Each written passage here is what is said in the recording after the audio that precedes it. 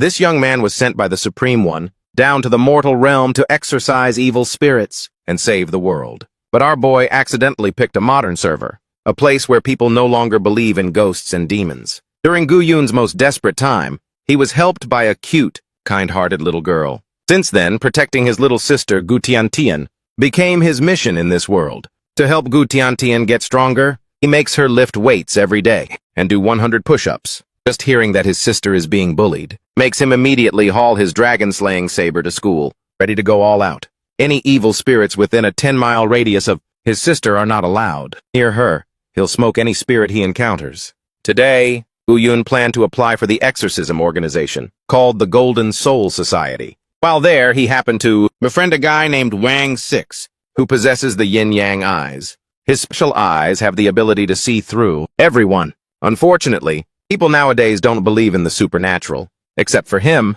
so basically no one bothered to sign up. In the end, Wang 6 only managed to scrape together a $100 fee from Gu Yun, hardly enough for a decent meal. Just when he was feeling low, Wang 6's yin-yang eyes suddenly spotted a receptionist being possessed by an evil spirit. The evil spirit behind her was full of resentment. She definitely won't survive the night. Hearing that, the blunt Gu Yun just went straight ahead and told Anling that Wang 6 said she was about to croak. Wang 6 was speechless at his friend. It was totally wild.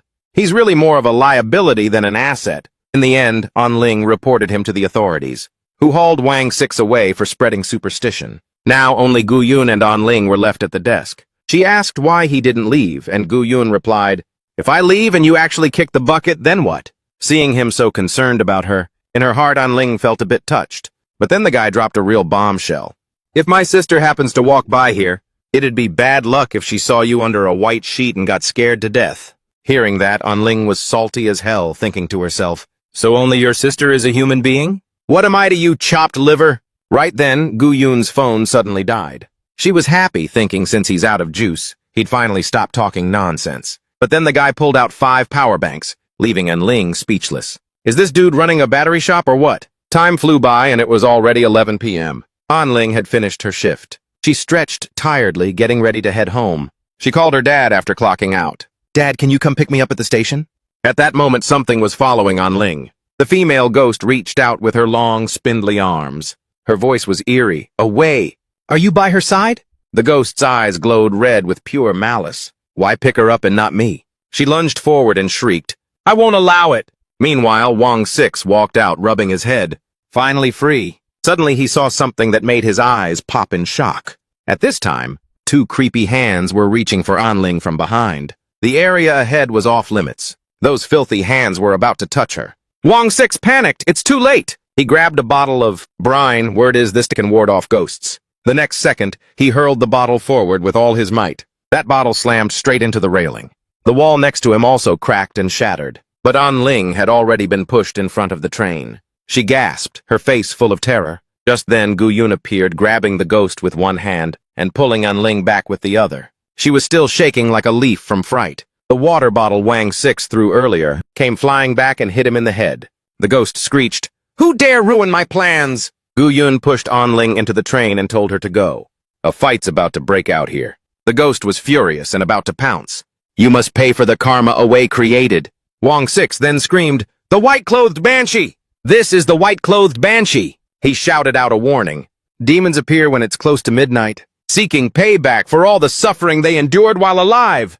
Run for your lives! Normal people can't even see her. The ghost's eyes were filled with pure hatred, accompanied by Wang 6's desperate cries. "We're toasted!"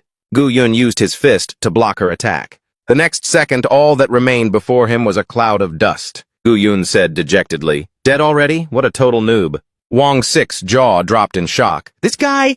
His voice was filled with unbelievable admiration. Security guards appeared out of nowhere and seized Wang 6. "It's this guy again, causing such massive damage to public property." "It wasn't me." He pointed his finger toward Gu Yun, but he had already made a quick getaway. "It was him!" "Don't do this to me, I already paid." "Don't frame me for fare dodging." Wang 6 fell into utter despair.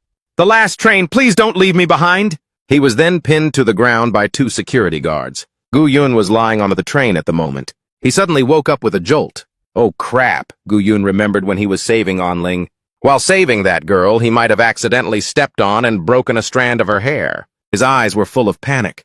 She's not gonna demand money like that Grandmaster dude, right? No wonder she looked like she wanted to say something before she left. Gu Yun sighed. This world is way too dangerous.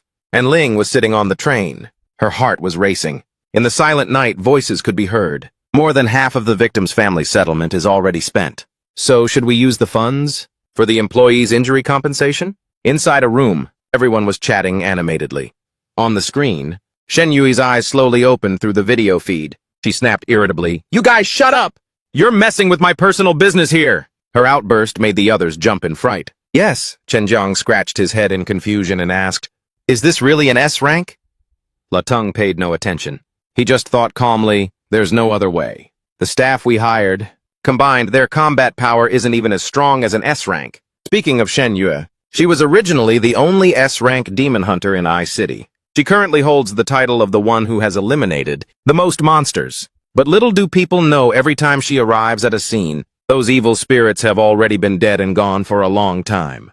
What she's curious about is just how terrifying the person must be to be able to pull this off. Elsewhere, the terrifying person Shen Yue mentioned has already arrived home.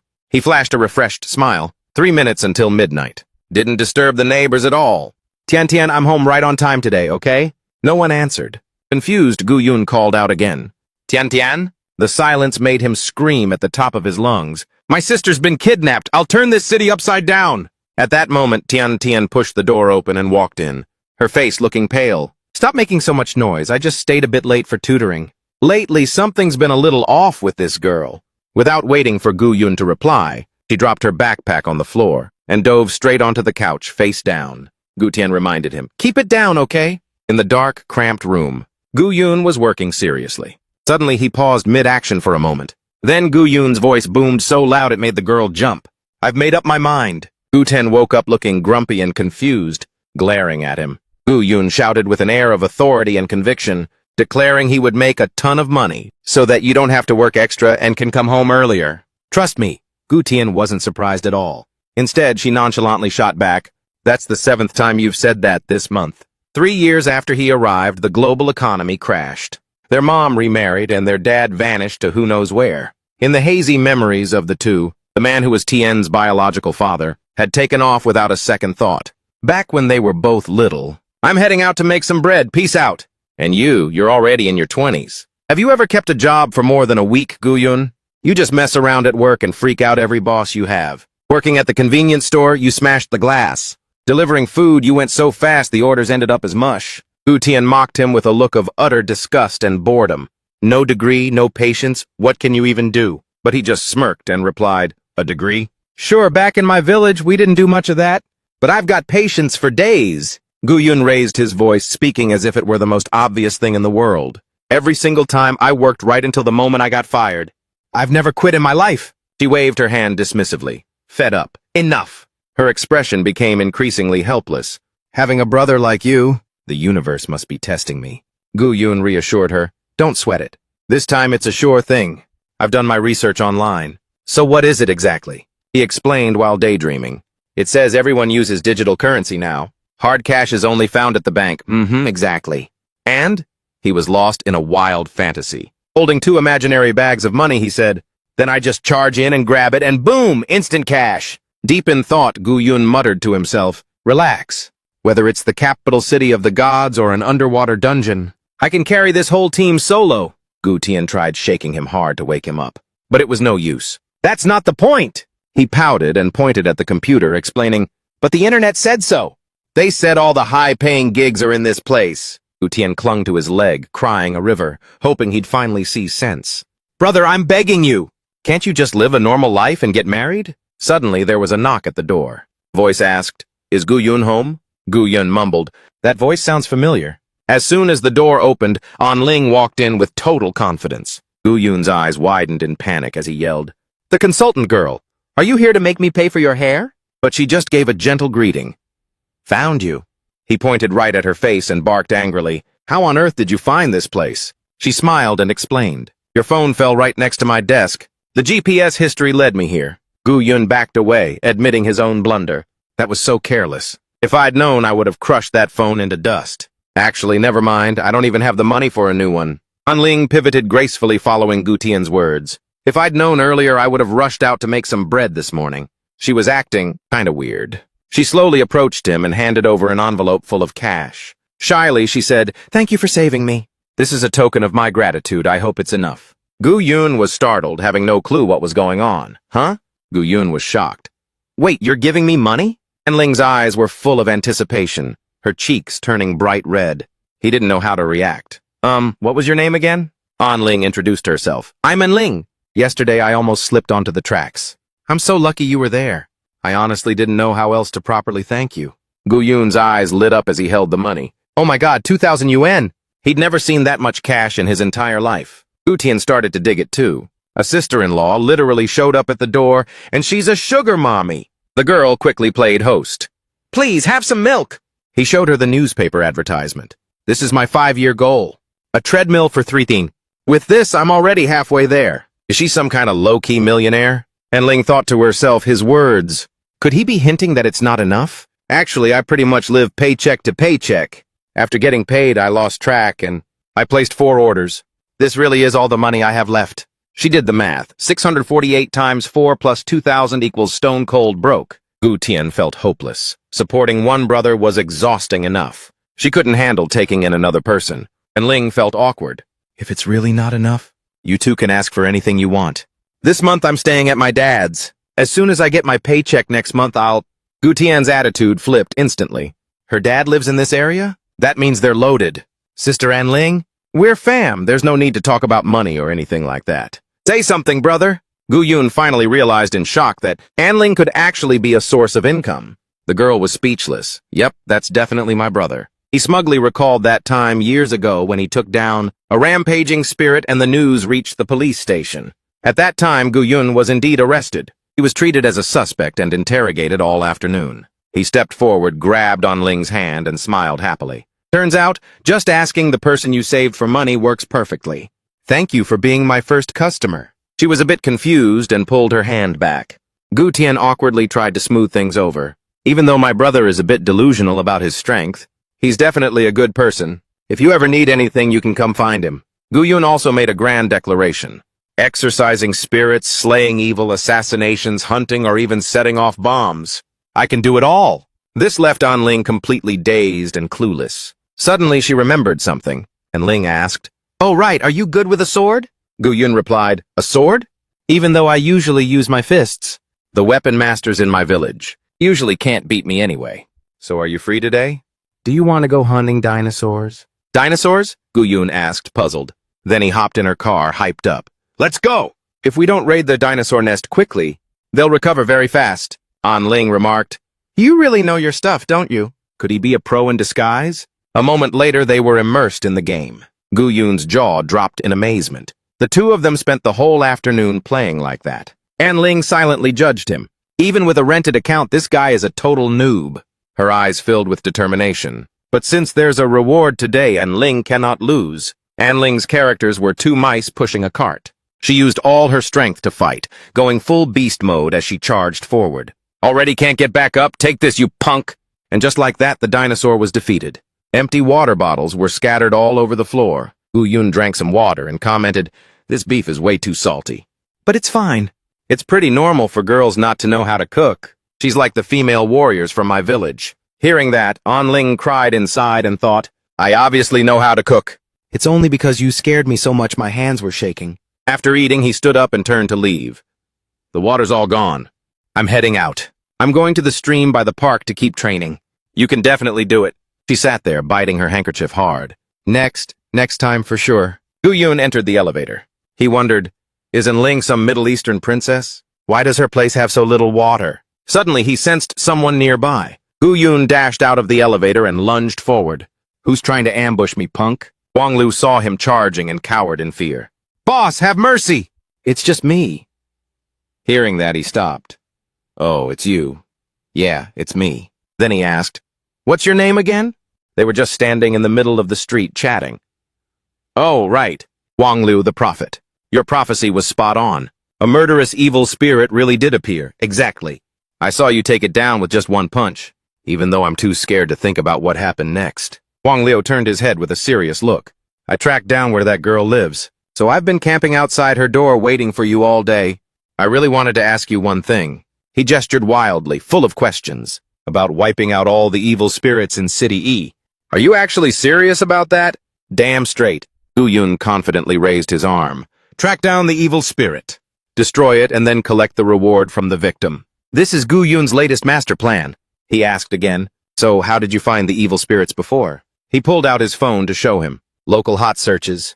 I just check where things are going down and head there. What if you get there and there's no spirit? Go home, grab a bite, and then keep scrolling for more hot searches. Wang Liu was completely stunned after hearing that. The story went that this was a man, nearly 40 years old, still unemployed, living off his mom yet possessing a natural-born genius. He just spends way too much time on his phone, so he has always believed in the supernatural. Once people experience the extraordinary, they never want to go back to being ordinary. He has spent his whole life chasing the paranormal. Wang Liu even thought he would become a superhero. He originally thought he could rely on an exorcist boss, using his minor skills to become a little Robin. He trembled, his face darkening. But now this boss turns out to be a total moron. While he carefully checked everything. Done checking. All clear today. Suddenly, Wang Liu's expression changed as he began to calculate. Wait, come to think of it, he's clearly very strong, yet he still fights solo. He's definitely a diamond in the rough for exorcism, unpolished and raw. In that case, this is a golden opportunity for me. He rushed over and spoke rapidly. Gu Yun, bro. I'm actually a man, known as the Super Paranormal Know-It-All. Let's team up. Form a squad to create an anti-spirit alliance. I'll be your eyes and you'll be my fists. Hearing that, Gu Yun agreed to the collab. Fine, let's wipe out them all. The two happily named their group. The Evil Spirit Extermination Association is officially established. Suddenly, he felt a gust of wind. Gu Yun glanced toward where the wind had just passed. Seeing this, he asked, What's wrong? Maybe it's just an illusion. Let's keep going. Okay, Wang Liu said. I'll use all my life as connections to land our very first job. You must be ready and waiting for the enemy. Once the job is done, we'll split it 50-50. He ran off, turning back to remind him. Remember, be ready and waiting for the enemy. The sun had risen, and Gu Yun was quickly brushing his teeth, doing a favor for the first time. He took his shirt from Gu Tian. She cheered him on. Good luck with work, brother. A hand slammed onto the flyer. Split it 50-50. Wang Liu stood there looking at the people around him, feeling a bit flustered. He looked around and saw that everyone was packing heat. He started to panic, breaking out in a cold sweat. Wasn't this just a simple favor? The deposit is only 1,000 yuan, isn't it? Why are there so many undercover cops? Wang Liu looked over and saw a head in the distance. After staring for a while, he realized it was Gu Yun. He happily called out to Gu Yun. He came running over holding a massive broadsword. Behind Wang Liu, police cars were in hot pursuit. He reached out his hand. Here, be ready and waiting for the enemy. Wang Liu scrambled back. That's not what I meant. A mysterious-looking man was calling someone. Yellow River, do you copy? This is Dragon Top. The suspect's accomplice carrying a blade has appeared. Team, get ready! Gu Yun aggressively hoisted the blade onto his shoulder. Who are we cutting? The other guy collapsed to the ground in terror. Oh my god, I'm just an innocent citizen. The police cars were zooming past. Gu Yun grumbled as he walked. I spent 648 yuan on that blade online. Man, give me a break, Wang Liu said helplessly, carrying a sword in public in the middle of the night. You're lucky they didn't throw you. Straight into prison already. Xie Xin then spoke up. Your entrance at the gate was quite a show. You two must be the professional exorcists that the master invited. He happily chimed in. You bet. We're pretty professional. The old man glanced back. I mean, no disrespect to either of you, but no matter what happens in a moment, please stay calm. Gu Yun was stunned when he reached the front of the villa. This mansion is huge. The two of them looked at each other with their jaws dropped. So this is what it's like to be loaded? I wonder how it compares to An Ling's place. Xia Xin pointed to a corner to introduce them. This is our subject, the young master of our Jin family. In the corner sat a chubby boy named Jin San eating. Wang Liu was surprised by the sight. He eats like a beast. Is that just how rich people are? The boy pointed at the two of them. So you two are the sports coaches my dad mentioned? Come on, join me for breakfast. That portion is for you two, the rest is mine. Don't even think about touching it. He stepped forward, preparing to introduce himself.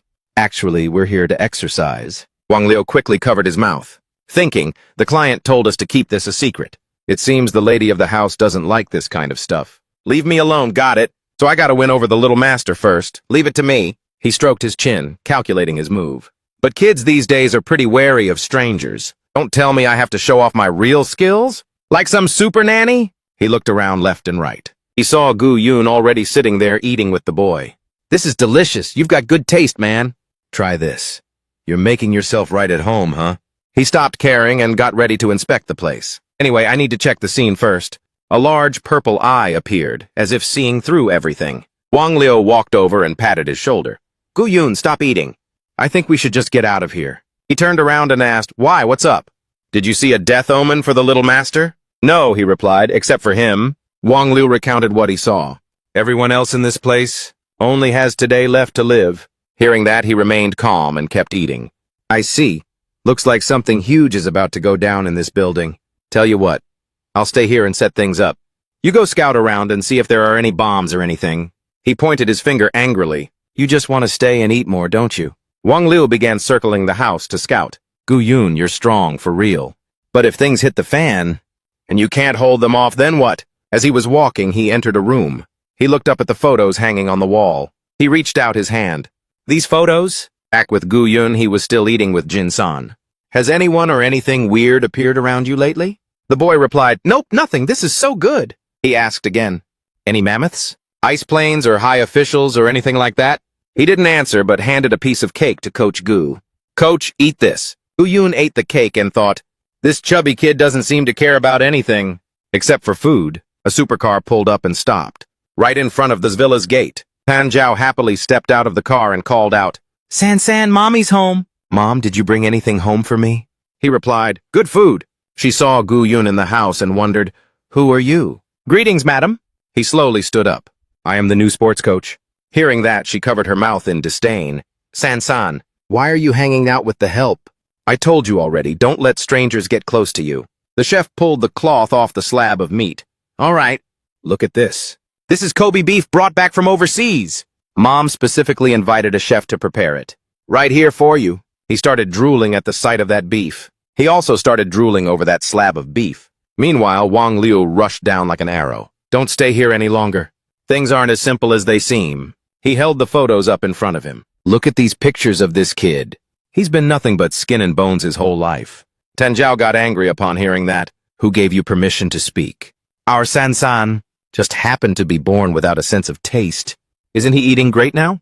Seeing that, he looked grim and questioned her back. But he only ended up looking like this. Just a month ago. He rushed forward, pointing at the photo to challenge her. Is this Jin-san even a normal person?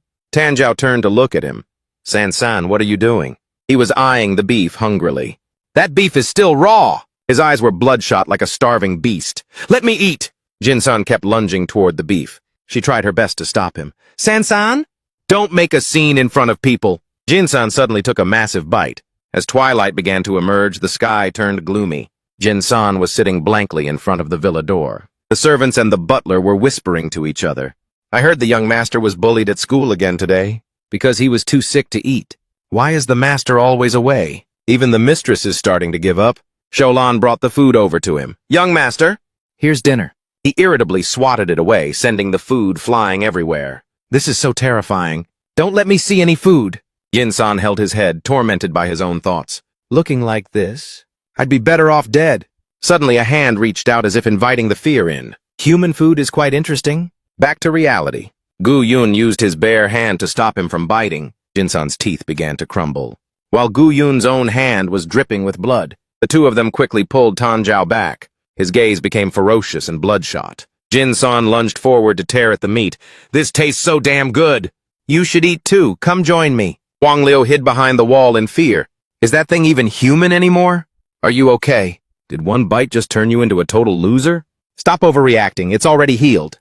He wondered. He's not an evil spirit yet, but if this keeps up, what kind of monster will he become? What should we do? He didn't answer and pulled out his phone, making Wang Liu shout, Is now really the time to be scrolling through your phone? Gu Yun interrupted him. Quiet, let me find someone to ask. He snapped back. Ask what expert? Isn't that Shizu know-it-all? He said irritably. That guy? Can't do anything but flex and talk trash. Jin-san finished all the meat and started whining. There's not enough raw meat. He hurriedly cut in. Listen, asking a Taoist or a monk would be a better bet. Big brother, do you have any more raw meat? His body suddenly transformed into a massive demon. Terrifyingly, Gu-yun tossed the phone to him. "Get the others out of here! Retreat!" He stood confidently in front of him and said, "I'll handle this." Suddenly, a notification popped up on the phone. "There's a reply!" "Who's this neighborhood knight?" Jin-san was lunging frantically toward him. He looked at the message with suspicion. Who is this person? Why do they sound like some kind of supernatural authority? Can we even trust them? Gu-yun turned back and said, "He's just an enthusiastic online friend. Ask him what we should do in this situation." Seeing the message, he grew even more frantic. He said there was no other way. Everyone has already run away. We should get out of here fast, too. The police will come to handle the aftermath. At this moment, Wang Liu and Tan Zhao wanted to run out and intervene. "You people can't do this to my San-san!" Wang Liu quickly held her back. "Calm down, madam. Your son is no longer human." He stood at the front. As Jin-san bared his ferocious teeth, he spoke calmly. "Exactly. Since he's no longer human, he should be put down."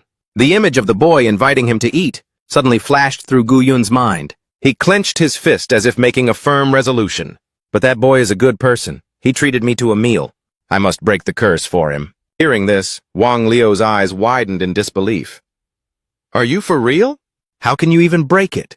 He raised his knife, preparing to act. While cutting his hand, he said, "The great elder once taught me curse breaking. It only takes 3 simple steps." Then Gu-yun leaped over the boy's head, but he didn't forget to keep counting. 1. Pass the trial of the abyss. He popped open a can. 2. Prepare a cup of water. Then he dripped blood from his earlier wound into it.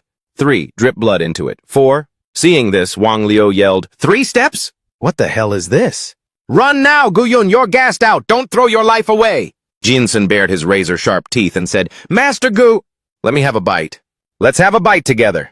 He lunged and tossed the can straight into the boy's mouth. "Here!" He jumped down while Jin-san looked like he was choking. Wang Liu watched, sweating from the tension. "All right, it's done." Black energy suddenly began to leak from his body. He slammed down right where Gu-yun was standing, causing a corner of the villa to shatter into pieces. The villa was completely trashed. Tan Zhao went pale but still managed to cry out, "Asan, they're playing you!" How can a human take down a house with one hand? These folk superstitions are deadly. Wang Liu ran out from the wreckage. "Call for backup and get the people out! Hurry, save as many as possible!" Jin-san emerged from the ruins in a hideous form. Seeing that, he panicked. "What the hell is that?" Gu-yun rushed in front of him to block his path. He raised his hand, preparing to unleash a move. The antidote isn't being absorbed. Instead, it's strengthening his iron armor. "Fine, let me help you digest it." Gu-yun threw a punch. It caused the boy's armor to shatter completely. He repeatedly landed heavy blows to the boy's stomach. He didn't stop, punching frantically. He only stopped once the boy's body returned to normal. Only then did he quit. The boy began vomiting up everything he had just eaten. Seeing this, Gu-yun said, "That power is gone now." "Are you okay?" Someone shouted, "The explosion came from over here." The police officers all raced toward the sound of the blast. "Terrorists attacking a VIP. It's this bunch. I already saw him this morning." The police swarmed in and pinned Wang Liu down. Just looking at him, you can tell he's a terrorist. He cried out in injustice, "Why is it always me?" As Wang Liu spoke, Gu-yun's face appeared through the smoke. The officers saw him and switched targets. They prepared to arrest him. "Captain, right?" "This guy looks like the ringleader of the terrorists." He quickly dragged Wang Liu away. He complained as they ran. "Thanks to you, this is a total mess now. The whole house collapsed. You don't think they'll demand compensation, do you?" The two of them argued about compensation while running. "Can we just go home and scrape the money together?" "The big capitalist definitely won't let me off the hook." Suddenly, Wang Liu froze, his face turning pale. "I'm cooked." "It's the owner, Mr. Kim." But in front of them, it was Wan Hua walking toward them. Seeing them, he raised his hand in greeting. "Gentlemen, finished so soon?" Gu-yun spoke up. "Your son is fine now." But Wang Liu chimed in as well. "But about the money?" "Sir, please just stay calm and hear me out." He and Wang Liu shook hands. "I understand this matter must not let you two masters lose out. However, lately business has been a bit..." He pulled out his wallet to show the two of them. "Look, I only have 5,000 RMB on me right now. Can I?" Wang Liu quickly played it off and stopped him. "Oh, don't worry about it. We already made a promise. Everything ends here this time. There's no need to bring up money anymore." "All right then, take care, you two." Wan Hua happily ran back because he had achieved his goal. Two naive kids who don't understand the true face of a capitalist. I got rid of them for just a few $1,000. He reached his front door and suddenly froze. Manhwa looked like he had just suffered a massive shock. My house! You bunch of losers, I'm gonna kill you! Jinsan suddenly called out softly, Dad! He shakily turned his head to look. Han Zhao and Wan Hua rushed over and hugged him tightly. The servants and the butler, standing nearby, quietly wiped away their tears. Gu Yun and Wang Liu happily started splitting the money. A 50-50 split, 2,500 each. After receiving the money, he turned and said, Should we give him some money to help fix the house? Is 800 enough? I beg you, just stop causing trouble. Hearing that, he quickly hurried back home. I'm going to go order a treadmill now. Master Wang, pick up the next job soon, okay? Wang Liu was walking back toward the villa. Then he stepped inside the mansion. Jinsan's parents wanted to thank him, but he stopped them. No need for thanks, Mr. and Mrs. Kim. This is just part of the job. Could I speak with the young master? In private? He stood by the boy's bed and spoke. Your eating disorder isn't cured yet. How did you turn into a flesh-eating demon like that? Jinsan asked back, Do you believe in the existence of gods? He was startled. Gods? Then the boy recounted, I met someone. He said he had to become a god. After that, he told me. Hearing that, he hurriedly cut in. State your wish. The god is listening. Let your fear turn into my power. Jinsan felt a bit helpless.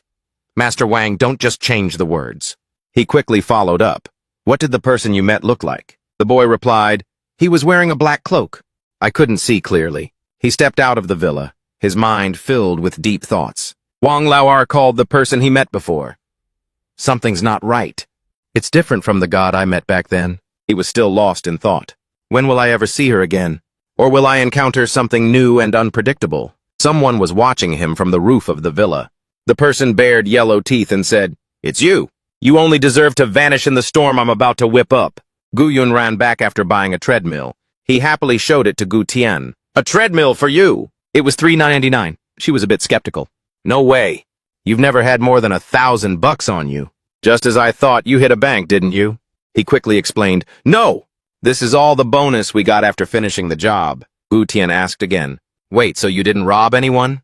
My bad, you borrowed a suit just to go do this? Then where's the big blade that was in the house? He replied, The police confiscated it. I was going to use it to deal with that flesh-eater. Flesh-eating demon where? After the demon was driven away, he actually went to school today. She immediately pulled out her phone to make a call. Hello 911, rewards for those who serve the country at the expense of home life? Wang Liu had to step in and call Tan Zhao. About yesterday. Thank you so much, Master Gu and Master Wang. I still owe Master Gu a favor. Only then did she believe it. For real, you're the GOAT, man! Tan Zhao gave a wink. I'll make it up to you however you want. All right, I'll hold you to that.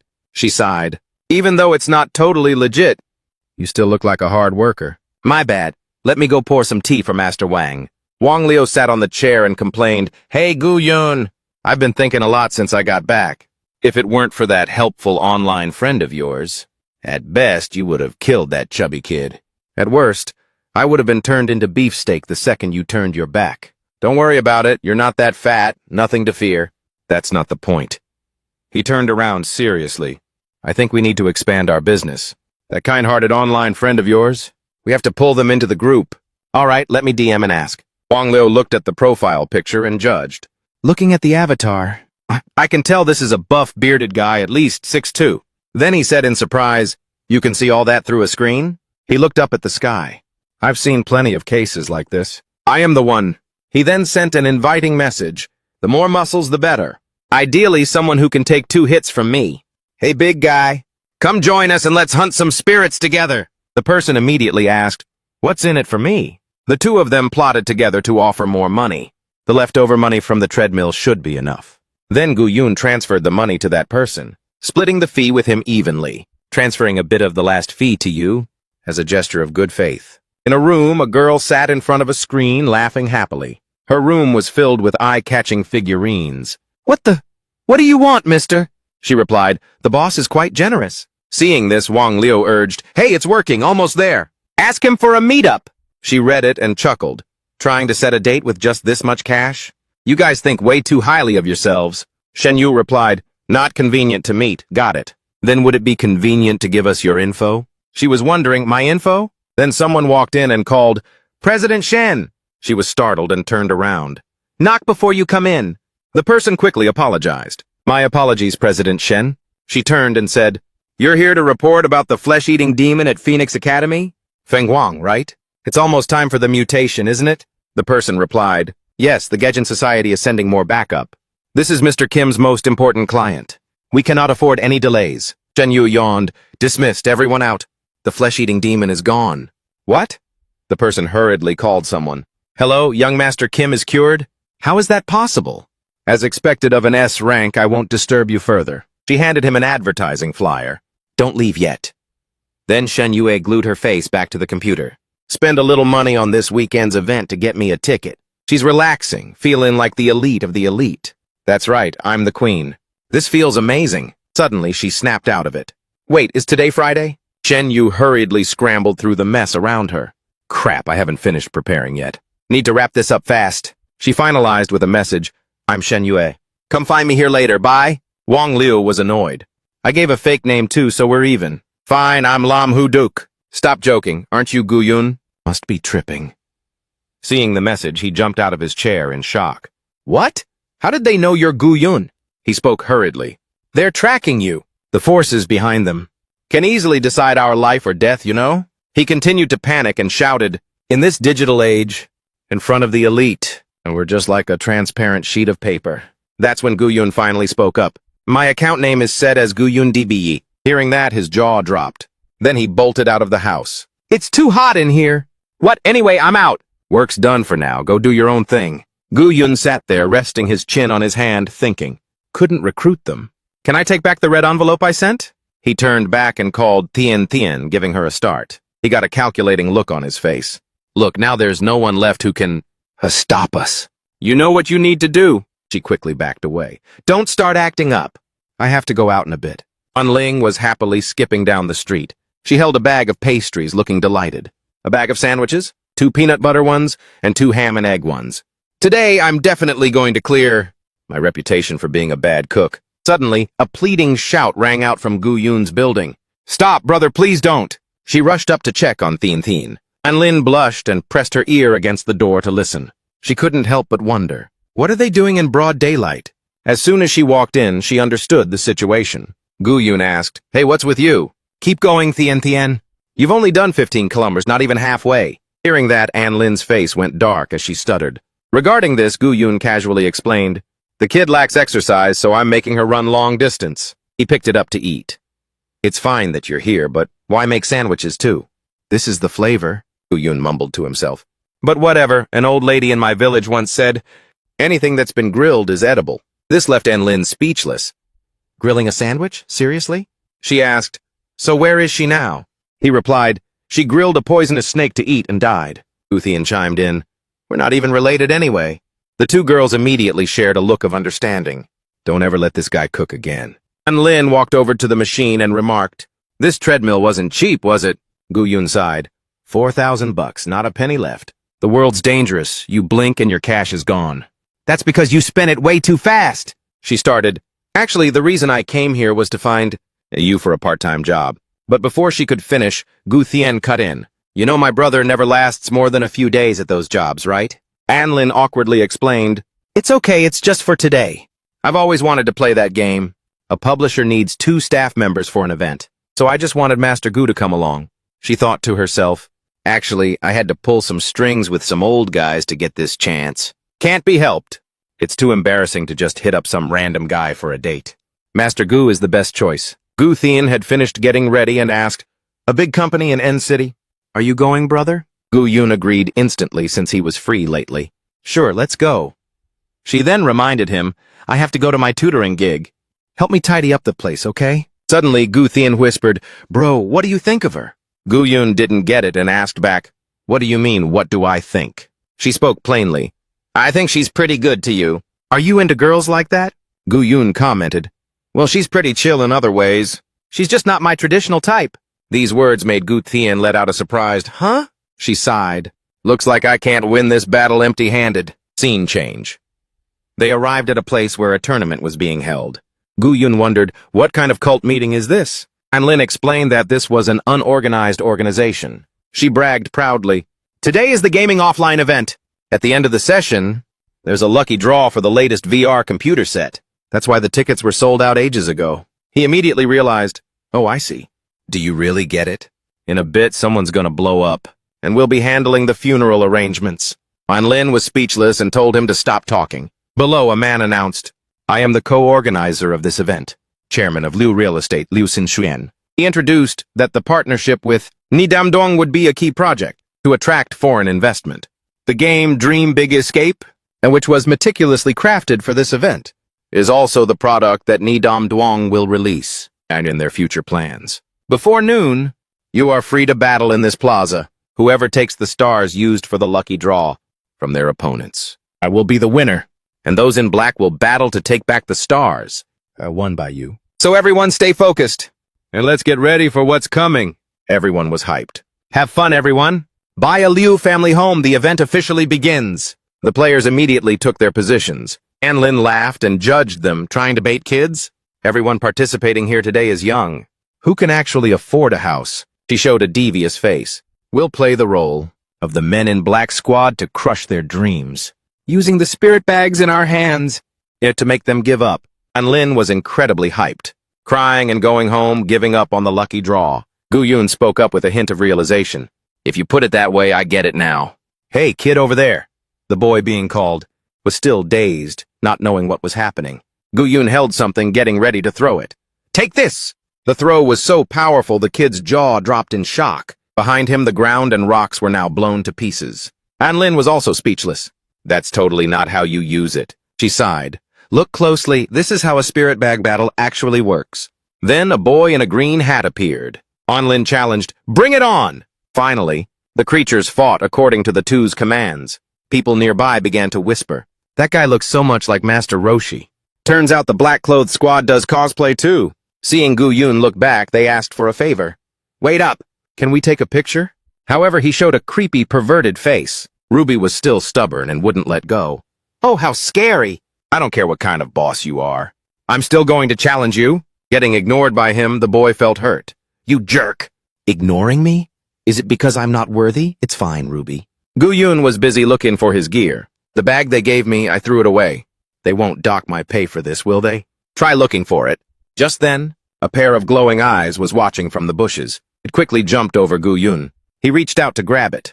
You didn't think you could actually escape, did you? Suddenly, a car screeched to a halt. Oil started leaking from that car. The person inside dialed the boss. They tried to report, Chairman Liu, the ghost has escaped. At the same time, Xin Xuyen was standing in the distance, watching. He rewatched the video sent to his phone. In the video, two people were guarding something.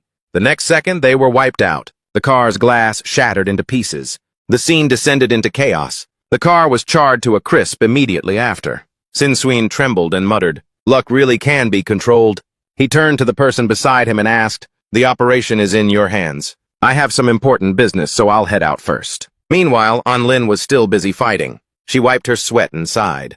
Dealing with all these different types of participants requires all sorts of counter skills and tactics. It's only thanks to my years of experience that I managed to beat 5 people. Suddenly, the crowd started buzzing with excitement. Have you heard? 100-man slayer! Someone just went on a 100-player winning streak. Say what? In another spot, a drill bit pierced straight through a monster. Another fell into a pit, and the last one was frozen solid. Lin wondered who on earth achieved such a beastly record. When she saw it, she couldn't help but be shocked. It was Gu Yun and a rabbit. Lin was stunned. I've memorized the entire species list. This rabbit isn't even on it. And besides, that wasn't an instant kill move earlier. With only a 30% hit rate, how could he hit 100 people in a row? Seeing her, Gu Yun said hello. Hi, Lin, I've figured out how to play. It's just a game of who can strike first anyway. Lin shouted in frustration. That's not it at all. How can such a total noob even exist? Right then, a guard blew his whistle, announcing that due to some incidents, today's activities end here. Please leave the plaza immediately. They said the place was about to be cordoned off. Please leave. Lin asked curiously. What about our overtime pay? And the lucky draw? He replied, please check the company website. Rewards will still be drawn based on your sequence numbers. On the way home, she sighed. Looks like the whole morning went down the drain. Aren't you going to return that rabbit? It seems really attached to you. As soon as she finished speaking, 3-Knee jumped off Gu Yun's head. It ran toward a food stall, catching her off guard. A noodle stall? A rabbit that eats noodles? Lin felt embarrassed. But even if we want to eat, we don't have any cash. I thought we'd get paid today. So I placed another order yesterday. Suddenly, the four-leaf clover on Threeny's forehead lit up. Everyone else watching was startled in surprise. The next second, the owner invited them. Talk about bad luck. "Young lady, do you want some offal?" "If you don't mind." "Why don't you just take it and eat? It's on the house, okay?" Gu Yun pinched Sanni's mouth to stop it from eating. He ate his noodles while warning, "Don't cause trouble, just eat." Lin teased, "How can a rabbit even know how to eat noodles?" Gu Yun gave it a warning look. It flinched in fear. She was speechless. "Look, it's eating meat." Gu Yun was curious. "Did it just open its third eye? Then let's just call it Sanni." Lin shouted in protest, "What kind of weird name is that?" Suddenly, his expression turned strange. This caught her attention, and she looked at Gu Yun. "What are you looking at?" He held out his phone and told her to look at this hot search. "This is the reason the plaza was cordoned off." Lin exclaimed, "It's just one street away from us. What kind of horrific accident is this?" Gu Yun speculated. "Could it be an evil spirit?" "You stay here and eat. I'll be right back." Hearing that, she found it odd. "Hey, wait, what? What do evil spirits have to do with you?" But the next second, he had already vanished. Suddenly, Gu Yun ran back, having changed his mind. "Actually, never mind. I just got here, and 2 cops nearby are already checking IDs." Lin fell into deep thought. 4 lives snuffed out in an instant. "Gu Yun, I'm a little scared." She shyly asked for a favor. "Can I crash at your place for dinner tonight?" The scene shifts to nightfall. Gu Yun chatted as they walked. "Tian Tian doesn't have tutoring today. She should be getting home soon. Let's stop by the supermarket for some ingredients to make noodles." Just then, the clover on Sanni's head started glowing again. Those people immediately surrounded them. "Excuse me, please stop right there." Meanwhile, Gu Tian was happily heading home. She opened the door and stepped inside. In that moment, Gu Tian stood there, completely stunned. She covered her face, unable to look at him. "Brother, did you really have to go down this path in the end?" Gu Tian's hand pointed forward, showing they had formed a gang.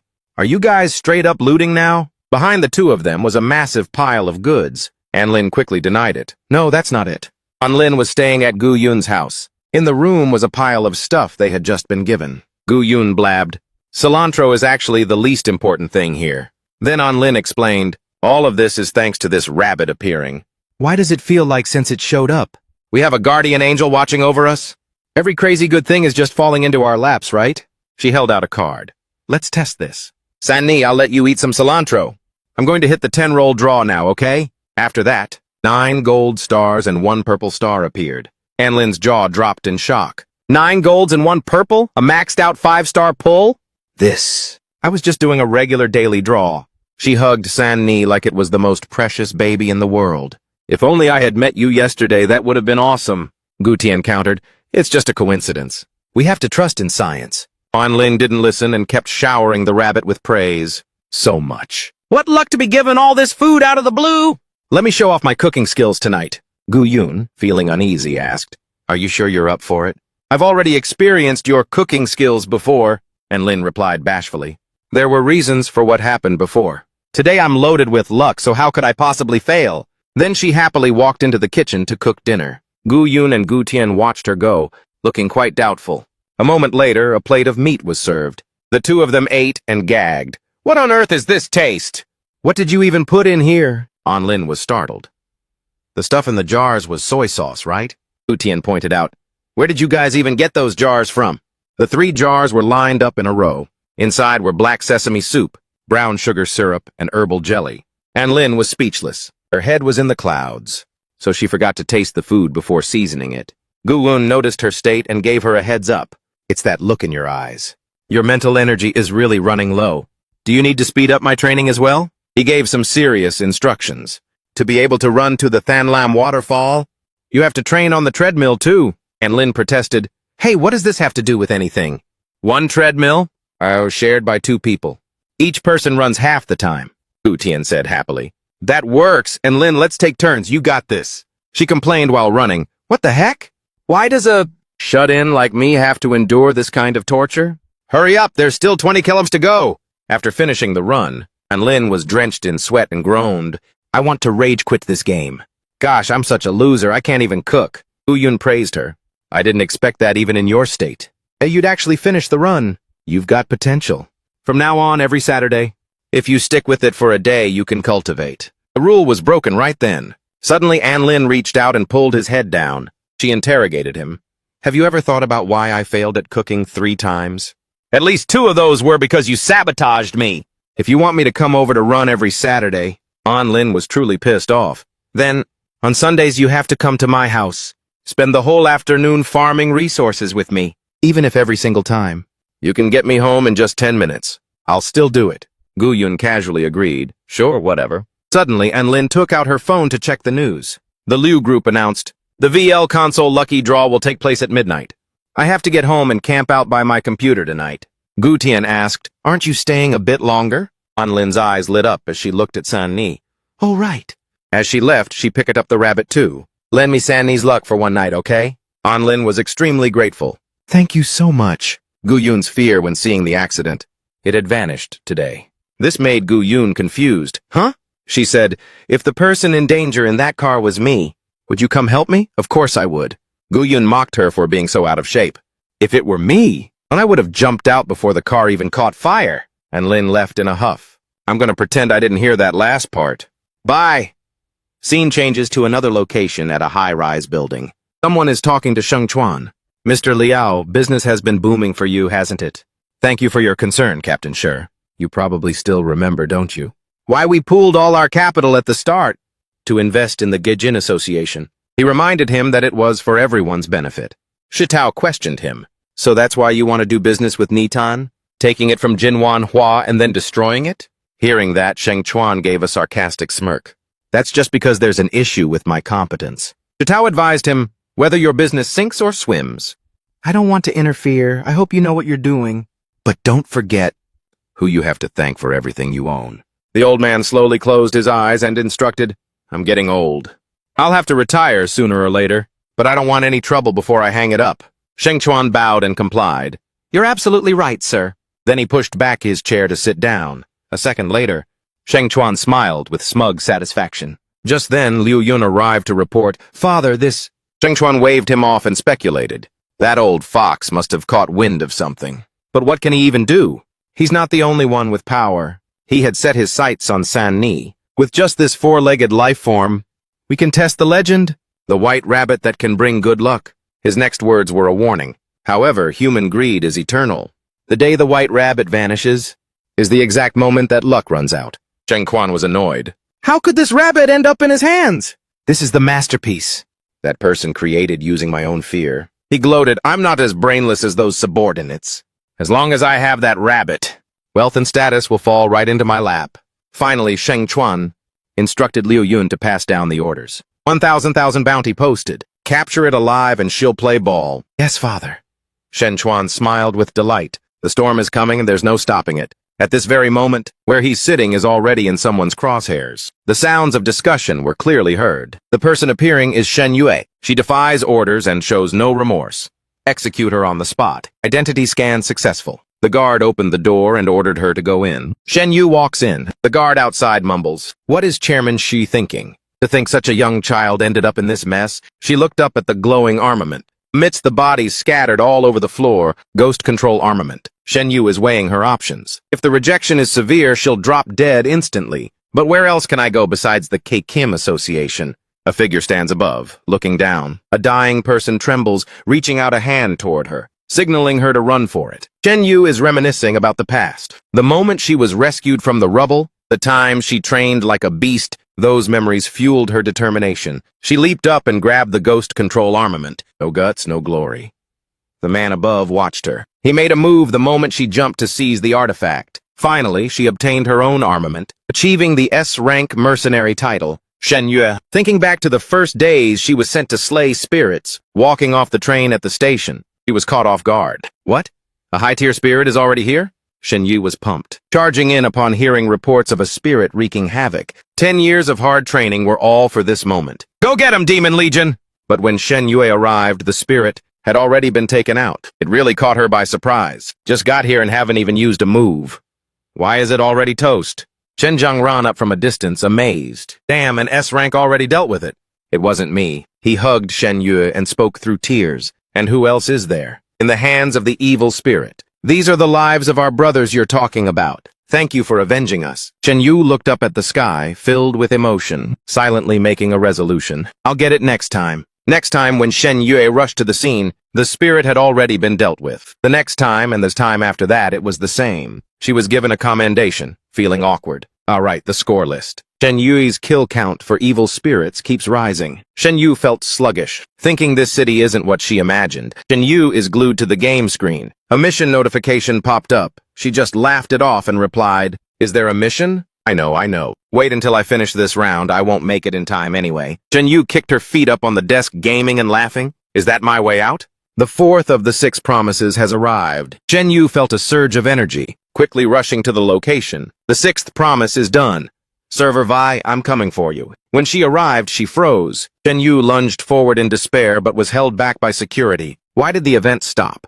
Do you guys have any idea how long I've been waiting? The sniper scope is aimed right at the head, the man sitting in the office. It's all because of this guy. After aiming for a while, she hesitated. But after all, he's a human being, not an evil spirit to be assassinated. From the earpiece she was wearing, an angry voice came through. I gave the order. Shen Yue, what are you hesitating for? There have been some rumors lately about your work ethic. Shen Yu gritted her teeth and remained silent. The radio transmitted more info. Offline intelligence. A swarm of evil spirits appeared on Danghua Highway, North District. Shen Yu immediately stood up and reported to the chairman. Give him until tonight? For now, I'm still the one in charge of City E. She left the sniper rifle and radio behind and bolted off. A voice came through the radio.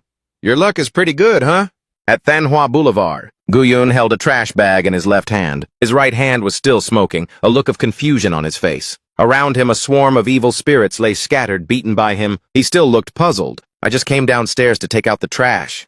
2 evil spirits controlling a bus tried to ram into him. The driver inside was in a total panic. Seeing that, he lunged forward and landed a perfect kick on the evil spirit. He gained momentum and shattered the bus window. The bus then crashed into a nearby utility pole. Guyun jumped down nearby. The street lamp wobbled and fell right across where he was standing. Luckily, he dodged just in time, so he was fine. But nobody expected a billboard to fall right on top of him. Passers-by frantically called for an ambulance. Thanghua Boulevard, Huabing Street. Someone just got hit by a bus. And now a billboard fell on him too. Extent of the injuries? Well, of course. Guyun sat up abruptly, looking dazed. My nose is bleeding. Am I even human?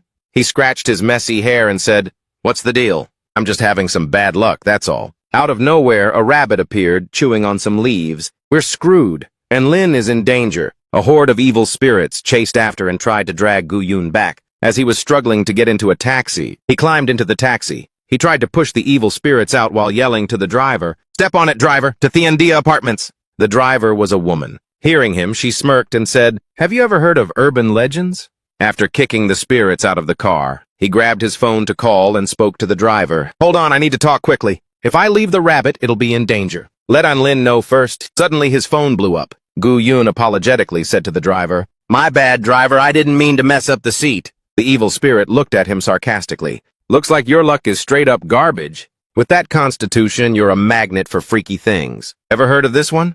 If a beautiful girl invites you into her car at midnight, then absolutely do not agree. The car was surrounded by a thick layer of fog. Because this car will, the evil spirit thought with a wicked grin, drive straight to hell without stopping. Guyun shouted to the driver, Driver, I don't have the money to pay for the seats. The evil spirit transformed and laughed wickedly. Look at my car, where do you see any seats? They are all made of my own bones. Guyun was dazed, having no idea what was happening. Just die already and enjoy my special service. In the city area where an evil spirit had just rampaged, Chen Zhang was overseeing the cleanup while Shen Yu ran over from afar. The two of them stood watching the cleanup crew handle the spirits. While chatting, this time it wasn't your doing, right? You're the one who snitched on me, aren't you? I just wanted to do right by the brothers. Such a busybody. Chen Zhang showed her a group chat on his phone. How does he know about this? The taxi stopped in front of Thiendia Apartments. Guyun jumped out of the car. The female spirit held 2 pieces of bone and sobbed. An Lin slowly woke up on the ground. What happened to me? I was just looting non-stop. Why am I on the floor now? She touched the back of her head. Is this blood? She recalled the moment before passing out. The household appliances? They wanted to kill me. Before she could snap out of it, the fridge tried to attack her again. The fridge! And Lin screamed, Help me, Guyun! As the fridge was about to fall on her, she wondered why she had even called for him, giving up hope, thinking it's all over. At least I won't look too bad when I die. This is just so sad. Guyun flashed through the window and kicked the fridge away, leaving An Lin in total shock. He was so moved she started to tear up. She lunged forward and hugged Gu Yun tightly. Her snot even got on his firm chest, which made her blush with embarrassment. Only then did he realize his clothes had been torn by the female driver earlier. Gu Yun said, "That doesn't matter. Now that I'm here, you'll be fine." Anlin blushed, thinking to herself, what does he mean by that?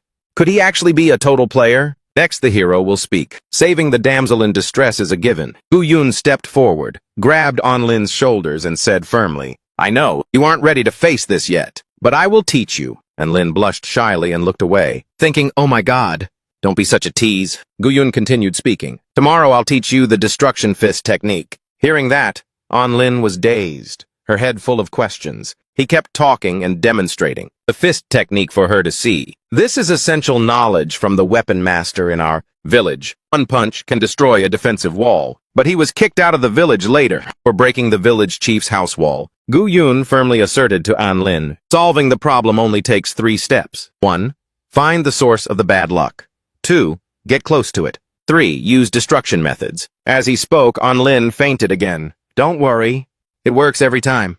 She woke up dazed. Teacher Gu Yun was in the kitchen cooking. "You just lost a little blood. I took some ingredients from your house to make some nutritious food. It'll be ready soon." "You know how to make nutritious food?" Were they really praising you? Of course, to praise my outstanding survival skills, the villagers gave me the nickname Savage. He held out a pitch-black lump in front of her. "Here, try this," he said, confidently introducing midnight fried rice. And Lin held the spoon, tapped it a few times, and grimaced. "This is hard as a rock.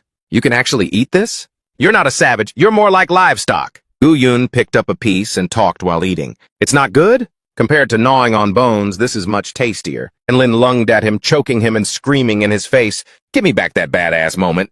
Thump! Both of them turned toward the source of the noise. Wang Liu stood at the door with his jaw dropped, still holding 2 takeout boxes and a bag of buns, lying on the floor. Anling immediately rushed to explain. "It's not what you think," Wang Liu shouted at me. As a legendary movie buff, there's no way I'd be fazed by these cliché scenes. In his eyes, the two of them had long been surrounded by a strange energy from their auras. "You two are about to turn into black holes!" After calming down, Gu Yun recounted everything in detail, starting with the drunk, thuggish spirit, the midnight taxi, the Grim Reaper, and the killing of pets, and even the Big Seven Losers collection. Wang Liu was extremely skeptical. If a normal person ran into this, they would have been 6 feet under ages ago. Seriously. What kind of earth-shattering stuff have you been doing?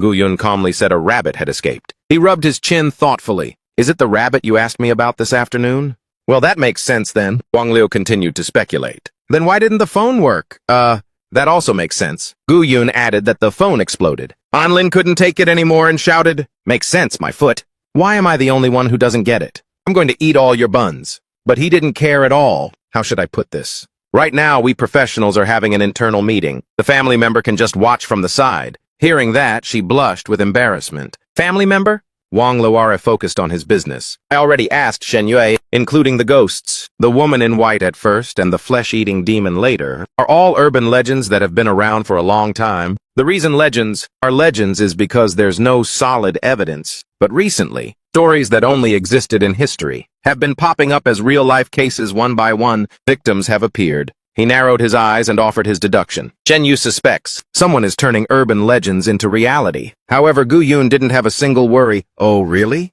"Unlike the evil spirits I've taken out before. Lately, it's all been random nonsense and weird stuff." Wang Liu continued to ask, "For example, the lucky rabbit. This time it turns out to be from the Cell legend. Do you guys know about the Cell person?" Han Ling nearby chimed in, "Yeah, that's in games." Wang Liu helplessly pulled out his phone. "I'm the only one who knows the answer. Is there a lake person legend? Fine. Just consider me uncultured. Are you happy now?" Gu Yun could only offer a friendly smile after hearing that. He focused back on the main point. In fact, he didn't understand any of the terms mentioned in the legend. The little white rabbit that brings good luck is actually the incarnation of a witch. They killed her using brutal magic to turn her into a pendant after bringing enough good luck. And Lin's face instantly paled upon hearing this. It will immediately kill the previous host.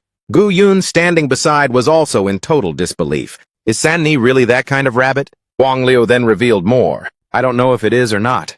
But regardless, your rabbit's been outed, and now the Liu group has put a 1,000,000 bounty on its head, dead or alive."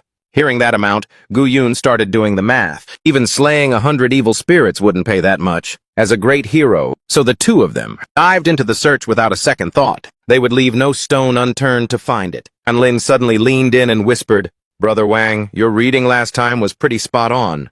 Check out my current fate. Is it possible I'll secure the bag but won't live to enjoy it?" Wang Liu gave a smug smile and said, "Since we share a bond of fate, I'll give you a little tip. From what I've seen these past few days, cling to the guy in front of you, and I guarantee you'll survive no matter who you run into." She really did exactly what he said, leaving Gu Yun a bit bewildered. "What are you doing?" "That kind of tickles." No matter what, Anlin refused to let go. "It's fine, just keep going." Suddenly, he remembered something. "Oh right, Wang Liu. Yesterday, a lot of people saw me and the rabbit. Coming home like that? Will people give Tian Tian a hard time?" Gu Yun immediately shoved money into Wang Liu's hand. "This is all the money I have left. Go hire some top-tier bodyguards to watch over my sister." However, the amount he handed over was just some chump change. But in his heart, Wang Liu was screaming, "With what eyes of yours? Did you see me being able to hire elite bodyguards with this? Besides, for $8 you'd be lucky to hire a kid, and even then they'd probably pass." But when he turned to look at Gu Yun, he started breaking into a cold sweat. That look of disappointment. Finally, Wang Liu had to comply. "Got it, I'll do whatever I can." Gu Yun continued his search while carrying Anlin along. In her heart, she had made up her mind. "Worst case scenario, I'll just give myself to you." But then Anlin tried to calm herself down. "Get a grip. I realized I barely know anything about this man. Who is he exactly? Why is he helping me?" Suddenly, Gu Yun's gaze became sharp. He turned around swiftly. Just like that, Gu Yun pressed close against Anlin. Her face was now as red as a tomato. Faced with this sudden situation, Gu Yun signaled for Anlin to be quiet, to monitor the situation down below. A mob carrying weapons was charging in. Nervous, Anlin couldn't stop whimpering. Gu Yun immediately comforted her.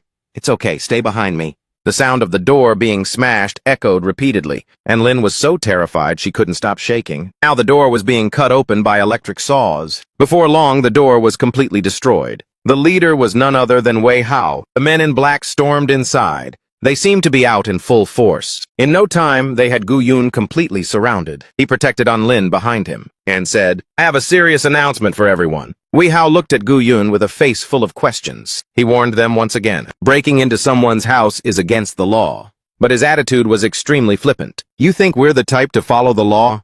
Anlin was terrified seeing them so aggressive. "Look, just take whatever you want. We don't know anything." Wei Hao leaned in greedily. "Want to have some fun with me? There's so many of us here. Nobody can guarantee what might happen." Gu Yun, annoyed by the sight, stepped in to block him. "I've been through this before. If you cross the line and end up in police hands, there's no easy way out. The strong don't draw blades against the weak." "What are you guys even doing with those knives?" Wei Hao didn't back down and barked out, "Shut your trap. What's if I swing this at you?" Gu Yun looked at the blade without a hint of concern. As it lunged toward him, he only had to flick his fingers gently, and suddenly the world started spinning. A second later, Wei Hao took a painful tumble. Gu Yun looked down arrogantly at him, groveling on the floor. "Don't get it twisted, I'm saying you are the weak one." Wei Hao refused to back down, and tried to get back up to fight. However, Gu Yun perfectly dodged every single one of his strikes. "So many people blocking me, and you're even carrying weapons?"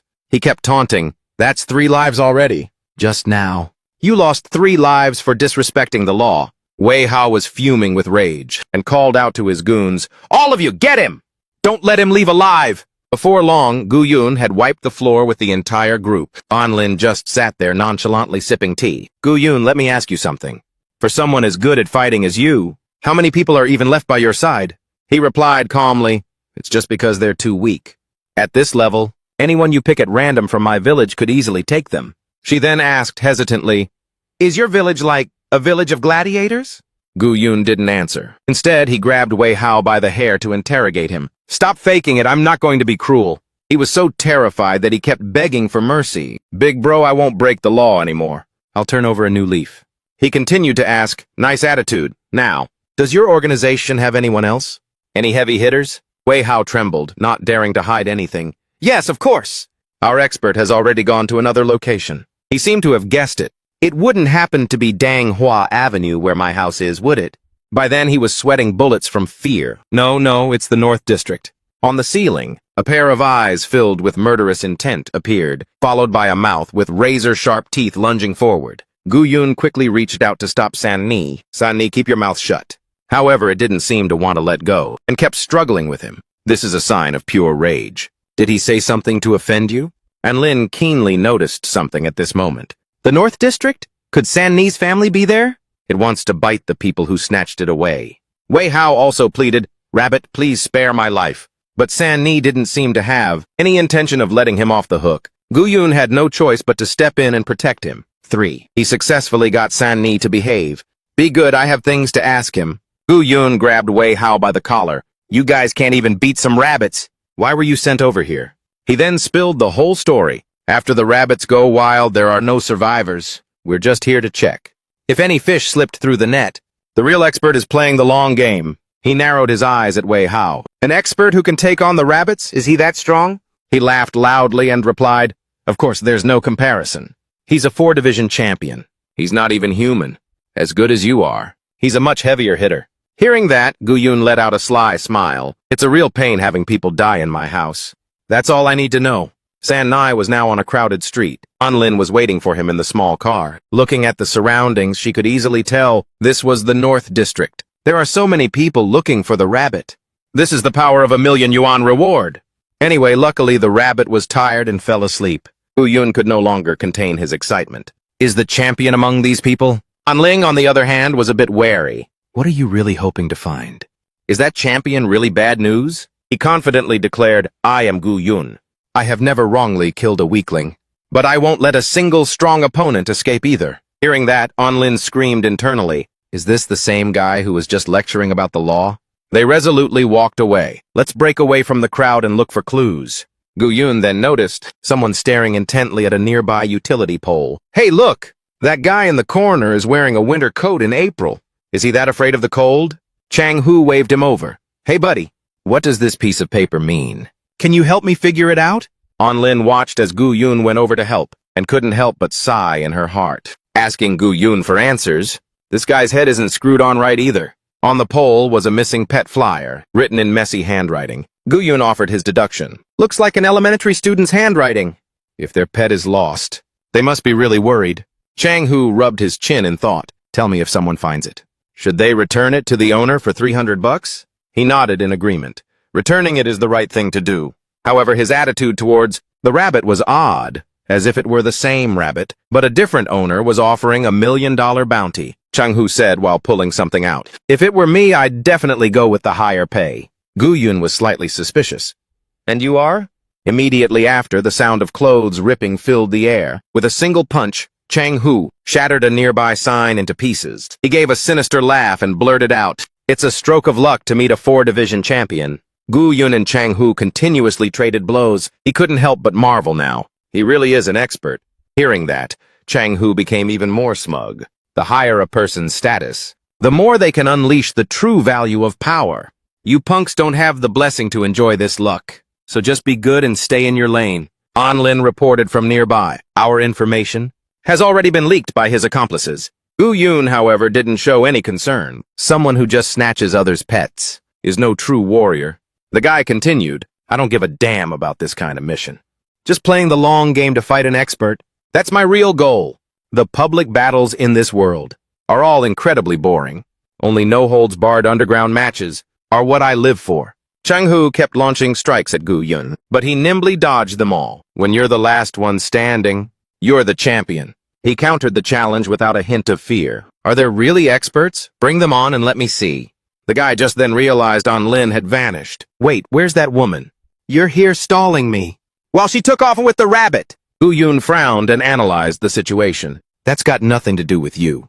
There are 3 problems with what you just said." Chang Hu had no patience to listen to him. "Talk nonsense for one more second." "This is bad. Get the hell out of my way." However, Gu Yun had no intention of stopping. "First, true experts never wait. I've run all over this city and only found some weak-ass evil spirits." Even while being punched, he insisted on finishing his sentence. "Second, why haven't you tried to kill me yet? As I thought, you're far too naive." Right then, Gu Yun landed a blow he'd never forget. "Third, I was a bit hesitant with that finishing move just now, but now I can go all out." Chang Hu continued to mock him with utter contempt. "A loudmouth who's all talk like you. I've dumped plenty of bodies in 4-division matches. They all..." But a second later, he looked completely dazed. What happened to them again? Chang-ha was now critically injured, lying there like a heap of trash. Why can't I remember anything? He kept asking himself, who am I? Meanwhile, in the dead of night at a certain house, Lin had returned San-ni to its owner. Xiao Guang emotionally hugged San-ni tightly in his arms. Seeing this scene, Lin felt a surge of happiness too. It wasn't until much later that Gu Yun showed up. She stood leisurely by the car, waiting for him to finish the fight. Gu Yun spoke while munching away. His mental state is unstable. After just a couple of words, he started questioning his whole life. On the way back, Lin couldn't help but feel a bit regretful. As expected, without the rabbit, our luck ran out. That $1,000,000 just grew wings and flew away. Beside her, Gu Yun also remarked, those 4-division matches weren't all that anyway. However, Lin got excited holding the cash in her hand. But we did make 300. We've got money now, let's go get some grub. Her soft lips curled into a gentle smile. Gu Yun, on the other hand, didn't want to be so wasteful. Can't we just save it? You barely have anything left over this month. Lin remained determined and wouldn't listen. Zip it, I'm treating you now. Just like that, she drove him away. Let's go! I know a really cheap BBQ buffet. They have free soda. Let's call Tian Tian too. That evening, Xiao Guang was happily watching San-ni gobble down its food. Bunny, why did you start liking noodles? At the same time, in the corner, Tommy was looking at some info on his phone. 1, 2, 3, 6 zeros. Honey, look, Chikai already planned this out. With some help from the boys. It's enough for the down payment on the house. She still hesitated a bit. But Xiao Guang? Chikai didn't hesitate to show off the rabbit in his arms. Kids don't know any better. Luckily, he had gone to the market to buy a replacement beforehand. Seeing this, Tommy happily hugged her husband. Honey, you're so smart! He took the chance to tell her, I'll do it later. Now take Xiao Guang out to buy some delicious food. Let me handle this. But at this moment, Chikai's appearance made San-ni instantly alert. Its gaze gradually turned fierce. At the critical moment, a knock sounded at the door. The moment Chikai opened the door, a massive wave of energy surged in. It was like a cyclone blowing the house away. On the street, someone was walking with a pet in hand, Shen Yue's pet. It was indeed San-ni. Sometime later, her appearance made a man so scared he broke into a cold sweat. As soon as he saw San-ni placed on the table, he was even more terrified. San-ni! Shen Yue went straight to the point. Boss Liao? I heard this is what you lost. Boss Liao's face darkened. You're no ordinary high school student. Who are you? She pushed San-ni toward him. Not really. I'm just a fan of the reward money. Please check the goods. Suddenly the seal glowed again. San-ni went wild and bit Boss Liao right in the neck. Shen Yu then said, I heard you wanted to use this to take down Chairman Shi. That's really not cool, you know. He finally realized she was from the Jijin Association. Quick, take this thing away! I was wrong, Shen Yu replied coldly. Too late. She simply turned and walked away. At this time, in a certain bar, it was pure chaos. All sorts of creeps and monsters were gathered inside. President Feng was sitting in a corner talking business. Was my introductory gift easy to use? Little beauty of the Jijin Association. The other person heard this and felt a bit wary. Messing with people from the Jijin Association? Do you have a death wish? He immediately showed his disdain. Are you afraid of the Jijin Association? President Feng didn't forget to threaten him. Then your fear could also become new nutrients, or the urban legend. To inherit the power of the gods, I want to use a terrifying wind to shake the entire city. Hey, a creative divine miracle! Using the fear of Mr. Lu's distress as raw material, I shall recreate the lucky rabbit that can dominate destiny. But this power fell into the hands of someone who couldn't handle it. Truly a tragedy. However, when this incident gets out, it will spark a new wave of fear. What I've done was just to put the bait in the hands of the person who needs it. What happens after that will unfold completely naturally. Meanwhile, San-ni was still biting Boss Liu's neck without letting go. He spoke up in warning. Don't think I don't know about the Jijin Association. The way you guys schemed to put Chairman Shi in power wasn't any cleaner than what I do. But Shen Yu's attitude remained totally casual. That's right. But what does that have to do with me? Even at this point, Boss Liao still tried to threaten her. The boss of Anshao is backing me up. He won't let the Jijin Association off the hook. Hearing that name, she got even more excited. So you're relying on Anshao, huh? Interesting. Shen Yu leaned in close to grill him. Who did they send to rescue you? The 4-class champion or Shenshu Beach Lao? She suddenly lost her cool and snapped, Where are they? The only one who can save you is me. Now start answering my questions. Who told you about the rabbit's power? Boss Liu was terrified out of his mind. I'll tell you everything. There's a man who wants to establish a supernatural union called Act of God. Every genius there has their own unique card. Boss Liu tried to rake through his memories. I have proof. Wait, where's the card he gave me? Shen Yu grabbed him by the collar and asked, how do you know about Tianzai? Only then did Boss Liao explain. He gave me a card. It's the symbol of the union. Why can't I see it anywhere? At the same time, President Feng merely wore a devious smirk. You've been discarded. Just like that, a surge of energy like a vortex charged straight at the building. Everything inside was instantly turned upside down. Shen Yu, Boss Liu, and San Ni couldn't escape this mess either. She tried to use her power to hold her ground. Shen Yu reached out to grab Boss Liao, but it was already too late. Ultimately, she only had time to grab San Ni and get out. Exhausted, Shen Yu collapsed to her knees on the ground, panting. I didn't expect it to be like this. Who is it? Who's the one pulling the strings? President Feng was thrilled at this moment. The Jijin Association took out An Xiao's guy. Will the two sides still play nice? The seeds of hatred have been sown. Time to fish in troubled waters. He kept stirring the pot. The newly nominated god will rise from here. The whole crowd of evil spirits grew even more hyped. Come with me and create some havoc, so that every living soul is on edge. Meanwhile, back with Guvan, everyone was still having a blast eating and drinking together. Bottoms up! Vuong Luke kept singing his praises. Luckily we had Guvan. We finally pulled through this crisis. An Ling, however, seemed spacey, staring intently at her phone, even though it seemed like she was spamming her luck ability left and right. Vuong Luke was still rambling on. As the saying goes, what doesn't kill you makes you stronger. Who knows, our time might be just around the corner. Just as he finished, An Lin cheered excitedly. I got it! I got it! Gu Thien was jump-scared by this sudden outburst. Say what? An Lin then held up her phone screen. I pulled the VIP edition console. Why rely on others when you can rely on yourself? My second pull, a 1 in 300 chance. She kept calling out to Gu Thien in total hype. Hey girl, come over to my place to hang out. She looked a bit skeptical and lost in thought. Is this really An Lin's true nature? Guvan also stroked his chin, pondering with a refreshed spirit. Looks like it's time to teach her the destruction fist. Gu Thien suddenly turned back and announced, That's right, bro, it's that time again. He still hadn't managed to react. What time exactly? It was the one thing every student fears most. The midterm parent-teacher conference. Meanwhile, at City E High School, everyone was excitedly shouting, Nerd Gu, can you explain this problem to me? Boss Lady Gu, you draw so well, why haven't you thought about joining the art club? Suddenly, a guy ran up and declared, Gu Tian Tian, I am Ton Chin. Today, I'll make the top beauty of this grade, you, fall. For me, he was gleefully charging forward. But a second later, Gu Thien had him in a headlock and slammed him down. She looked coldly at Ton Chin on the floor. Take him to the infirmary. Don't let this delay the parent-teacher conference. Shu Lei, standing nearby, couldn't help but marvel. You really are a big deal, huh? The flawless top beauty who deadlifts 85 kilo. Gu Thien Tien. I wonder if us commoners will get to bask in your glory. Gu Thien shyly replied, What are you saying? Those are just rumors. Shu Lei teased from the side. Even a straight-A student is scared of parent-teacher conferences? She then admitted, My brother is coming this time. Hearing that, Chu Lei also remembered, Oh, the guy who lectured for over 3 hours last time, about the absolute necessity of muscle training for the college entrance exams? Ha!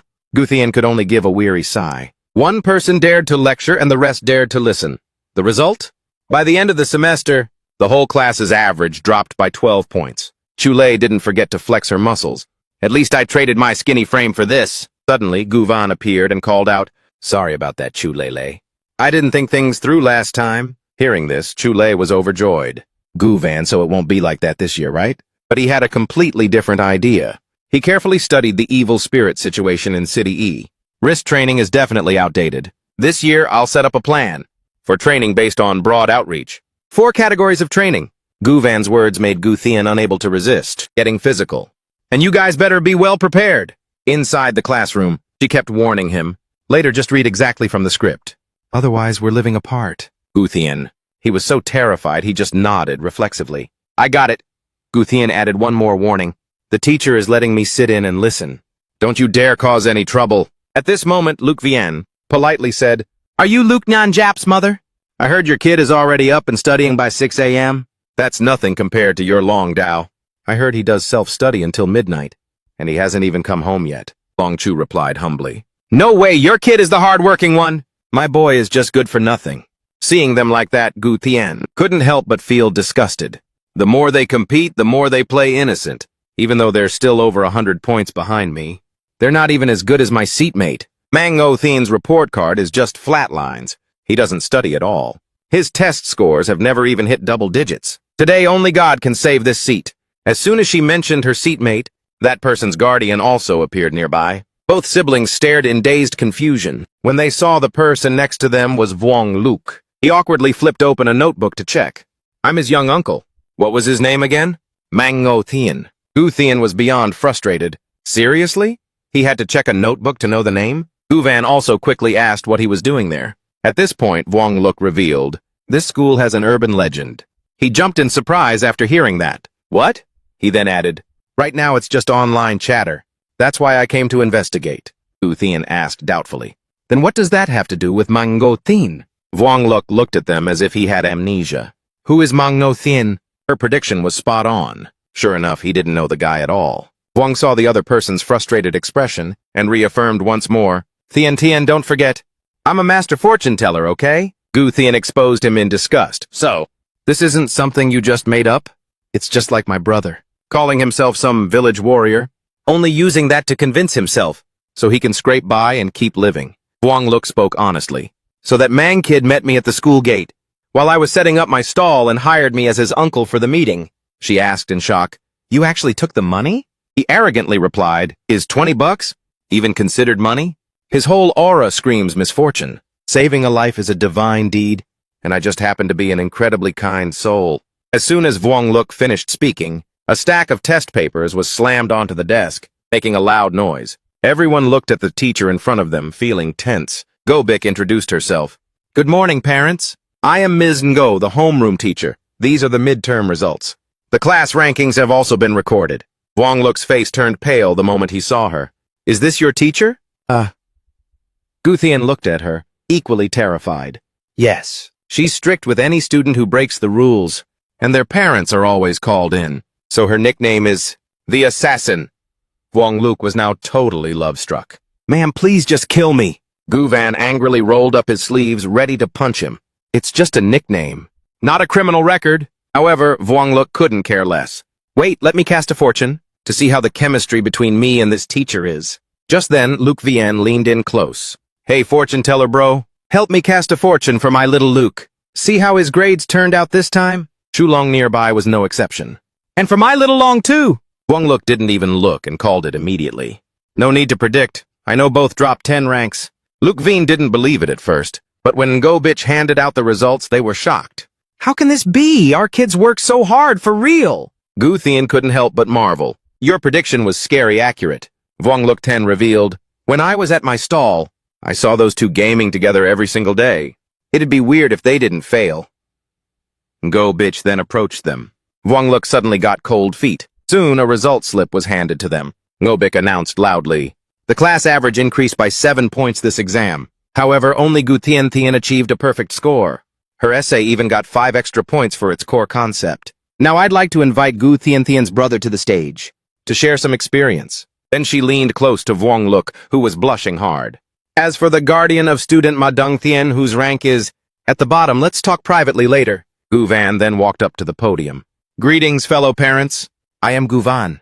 Time, blah, blah, blah. Flies by, yada, yada. And so on and so forth. What? I am honored to stand here and share some experience, blah, blah. Below, Gu Thien was so pissed, she was gritting her teeth non-stop. Gu Van's speech was incredibly blunt. Can't read? Skip it, skip it, skip it. Next is the secret. Below, Gu Thien was practically ready to catch a case. Can you even read words? However, all the parents were listening intently. Gu Van continued to read out loud with focus, based on my research of exam papers over many years, to extract the underlying patterns. The following slide will clearly outline the key points. Opening PPT, switching slides. Everyone pointed at the projector at once to remind him. The slide isn't open yet! Then Gu Thien also spoke up from below. Bro, you haven't plugged in the USB yet. He raised his hand in a totally badass way. She was also ready to hand it over. But a second later, Gu Van used all his strength to crush the USB, never missing a moment to practice. Give it your best shot against me. You've really grown up. Guvan just kept reading naturally. Listed here are the changes in the natural science subjects. Switching slides.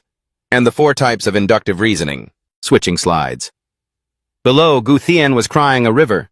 Stop playing dumb like you don't know what's going on. The parents below were also listening, completely stunned. Just by following these 5 key points, you can easily boost your literature test scores by over 10%. After that, Guvan looked very proud of himself. That is all, thank you. Bowing, he confidently returned to his seat. Was my presentation okay? I followed? Your instructions to the letter. Gu Thien hung her head low. Will I even make it home alive today? Suddenly, Gu Thien felt a soul flicker past the window. He whipped around to Vuong Luc. Something just flashed by. Gu Thien was confused. What? No, it didn't. Guvan asked once more. Vuong Luc, did you notice anything weird? He nodded and said, I did find something extremely abnormal. But what Vuong Luc noticed was something else entirely. It was something about Ngo Beach. Guvan misunderstood and rushed outside. I get it. I'm going to sweep the whole school now. Vuong Luc quickly chased after him. What do you mean, get it? Why are you running? Ngo Bic just leaned against the door in silence, watching them. Li Fu walked up, full of excitement. So, Ms. Ngo, is there anything else you want me to do? Ngo Bic didn't hesitate to criticize him. Lie, your kid's jade is all fake, just like the parent signatures in his workbook.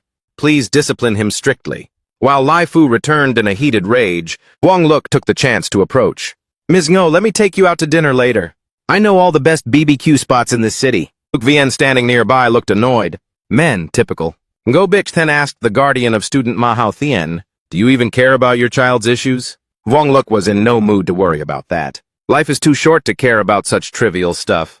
I'm a pro-girl killer. I have many private matters to ask you today. She then became suspicious. Didn't you come here for anything official? He replied with a smirk. Actually, I'm carrying the burden of an investigation. An extremely dangerous case. If I don't act fast, there could be a mass casualty event. Outside, Guvan and Gu Thien were holding their phones, running along the corridor. Therefore, the phone stores all my data, which I've handed over to the operative. Then Vuong Luc continued to approach Ngo Beach, while I'm staying here to conduct a deeper inquiry, along with you, Gu Thien. Looked at the content on the phone and frowned deeply. Investigation report by Super Pro Vuong Luc. What on earth is this? The first report entry was from 3 months ago. A boarding student finishing self-study saw a ghost at night and was bedridden for 3 days. The second time was 2 months ago. A basketball player saw a ghost in the parking lot. After that, the school increased security and ruled that students must walk in groups at night. Guvan then shouted angrily, Wait! Something this important. Why didn't you tell me anything? If this were a pandemic, you'd be interrogated for hiding it like this. Gu Thien shot back immediately. That guy isn't exactly a good person anyway. She said angrily, That was Ton Chin. How many honest words has he ever spoken, for real? If you believe in science, there's no such thing as the supernatural in this world. Guvan continued scrolling down. What about that 11th grade student from Class A7 last week? He questioned with suspicion. He was just holding his books to study, yet he got so spooked he fell straight down the stairs. Gu Thien then explained, Ho Vi is just a regular academic rep. Pissing people off is just part of the job. Why don't you think about it this way? Maybe someone was playing dirty for revenge? If it was a student, using a camera blind spot to give him a shove, wouldn't even be that hard. However, Guvan was thinking in a different direction. He suspected an evil spirit had infiltrated the school. Now the only way is to scorch the earth and wipe it out completely. Thien, go home. I'll deal with this and then head back. Seeing her brother channeling his power, Gu Thien lost her cool. Hey, what are you trying to do? There are hundreds of teachers and students here. Arson, really? Even if I'm not at the scene, I'd be an accomplice. But Guvan still wouldn't give up.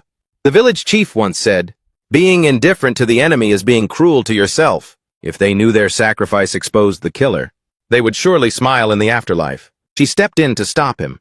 There are no villages left in our city. Snap out of it. Gu Thien then discovered something new. Wait, bro! Right here, that fake fortune teller attached a file about a fictional urban legend. Bloody Mary. Isn't that just a character from a comic that Chow Lele once read? Wait, Guvan immediately asked. Will it show up? Gu Thien seemed a bit wary. You want to try it? He confidently crossed his arms and said, Verifying a legend only takes 3 steps. Step 1, test it personally. Step 2, if nothing happens, the legend is fake. Step 3, if something happens, the legend is real. In his head, Guvan began to visualize that scenario. Gu Thien heard this and got even more frustrated. How many lives do you think you have to keep testing stuff? He immediately flipped the logic on her. Don't you disbelieve in legends?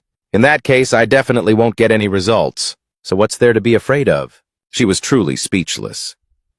Are you for real? I'm literally shaking my head. Gu Thien suddenly felt a sense of relief. But there are no candles in the school anyway, thank goodness. Suddenly, a message popped up on the phone. Gu Van nervously replied, too suspicious. Who are you? How do you know me? Vuong Luke is currently being detained. He struggled for a bit. Prove it, my foot! I got dragged away by security for harassing a teacher. This is his phone. Hurry up and finish your business, then come pick me up. The two siblings immediately checked the ID. It really is him. Just like that, they walked into a dark place. The timid Gu Thien kept her distance. A pitch-black bathroom? Does the school even have a place like this? Gu Van had now lit a flame. Wait, isn't this a restroom? And it has no door. I just saw a room that was both dark and had a mirror. The door is what matters. Then let's start the test, Thien Thien. Stay back a little. She remained very adamant. I'm telling you, nothing is going to happen. You should go save that hack fortune teller instead. The wind outside began to howl in gusts. In that filthy, grimy restroom, Gu Van was lighting the flame to perform the ritual. He had scribbled some words on the mirror. It said Black Mary. Gu Van narrowed his eyes, ready for the ritual. He summoned his resolve to read the text. B.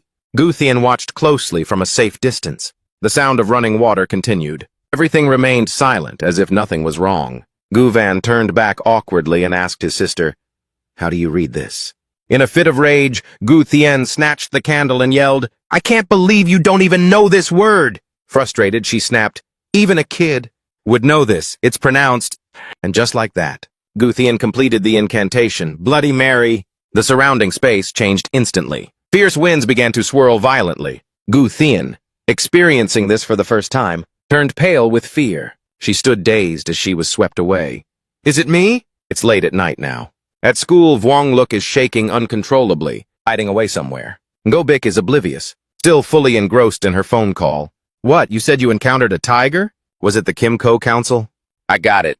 The 100,000 deposit Lu paid before he died, don't worry. The target will definitely be taken out cleanly. No one will find out. Vuong Luke is shivering with fear right now. It doesn't look like a good time to come out. I plan to ambush her in the office. To give Ngo a surprise. Now it's a surprise for real, holy crap. Terrified, he peeks out from under the desk. I don't want to be taken out cleanly. Suddenly, Ngo bitch moves closer, scaring the wits out of Vuong Luke. However, she doesn't notice him and just sits down. Vuong Luke is so scared he's screaming for help in his head. Gu Van, where are you? At the same time, over at Gu Van's place, gusts of wind keep blowing in. Before long, it all dissipates. Gu Thien notices and runs over happily. I knew it was just the wind. Nothing mystical about it, totally scientific. But now, security guards are approaching on patrol outside. Who's there? Don't you know about the curfew? They are getting close to Gu Van's spot. Gu Thien is stressed to the max, practically losing it. We're doomed! It's the guards! I'm a top student! A flawless beauty. About to be caught in the men's room! Suspicious behavior? She keeps pleading with her brother. What do we do now? Bro, save me! Gu Van just picks up his sister and heads out. Okay. A while later, when the guards arrive, no one is there. They search for a bit but still find nothing. I thought I saw someone. Was I imagining it? Once it feels safe, the two siblings crawl out from a corner. Gu Thien asks suspiciously, Wait, aren't delusional guys like you supposed to jump out the window? To escape or something? Gu Van snapped back at her. How am I supposed to escape while carrying someone? Are you slow or something? She was driven crazy by the provocation and ranted, coming from an uneducated guy like you. That insult cuts even deeper, you know? He didn't care in the slightest. You agreed to it. Starting today, we're adding 10 more training circuits. You can't even bench 100 kilos yet. It's making me look bad. Despite her reluctance, Gu Thien helplessly complied. However, in a corner they hadn't noticed, a soul was already following behind Gu Thien. It seemed this evil spirit had no good intentions. Meanwhile, on Go Beach's side, the phone rang once again. She got up and left her seat. Vuong Luke waited until the sound of footsteps faded away before letting out a sigh of relief. He quietly crawled out. That was close, so close. Why does this woman have such a strong scent? I almost suffocated under her skirt. But Vuong Luke didn't realize that someone was already waiting for him. From behind, Ngo Bitch's eyes were filled with murderous intent. She angrily choked the smelly Vuong Luke. Only then did he regretfully realize she had played him good. Vuong Luke struggled to reach out. Kill me, will you? I at least have to leave a clue about my death. I have to write the name Ngo. He tried his best to scribble it out stroke by stroke. Yes, Vuongluk desperately resisted. Stop, stop! It's because you're being so rough that I'm messing up the writing. I won't tell anyone. Please, let me go. At that moment, Guvon's voice echoed from outside. Vuongluk, where are you? He kept kicking at the door. There's someone in there! I'm going to report you guys for kidnapping. Ngobik was annoyed by the noise outside. She angrily warned him, watch yourself. I'll be back for you soon. Just as Thien was about to kick it again, Ngobik opened the door. The two security guards nearby explained, Ms. Ngo, this guy is being stubborn. We're locking someone in the room. The guard said no one was there, but you just had to barge in. The state of those two, they are in a situation that's hard to put into words. Ngobik's face is as red as a tomato. The two guards look at each other, totally catching the vibe. Vuongluk quickly throws his shirt back on. Haven't you ever seen a private talk with a parent before?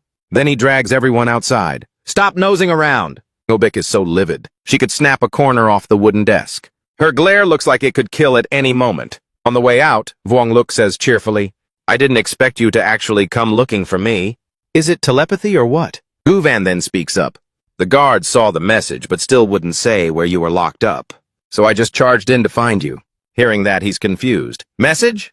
He turns back to confirm one more time. Didn't you send a message telling me to come? But Vuongluk still has no clue. What message? When he sees the message on Guvan's screen, he gets spooked too. That wasn't me. Whose number is this? I've been in Ms. Ngo's room the whole time. Vuongluk has now left the school. Sitting in a diner, he's still fuming. This is ridiculous. The person who sent that message framed me saying I was busted by security for indecent behavior. With my skills, I've never been caught, okay? Gu Thien picks up the phone, which makes him turn pale instantly. Hello, 911, there's someone here. Vuongluk suddenly turns serious again. Only because the positive energy here is strong do I dare speak. Don't you think the person who sent that message, leading you two step by step, to complete the ritual is highly suspicious? Guvan looks up curious as well. He finally voices his suspicion. You mean, could the person sending the messages be Mary herself? What if it really is Bloody Mary? Gu Thien strongly disagrees. Can you talk some sense? At least try to be the bit logical, okay? Since when do people in mirrors know how to text? Vuongluk slowly lights a cigarette. He recounts seriously, I haven't told you to yet, have I? I actually experienced something bizarre once. Memories of my childhood kept flooding back when I was young. Wishing to see things beyond the ordinary, I impulsively put my faith in a ritual. I've met her, let me see what you see. Bloody Mary slowly spoke up. I have heard your wish. From that day on, Vuongluk became different. I gained extraordinary vision. He was still talking enthusiastically, unaware of the price that had to be paid. However, at this moment, the two siblings, Guvan was in no mood to listen to old stories. Is that last skewer mine? I had one and you had two, so what's the big deal? Vuongluk was speechless with them. Good job, Vuongluk, Guvan finally remembered. So you were interested in the legend of Bloody Mary, and that's why you looked into this? Not because of some commission? Vuongluk nodded. Exactly, but from the very start, perhaps she has already chosen us. Still, he had some concerns. The thing is, to investigate, we have to get into the school. And then everything that happened today went down. Gu Thien had sneakily finished the whole skewer and acted like nothing happened, which made Guvan absolutely livid. So that means there's no payout this time? Vuongluk was still very confident. Not necessarily. This high-level strategist bro had mapped out a plan to kill two birds with one stone. They discussed it late into the night. It was finally time for Guvan and Gu Thien to head home. Let's settle on that then. Thien still has homework to do. Come get me tomorrow. Vuongluk hadn't noticed anything unusual yet, cheerfully waving goodbye. All right. But as the two siblings left, the surroundings became empty. Vuongluk's mind began to wander back to Ms. Ngo. He secretly understood and didn't ask questions. But this matter? A tall figure appeared behind him. Only you are left now. You know what you need to do. Vuongluk saw the blade pressed right against him and broke into a cold sweat. Have you guys been waiting for this chance all along? Is there really no way you could just let me slide? The other person replied loudly, I'm afraid I really can't do that. Vuongluk was terrified, ready to bolt at any second. Then don't blame me, you're super VIP bro here. Donghua pointed at the pile of food on the table and said, 2 beers. And 20 skewers, that's 72 CNY total. Transfer or scan the code. Only then did he realize he'd been played. Code. Boss, can't you give me a discount on this? Early the next morning at the school, Guvan looked at the people sitting in the hallway and felt annoyed. Applying for a security job, huh? Seriously, Vuongluk was out of options. If you can't beat 'em, join 'em, he asked curiously. By the way, did anything weird happen with Thien Thien after you guys got home last night? Gu Van reported the actual situation to him. She went to bed very early, didn't notice a thing. Deep down, Vuong Luk was still worried. I hope everything is really okay. I keep wondering, why was the message sent to you and not me? Is there something about you that it's fixated on? Could our every move be exactly what the sender predicted? Hearing this, Gu Van began to be on high alert. You mean out of all these people applying here, there might be one of her minions? Or maybe they're all evil spirits? Vuong Luk shook his head to correct him. No, this is just the result of the economic crisis, leaving all these young people unemployed. He started pointing out the background of each person there. Look over there. Graduated from Hua University. Expert in digital tech and coding. Next to him is a 5-time consecutive champion. And beside him an annual runner-up from Star Boulevard. Gu Van looked at him skeptically. Can your eyes actually see all that? Vuong Luk remained perfectly calm. Everywhere I go to find a job, it's always these same people. The competition is just too cutthroat. What's your education level? He replied honestly, never even finished elementary school. Gu Van looked at the other's expression and felt annoyed. What's there to be so surprised about? By the time I arrived, I was already past school age. In the village, there was no such thing as a school. Vuong Luk finally gave in. Fine, let's stop talking about your backwater hometown. The point is, competing against them. We have zero advantage. 500 CNY a day isn't chump change. Unemployed youths, all wanting to try their luck is understandable. The two of them are now full of determination. Don't sweat it, I've got a foolproof game plan. Vuong Luk asked curiously. Just to be safe, I have to ask. Gu Van cracked his knuckles and said, Your foolproof game plan? Is it just beating everyone up until it's over? This made him protest strongly. This is a civil society. Don't do anything reckless, better stick to my way. Soon, inside the room, they called number 182. Trembling, they entered the principal's office. He carefully scrutinized their files, then slowly took a sip of tea. Finally, he gave his verdict. All right, go home and wait for further notice. Gu Van, clueless, innocently asked, How will I get the notice? My phone is broken. Vuong Luk, standing nearby, caught on immediately. He means we failed, dude. Are you even seriously hiring? He sighed, feeling helpless about the situation. Times are tough right now. Originally, we didn't even plan to hire security. Now it's 500 CNY a day, because the Parents Association put pressure on the school, insisting we solve these bizarre incidents. We were forced to do this. Tell me, you two, why should I pick you specifically? Finally, Vuong Luk just cut to the chase and bartered. I only need 300 CNY a day. Just like that, in a flash, they got their 2 sets of uniforms. Security patrolling the hallways. In the school's backyard, Hao Thien was planning to ditch class and sneak out. However, as soon as I climbed the wall, he froze. Gu Van accidentally kicked Hao Thien back down. While Vuong Luk was holding a gun, toys were attacking relentlessly. Hao Thien shielded himself with his arms while screaming, Do you really have to be this extra? The kid kept crying out, feeling wronged. I just went to the bar for a bit. Stupid no, Thien! I just got a beatdown from my dad because of my midterm results. And I'm still hurting right now. Vuong Luk looked up at the boy in front of him. It's Hao Thien! This is all because of you, you fake fortune teller! Hao Thien shouted angrily. I haven't even settled the score for you snitching to my dad yet. And now you're here to bust me. He crossed his arms arrogantly and said, We just got hired as security guards. You're climbing the wall right in front of us. If we don't bust you, who else would we bust? On the other side, Gu Van reported. Looks like his name isn't on the list. Vuong Luk pulled out a list and asked, Do you know these 3 people? Hao Thien also looked closely at it. Bok Fi, Ho Vi, Ton Chin? Are you two here to investigate the haunting? Look, who's that? Taking the chance, the kid bolted, leaving them totally confused. Where'd he go? So the 2 of them continued to execute a different plan. Gu Van, let's split up. You go check out Ton Chin. Ton Chin? I think I heard Thien Thien mention him. I'll go ask around. Gu Van was searching through the hallways. Thien Thien is in class 8. A second later, he shouted in anger. Thien Thien, how dare you? Right in broad daylight, in the classroom during lunch break. Gu Van scolded her loudly. Slacking off during self-study, no wonder. Your benchwarmer grades never improve. Exposed, Gu Thien jumped up in protest. Can you just stop? She didn't hesitate to threaten him. Dear brother, save my face at school. Otherwise, I'm moving out. Seeing that, he immediately softened his voice. All right, fine. Though reluctant, Gu Van had to comply. Besides, you should be happy I finally found a decent job. No way I'm wasting my time on revision. Just come out and chill with me at noon. She led Gu Van to the school's basketball court. The basketball team that Ton Chin plays for is currently competing in this gymnasium. Gu Thien introduced him. That's the buffed-up Ton Chin over there. Gu Van nodded in approval. Now that's a physique that can actually take on evil spirits. You should learn a thing or two from him. She snapped back in annoyance. Who'd want to learn from that meathead? Ton Chin spotted Gu Thien and shouted her name loudly.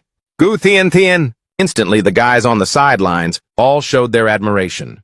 Gu Thien Thien! Gu Thien covered her face, wishing it wasn't happening. Oh no, Ton Chin has gone into beast mode all of a sudden. His movements changed. He slipped past his opponents with ease. Then Ton Chin made a perfect shot into the hoop. However, his luck ran out when the ball hit the referee instead. Just like that, Ton Chin was ejected from the court. Number 28, penalized. At this point, his teammates were also going wild. Gu Thien Thien is looking at me! Gu Van watched the guys scuffling below. He remarked, this is actually pretty interesting. Their bodies are quite solid. Dealing with clashes like that without getting exhausted. Gu Thien shouted in embarrassment and anger. Enough already, she said crossly. I'm telling you, don't go liking Ton Chin. He's a total fuckboy. He's already played so many girls. Hao Thien had sat down beside them without anyone noticing. Exactly, this guy is the enemy of both girls and guys. Basically, he's public enemy number 1. Gu Van asked curiously, You're Ma Hao Thien? Well? The kid dodged the question. Who's Ma Hao Thien? I'm just a witness for justice. If you're asking around about Ton Chin, then you've come to the right person. Here's the lowdown on him. Vuong Luk happened to arrive just then. Otomo no Yakamochi, 710 to 794. A great general of the Nara period. Famous work, The Cherry Blossoms of Home. His strengths are rapping and basketball. You've been played, big bro. Luckily, I took my mission seriously. Bok Fi, an 8th grader. Nothing special about him, just likes writing reports. Ostracized by the whole class. 3 months ago, he was spooked by a ghost. Ho Vai, a 7th grade class vice president and a total nerd. Relentlessly collects homework. Has 0 friends. Last week, he was pushed down the stairs. Vuong Luk asked again. Have you spotted the common thread between these 3? Gu Van innocently replied, they're all male? He was so frustrated he could spit blood. I really shouldn't have asked you. The point is, all 3 of them are hated by a lot of people. He finally nodded in agreement. Vuong Luk hid in a corner to observe. Could this also be right? In short, we can deduce. The next victim will definitely be someone who's hated. Gu Van still didn't get it and asked, so we find the person everyone hates and take him out first? If I handle him, the evil spirit won't be able to kill him, right? He quickly corrected him. We're supposed to protect them. Chill out if you get caught. Don't drag me down with you. Let's split up then. You go to the statistics lecture hall. I'll cover the administration area. Gu Van accepted the task and left quickly. Got it. Vuong Luk walked alone down the hallway. He couldn't help but feel the hair on the back of his neck stand up. The administration building is kinda creepy. She shouldn't be here, right? Just as he breathed a sigh of relief, a figure appeared behind him. Why am I so jumpy? How do I keep running into her everywhere? Ngo Bick rushed toward Vuong Luk. You still dare to come here? Terrified, he quickly dodged. Stay away from me! Vuong Luk sprinted blindly into the restroom. But Ngo Bitch didn't hesitate at all. She charged right in after him. He was pale with fear. You'd even enter the men's room? She's really trying to kill me! Ngo Bick suddenly cornered Vuong Luk. Looking at the paper in his hand, she was able to guess. You guys are investigating Bloody Mary? Vuong Luk tried to persuade her. Listen to me. We are professionals. If we just leave it alone, this will seriously affect the students. Suddenly, Ngo Bitch made a proposal. I can let you stay for a few days. Report your investigation results to me every day. If a single hair on my students' heads is harmed, I'll end you. Gu Van was blocking the gate. Hey, kid. You need to learn to look at things dialectically. Objectively, why are you voting? For Gu Thien Thien as the most hated student? The student indignantly countered, But she rejected me. Can't I hold a grudge? He still wouldn't let it go. We will solve this problem with these 3 steps. 1. Gu Thien Thien rejected you. 2. Gu Thien Thien might have been wrong. 3. The person who is truly annoying is you, so write down your own name. The student picked up the pen and asked, What's your name? He answered instinctively before realizing, Gu Van. Gu Van looked at the list in his hand, feeling confused. Gen Z is so hard to understand these days. On the street, he stopped every student he saw. Hey, kid. I'm Gu Van. Let's have a vote. Hey, kid, I'm Gu Van. Is there anyone you hate? Hey, kid, I'm Gu Van. However, Hao Thien didn't care and called out, Who cares who you are? Quick, come check out this drama. When Gu Van got closer, he recognized the 2 people involved. Ton Chen and Thien Thien's best friend, Shu Leila. Shu Lei carefully handed over a stack of papers. Chin. Look at this, I even drew a comic about the two of us. But Tonchin acted very arrogant. I don't even want this stuff in my house, why keep it? He coldly turned away. Let's break up. Seeing this, Chulei immediately chased after him. Chin! Tonchin was so out of line that he pushed her away and yelled, Stop clinging to me, you psycho! Just like that, the drawings in Chulei's hands fell scattering to the ground. She slumped to the ground in pain, crying. Watching this, Gu Van sighed in disappointment. That's terrible. Hao Thian, standing nearby, chimed in. What a total fuckboy! He nodded in agreement. Exactly. Holding a prop and flying like that? Your aim is trash. Before running off, the kid added one more thing. Give Tonchin a vote for me. Hao Thian ran up, not afraid to confront Tonchin. That jerk, seeing the kid, started acting all smug. So even a loser like you shows up to talk trash? Tonchin showed no mercy, and kicked Hao Thian right in the chest. None of your business, he barked. Then he leaned against the railing, laughing mockingly. However, a split second later, the structure began to crack. In the blink of an eye, Tonchin lost his balance. He fell into a free fall along with the shattered glass. The people watching from below were absolutely horrified. But then, just inches from the ground, his body stopped. Luckily, Gu Van had arrived in time to grab Tonchin's leg. Oh my god, my leg! Looking at this scene, it was no longer unfamiliar to him. As expected, behind every urban legend is an evil spirit. After that, Gu Van instructed the bystanders. Looks like a dislocation. You guys get him to the infirmary right now. The teacher curiously asked, Who exactly are you? However, he left without revealing a thing. Just a passing security guard. Later, after regrouping with Vuong Luk, Gu Van reported, Tonchin was attacked by the spirit again. He then asked, Don't you feel that? Since meeting me, the evil spirit's style has changed? He nonchalantly replied, Before I met you, I didn't even know you existed. Gu Van continued his analysis.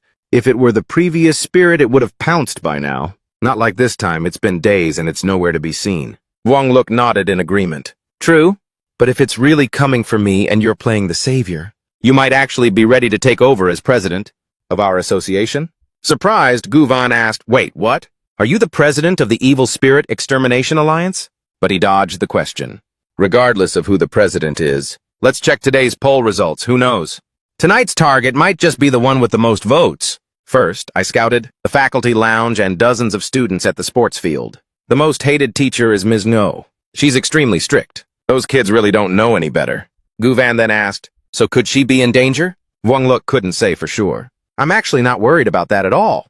Regarding the ones chosen on your end, nothing weird happened, right? I bet $50 that jerk Tonchin is in second place. No one would dare take first place from him. Right? Gu Van calmly handed over the statistics. Me. Vuong Luk screamed in frustration. You're ranked higher than that guy? What on earth did you do to make everyone hate you so much? He scratched his head sheepishly, unable to look the other in the eye. I guess a few people had an issue with my attitude during the survey. Suddenly, the whole place went silent. A while later, Vuong Luk still couldn't get over his anger. Wait, something's not right.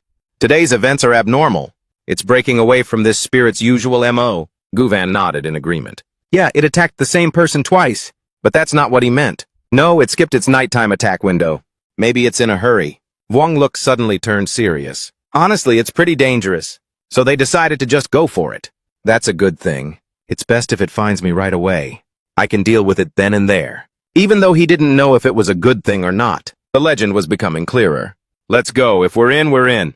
Vuong Luk looked at the pole in his hand, then looked at Gu Van, who was calmly eating noodles in front of him. So, Mr. Number One, how does it feel? Gu Thian laughed teasingly. Tons of people can't stand your personality, bro. Now do you see how much pressure I deal with every day? She couldn't help but be a bit narcissistic. It's hard to stay as perfect as I am. Vuong Luk looked at her with pure judgment. Back at school. You sure do care a lot about your image, huh? Chulei is still feeling down after being dumped by Tonchin. Gu Thian tried to gently comfort Chulei. Are you still hung up on that jerk? I heard he even got into a scrap with an intern doctor. What a loser. Hearing that, Vuong Luk couldn't hide his anger. That scumbag. He's unbelievable. Does he think having money makes him all that? Hey, Gu Van, don't you ever think about getting married and having kids? Last time you made 4,000 RMB, you blew it all on a treadmill. Gu Van didn't react much, just kept his head down eating noodles. When Thian faces an evil spirit, who knows? This training result might just save her life. Chulei looked at them suspiciously. Evil spirit? Seeing that, Gu Thian quickly explained, They're just talking about a game. Then, Vuong Luk checked in on Gu Thien again. By the way, Gu Thien, have you felt mentally unstable lately? Like there's another personality inside you. Or your mind doesn't feel like your own, something like that? She played it off and replied to Master Vuong. Are you talking about yourself? I'm always thinking about studying. I don't have such a wild, adventurous imagination like you guys. When they were finished, Chulei and Gu Thien left. We're heading to evening self-study now. Work hard and stay out of trouble, okay? Guvan found it odd and asked, What's up with you? Vuong Luk suddenly felt insecure, doubting himself. Guvan, do you think this job of ours, exterminating evil spirits, is looked down upon way too much? Guvan nodded in agreement. True, and it's very easy to get dragged into the station. But just like with An Lin, if we don't step in, she'll never realize the danger. He lowered his head, dejected. Let me tell you the honest truth. Ever since I got my powers, initially I really wanted to be a hero. Flashback to the past. 25 years ago, Vuong Luk was playing chess with an old man. Mr. Trong, you're cheating. What are you talking about, kiddo? How could I pull any tricks while playing chess with you? He shouted loudly back then. There are 2 people behind you, teaming up against me. However, Mr. Truong couldn't see the evil spirits behind him at all. There's no one here. Vuong Luk kept insisting at the time. No way, can't you see them? Mr. Truong, those things are creepy. The old man didn't pay much mind and left. What are you on about? It's getting late, I'm heading home. The door closed, leaving only him helplessly banging on it. Don't go, open the door. Open the door, hurry! His mother then dragged him away. What are you doing, kid? Stop bothering the old man and get home for dinner. Despite that, Vuong Luk kept talking. Mom, Mr. Truong is being haunted, oh my god! It's not a story, it's real. Guvan asked curiously. What happened after that? Vuong Luk continued the story. The next day he was found dead in his chair, clutching a photograph. Word is it was his wife who went missing during the war. From then on, the adults in the neighborhood started whispering about me. Later my family had to move to the outskirts. Recalling this made Vuong Luk feel insecure again. I often wonder if everyone just has a set destiny. Maybe our powers can't beat fate in the end. Instead of being stubborn and making everything miserable, isn't it better to just turn a blind eye? As long as you see it but stay quiet, no one can criticize a normal person. Instead of comforting him, Guvan rubbed salt in the wound. In my opinion, it's just because you're too weak. If you just used brute force and punched that female ghost in the mouth, problem solved. Vuong Luk countered, his blood boiling.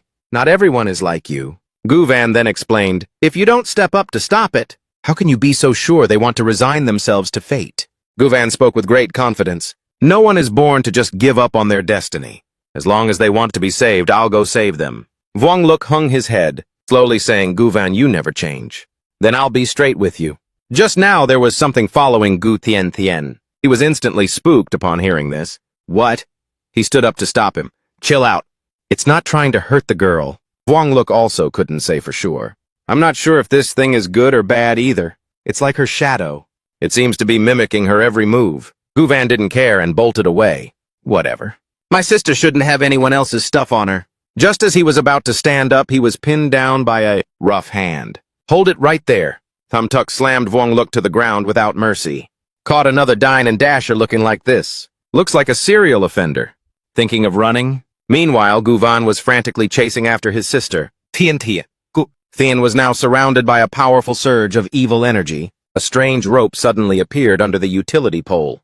Vuong Luk screamed a warning, "That thing!" Guvan ignored everything and charged toward his sister. At that exact moment, the screws on the pole came loose, causing it to fall over. Seeing this, his heart skipped a beat. However, Gu Thien didn't seem worried at all. She effortlessly caught it with her hands. Everyone was shell-shocked to see Gu Thien casually holding up the utility pole. Seeing his sister was fine, Guvan stood there analyzing. This pole weighs about the same as an 80-kilo dumbbell.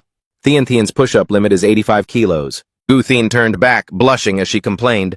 This is so cringe, you're a mean big brother. She kept crying out dramatically, dragging Chulei along as they ran back to school. Vuong Luk was trembling as he hugged the lamppost in confusion. What on earth did you do to my sister? Guvan used just one hand. That could drive a utility pole straight into the ground. An extreme training regimen for growth. Daily physical conditioning is just part of the grind. Vuong Luk couldn't help but break into a cold sweat at the sight. Now is not the time to talk about this. If I didn't see it wrong back then, we aren't just dealing with Bloody Mary. Scene cuts to another location. A group of students at the school are performing some kind of ritual together. Homewreckers are the worst. For a world without fuckboys. Pray to the dark god. That scumbag Ton Chin will definitely get his karma. Then things proceeded as usual. The whole bunch was dragged into the security office. Vuong Luk kept yelling, "Hey! You kids!" Sneaking into the computer lab to game at midnight. Good thing we were looking into something, so we caught you red-handed while patrolling. Inside the computer lab, Vuong Luk shouted even louder, "Why is Ma Dong Thien always involved in this?" Hao Thien immediately talked back, "You're my bad luck charm, man. Bumping into you twice in one day. We just skipped a few IT classes and wanted to review a little." He snapped back loudly. Stuck at Bronze 3 and never won a game before, or what? I used to be a professional booster, but I've never seen anyone as trash as you guys. This alone is enough to report you. Hao Thien finally got scared and started pleading. "Sir, please. We've collaborated before. Just don't tell the teachers, okay?" Guvan then called out. Thamwit replied, "Yes, President." Vuong Luk's face lit up with joy. That president title sure sounds sweet. He was left speechless. "Didn't you give yourself that title?" But when he saw the info on the screen, he was stunned and cried out, "What the gloomy doll?" Vuong Luk was so scared he was sweating buckets. I knew it wasn't Bloody Mary. Our previous leads were all... It's all wrong. What on earth is the goal here? Who's the next victim going to be? Kovan finally breathed a sigh of relief. After all, the target wasn't the most hated person. Tien. My family has always been well loved by everyone. Hao Thien's crew took advantage of their distraction to carry out their shady plans. The kid lunged forward and pushed Vuong Luk. "Sorry, Pops." Then they seized the opportunity to bolt. Kovan stood there dazed, wanting to just ignore the whole thing. But a split second later, he vanished from his seat. With just a single move, Kovan managed to round them all up. Kovan grabbed the kid by the neck to inspect him. "Too bad one of them escaped, huh? Aren't you Bok Fi, the first victim? What did you guys hear that made you run like that?" Hao Thien remained stubborn. "Kill me, but I'm not talking. The heroes of our anti-fuckboy alliance are all people of great loyalty." Vuong Luk took the chance to intimidate them. "Nice. If you don't speak, I really wouldn't know. Take a look at this. This is your teacher Ms. Ngu's number. I'm about to hit the call button." Bok Fi fell to his knees in terror, begging them not to tell. Okay, I'll spill everything. We couldn't stand that scumbag Ton Chin, so we formed the anti-fuckboy alliance. We just wanted to mess with that jerk a little, to get noticed by the girls. Hao Thien yelled from the side. "Great job, you snitch, selling out your brothers like that." Vuong Luk had pinpointed his target. "The perpetrator is right here among us. Speak up, how did you guys pull off the ambush?" Hao Thien stopped hiding it. "We just prayed to the gods, complained a bit, and then went back to gaming. If I wasn't wearing a mask today, I wouldn't even have the balls to face or talk to Ton Chin. How could I have sucker punched him?" It finally dawned on him. "So it wasn't you. And it wasn't you either. Then what about that other kid?" At that same moment, someone else was running for their life. Now that person has reached the rooftop. Then Cat Luke lifted it up, searching for something before pulling out a thread. Right as Cat Luke was fully into it, he got busted. He turned around in terror. Kovan appeared, dragging Hao Thien and the crew with him. As soon as he arrived, he dropped them all down. Cat Luke was so scared he was speechless. Vuong Luk pointed right at his face. "Cat Luke, so that creepy doll was your doing?" Cat Luke still gripped the doll tightly in his hands. "You guys got here pretty fast." "Bok Fi, it's you again? You betrayed us!" Bok Fi said helplessly. "These big shots were too intense. I had no choice but to go straight." He still found it hard to understand. "Since when did you start suspecting me? Was it when I messed with this snitch Bok Fi? Or when Ho Vi refused to let me cheat, so I pushed him down the stairs?" Vuong Luk was totally speechless after hearing that. "You are seriously messed up. It's not because your homies told us you guys worship some weird doll. Is that why we're here?" Cat Luck didn't seem to be listening at all. "Or was it when Chu Lele rejected me, making me so salty that I wanted to kill that trashy couple? I'm talking about her and that Ton Chin guy." Vuong Luk was so mad he wanted to scream. "I already told you, your crew snitched on you." Kovan was absolutely furious now. "If I'd asked Chu Lele who she had beef with this afternoon, this case would have been solved long ago." Hao Thien realized his true nature and shouted, "Cat Luck, we were your allies." "You only told us that doll could bring people bad luck. But who told you to use the power of the curse to actually harm others?" "You're the one who betrayed us." But Cat Luke wasn't going to be pushed around. "Shut your trap, Ma Dong Thien." "All you do is talk, no action. That's why you're a total loser." "I'm not like you guys. That person gave me power. I must chant the incantation to become the god of this school." Vuong Luk didn't want to be too harsh at this point. "Fine, you're just a kid. We don't want to ruin your life either. Give me the stuff. This goes way deeper than you think. You wouldn't understand. However, Cat Luke wasn't giving up that easily. You were too careless. A good-for-nothing president like you? Back in the server room. I used the chaos to pluck a strand of your hair. What? I just need to tie your hair to the charm for it to work. Now! Let's see the ultimate level of terror. Instantly, Vuong Look was paralyzed. My limbs! He then turned to threaten Kovan. As for you over there, do you dare lay a hand on your own boss? Or are you going to let him rip you apart? But he remained completely calm, snapping the threads that were binding him. Kovan finally snapped out of it, looking dazed. Huh? Koteen had returned home by now, but found the place empty. He's still not home yet? Guess I'll whip up some food for him. The house is all out of ingredients. Back on the rooftop, Catluck screamed in a panic, You're a straight-up demon! He backed away a few steps in fear. You actually tried to kill your own colleague. He wanted to live too, you know. Maybe he even has someone he loves. Kovan crossed his arms, showing zero remorse. Exactly. That's why I didn't need to hear his opinion. I just used my professional expertise to beat him just enough so he'd be fine. Hao Thien walked over to check on Vuong Look. Even though his head hit the ground, he's not seriously hurt. Plus, the weird doll has been separated from him. Kovan walked forward with a devious smirk. Now it's your turn. What's the logic behind your magic? How can you use the power of darkness? How can I learn it? Catluck was so terrified he was sweating bullets. I just got this doll. From a strange person, that's all. He said my social anxiety could be turned into power for the doll. I'm not handsome and nobody likes me. The old lady in the village always left me out when she handed out candy. If I don't use the power of these charms, who would ever like me? I hate people who do absolutely nothing, yet are still loved by everyone. Just like you guys. Catluck gave a sinister laugh and spoke up. I want to drag all of you down to hell with me. Kovan then tried to reason with him, whether people like you or not. What does that have to do with you anyway? Just believe in what you need to do, and stay true to that belief until the end. Catluck started laughing hysterically like he'd lost his mind. Belief? That's right, I wasn't even thinking that far ahead. I just want to get rid of every single person I hate. He pulled some strange bags out from his clothes. And the ones I keep around, I'll torture them until they die. Hao Thien was now frantic with worry. You're pushing him straight into a black hole! That is not how you advise someone. Kovan didn't care at all. I'm just telling the truth. How he reacts has nothing to do with me. Catluck was now eyeing them with a hidden agenda. Aren't you Kotien's older brother? Thien, how could someone have a sister who's the idol of the whole school like her? You must be real proud, huh? Seriously, you're super proud of that kid, aren't you? Instantly, Kovan's gaze turned dark and heavy. Thien Hao stood nearby and tried to reason with Catluck, too. Stop acting crazy. Kotien is a good person. Catluck didn't hesitate to reveal what had just happened. This afternoon, your sister skillfully blocked an attack meant for Chu Lele. That's right, my bad. At that time, I put glue on the lamppost, just so I could get a strand of hair from the school's top beauty. He was so creepy that he even held Kotien's hair right up to his mouth. Happiness is only real when shared, right? Let's all have some fun with her together. Kovan was now so livid he was about to explode. How dare you? Catluck aimed a dagger menacingly at the doll in his hand. Freeze! Her hair is already wrapped around the doll. If my blade even touches it, she's going to get hurt. The ground beneath Kovan's feet cracked under the sheer force of his power. Catluck, still death-defying, continued to taunt him. Angry but helpless, aren't we? I'll use the doll to command that person to come here and jump off the building right in front of you. My power can definitely make that happen.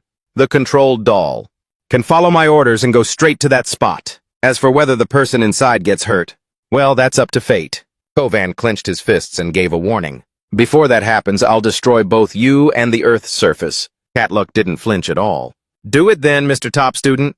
Unexpectedly, Vuong Look appeared from behind. Since when did he scratched his head awkwardly. Sorry, it's me again. Catluck couldn't believe his eyes. How is it you? Vuong Look looked embarrassed. I remembered that I also leaned against that pole this afternoon. Hearing this, Catluck looked like his world had collapsed. He sprawled out on the ground in total defeat. Turns out that strand of hair didn't belong to a girl after all. A precise shot was suddenly fired. The shooter was none other than Go Beach. That's it. She casually holstered her weapon. What am I even waiting for? Kotien looked at this book in his hand and sighed in relief. It was just a spider. The sky was finally starting to brighten. Vuong Look sat there, letting out a long, heavy sigh. Life is so unpredictable. Kovan had to agree. Never thought such magic even existed. There are no limits to these techniques. Al Thean was still shaken, nearly becoming an accomplice to a murderer. That was way too close. Out of curiosity, Kovan asked, "By the way, do you know how to use this thing yet? Why don't you try it out on me?" Wongluk pulled back warily. "You want me to just try it like that?" Suddenly, a security guard ran toward them. "I've been looking for you guys all night. Turns out you're slacking off here and tying up students?" Police cars were now parked down at the school entrance. And just like that, Kovan left in a police cruiser. Another figure approached a nearby car. Gobik was already sitting inside. "The organization can only take him alone." Wong-sek said nervously, "I guess Master Ko isn't that important." He grumbled a bit. "Ms. Ngo, it's a little tight in here." She just coldly cut him off. "Suck it up." Wong-sik pulled out a stack of documents. "Here's the file for this case. Sorry, it has absolutely nothing to do with Bloody Mary." Gobik flipped through it, looking quite skeptical. "Unrelated. The gloomy doll has targeted 8 students, all causing various types of injuries. Then why was Ton Chin completely fine after meeting a ghost in the parking lot? Why was he unscathed?" Vuong Seo suddenly looked shell-shocked. "You're right, that time was just a jump scare. Ton Chin only truly met with disaster yesterday." Ngobik gazed out the window. "Ton Chin's grandfather is Ton Hak, one of the major financiers of the Ko Kim Society. She is crying out to us for help." Vuong Sex asked hesitantly. Crying out to who?" Her eyes were now filled with tears. "Why didn't you come find me directly?" Meanwhile, Vuong Six didn't notice that the puppet in his pocket had vanished. Ngobit kept wondering to herself, "Or is there something you're afraid of?" The energy from the puppet was closing in on Ko Tien, who was slumped over on the desk, inside a certain skyscraper. "Bloody Mary? That's a cold case from over 15 years ago." The other person asked curiously, "CEO La, is this still on your mind?" The man observed for a while and then said, "It's almost time. Tranjang, lead Team 1 to escort the S-Class target to the station." Tranjang questioned once more, "Is this to hand over evidence to headquarters?" On the way, they discussed the situation non-stop. In the last 5 years, this is the first time an S-rank subordinate has been captured alive. Tham Nguyen expressed her confusion. "I wonder who cooked up this scheme to create a diversion." The eyes and ears have swarmed the high-speed train to Ankin City. Carrying this lamp ensures no riots will break out. Tranjang then clarified further, the broken wire suppression device. It can block the luck waves emitted from the rabbit's foot, completely isolating any interference with the wire opening process within the spatial dimension. "You have no idea what I'm saying, do you?" She panicked a bit after hearing that. I know. You're the one in charge of my education, after all." He gave a devious smirk upon hearing that. "As if you'd actually know any of that, right? An S-class elite, yet held back because she failed her exams twice. That's why you're still stuck in 10th grade. Tham Nguyen's face darkened as she warned him. "Say another word and I'll end you." Tran Jang, embarrassed and defensive, shouted, "Hey! I'm an A-class operative of this organization. Don't you dare do anything reckless!" She didn't let up, teasing him further. "Why is your face getting so red?" Before leaving, Tam Nguyen confidently declared, "Tran Jang, at this rate, you're no match for me." She walked away nonchalantly. "Don't worry, this evidence will be safely delivered to the main headquarters in Ankin City." Tran Jang caringly reminded her, "Stay safe on the road." However, Tam Nguyen's attitude remained incredibly flippant. "Am I hearing this right? You're telling an S-class to stay safe? If anything, you guys should be the careful ones. Don't let your strongest fighter leave first, only to have your rear flank completely wiped out." He was driven mad with rage by her taunts. "Stupid woman! Enjoy being a high schooler forever." "Let's go! We're on patrol! Everyone's working overtime this week!" Tham Nguyen looked at the vast space before her, feeling a sense of dread. Is she really gone? She looked at the massive train ahead, her heart filled with anxiety. There won't be any danger, right? It's been 3 years. Actually, 5 years since I've been in real combat. At this moment, 3-9 was also shivering with fear while looking at Tam Nguyen. Luckily, there are no other passengers. "At least there won't be any murderers among us, right? You wouldn't kill anyone, would you?" They had just boarded the train. They enjoyed a full meal of instant noodles together. Shenya began returning to her main task. "Don't you feel like IK2 City lately? And has been a bit sus? Over the past 5 years, the Ening monsters have all been suffering casualties. Right after the organization starts investigating, they've already been taken out by some mysterious person." She felt it was a bit strange. "And most recently with you. Before we could even get a handle on the case, he had already settled it. Even though I need to analyze this, someone is definitely pulling the strings here, to even dare right in front of me." To kill the leader of the Amtu organization, Liao Shengchuan. Stoking that organization's hatred like this is probably a sign of a massive riot about to go down in the city. Shen Yu lazily sprawled out on the chair. But what does this have to do with a lazy mastermind like me? Just drive to the station and turn in the mission. I wonder what legendary beast I'll flex today. Suddenly, at that moment, the steam from the noodle cup vanished instantly. It turned to ice so fast that the naked eye could barely see, and before Shen Yue even noticed, she was frozen too. San Yi trembled uncontrollably as the figure approached. Right behind Jisya, out of nowhere, a spatial rift appeared. A second later, Shen Yue burst out from it. She screamed in rage, "Pay me back for my game progress! You M2 rats!" However, Jisya was clearly bewildered by the situation. Who? Shen Yue realized she had been played.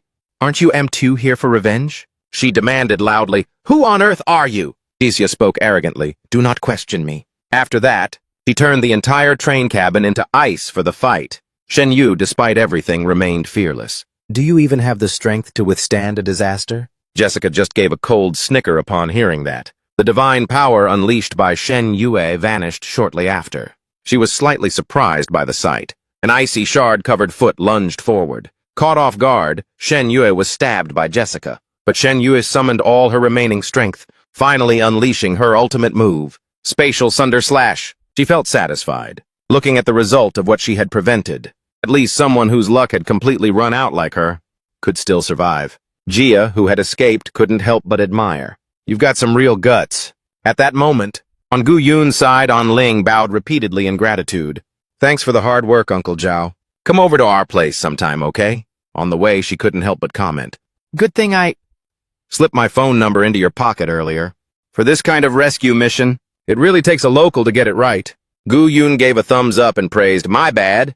I'll have to rely on you again next time. An Ling laughed and asked back, there's a next time? Suddenly, he pulled her back and said, since I've troubled you so much, can you grant me one request? An Ling thought of something and her face turned bright red. Isn't this moving a bit too fast? I didn't think you were that kind of guy. What do you want to do? Gu Yun's thoughts were very straightforward. Let me borrow your phone for QQ for a bit. I need to talk to Nguyen Tong about something. She felt let down and was absolutely livid. You should have just said that from the start! An Ling looked at the person on the screen, and her face darkened instantly. A beautiful girl with long black hair. Spill it! Who is this high-energy Nguyen Tuong? Who is this? Gu Yun didn't sense any danger and answered honestly, oh, an athlete 1.9 meters tall and weighs 200 pounds. She didn't forget to warn him. Don't let me catch you lying. Don't be so shallow. What do you want to ask? Gu Yun thought for a long while before stating the problem. It made An Ling fall over in shock. Is there anywhere around here that teaches dark magic? The more An Ling thought about it, the angrier she got. 18 years old, long straight black hair, a high school girl, totally his type. So sus. Gu Yun, walking ahead, still hadn't noticed a thing. What are you whispering back there, reciting a spell? She was determined not to give up on him. Just spill it. Which little homewrecker talked you into wanting to learn magic, huh? Gu Yun also found it strange at this point. What's up with your lack of student spirit? Don't you care that in this world, there are spells that even a fist can't shatter? And Ling winced and blinked at him. My fists! Only need to be able to beat back the girls. Hanging around you, and that's enough. She pulled him along to leave. Oh well, it was hard enough to get this. Just consider this a date then. But Gu Yun's head was only filled with thoughts of a showdown. A fight, where is it happening? Before long, they arrived at the destination. Here's the Magic Academy you wanted. Gu Yun looked at the scene before him. He couldn't stop marveling. You can just tell this place is mystical. Meanwhile, An Ling took charge of paying. My dad just gave me 500 yuan for the entry tickets. I'll cover you this time, okay? While she helped him put on the costume, Gu Yun kept thinking to himself, have I seriously never been here before? So true arcane secrets really do require a fee, huh? I should set aside some tuition for Tian Tian later, to learn magic. Then, as they stepped into the strange landscape inside, he was stunned once again. Did we just go abroad? This looks dangerous, switching to combat mode. An Ling beside him was as gentle as could be. Let's just vibe at this outdoor festival. She began introducing the surroundings to get Gu Yun acquainted. This was built during the golden age of magic. It was my absolute favorite when I was a kid. However, as soon as An Ling turned back, she saw Gu Yun staring intently at the text on the board. Season 7, Final Battle Against the Witch Coven. Summoned students will temporarily set aside their studies. to form a squad to eliminate the Twilight Witch. Seeing this, she reminded him, "This is just the theme for this month's event. Let's go. We still need to use the Mana Stone to test, and see which house you'll get sorted into." In another corner, someone was screaming their lungs out. "Why?" Yuan Pan roared, unable to keep his cool. "Why won't you let me join the Witches' Council, huh?" Gu Yun asked, a bit shook. "What's the deal here?" Anling didn't know how to explain it either. "I've never seen this new attraction before. Must be a staff member, right? Hype men really have it rough." Afro quickly clarified. "Because this is a female coven and you're a dude." Yuan Pan immediately acted all shy and bashful. "But my gender identity is female." But the kid still wouldn't budge. "Where do you think you are?" At that moment, someone walked up. "Afro, stand down." Upon seeing her, Avin bowed and said, "Greetings, Professor." The professor looked at Yuan Pan with pure contempt. "A mere ant. Actually dares to dream of joining the coven. La Luna IQ." After she finished the incantation, a blinding flash of light appeared. Avin awkwardly stepped forward to apologize. "Sorry for the trouble, you two. I'm Afro, your guide. Please come this way to get your academy sorting mana stones." Gu Yun was still over there, seriously analyzing things. The coven kid had already dragged Anling away long ago.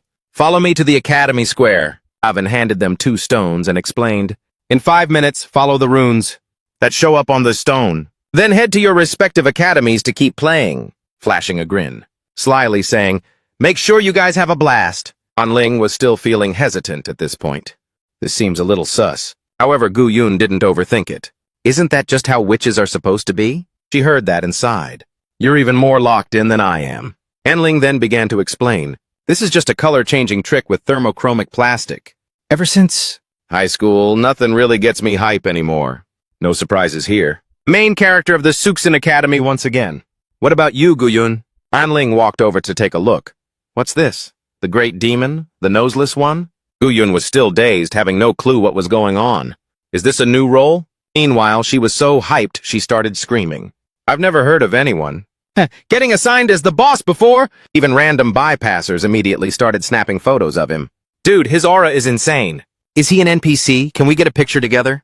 However, once they saw Anling's fierce expression, they were scared out of their wits. "Sorry to bother you." Avin was rushing off somewhere in a panic. It seemed the kid was heading to report something to the professor. Over on the other side, Anling was still totally immersed in her game. "What the heck? Is there no Demon King plotline here? How are we supposed to play now?" Gu Yun looked at the stone in his hand and began to scheme. "Perhaps I can figure out some dark secret arts on my own. That way, this trip won't be a total waste." And Ling turned pale with fear when she heard that. "What are you planning to do?" She dragged Gu Yun along to find Avin for an explanation.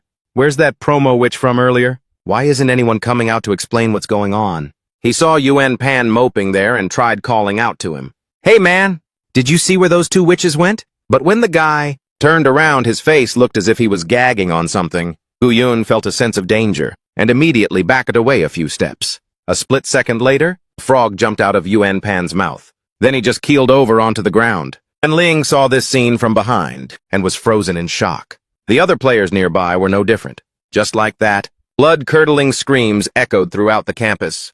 "The Demon Lord! The Demon Lord is a killer!" Meanwhile, at a skyscraper office, Chen Jiang was struggling to restrain Lu Liu. He exhaustedly wiped the sweat from his forehead. How tragic. He's just a high schooler, but he's been wrecked beyond recognition. Tai Ye also asked about him out of curiosity. Is this a victim of the 3-star voodoo doll?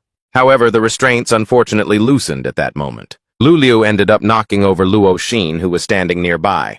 "Chen Jiang!" They quickly restrained him again and checked on her. "Is she hurt?"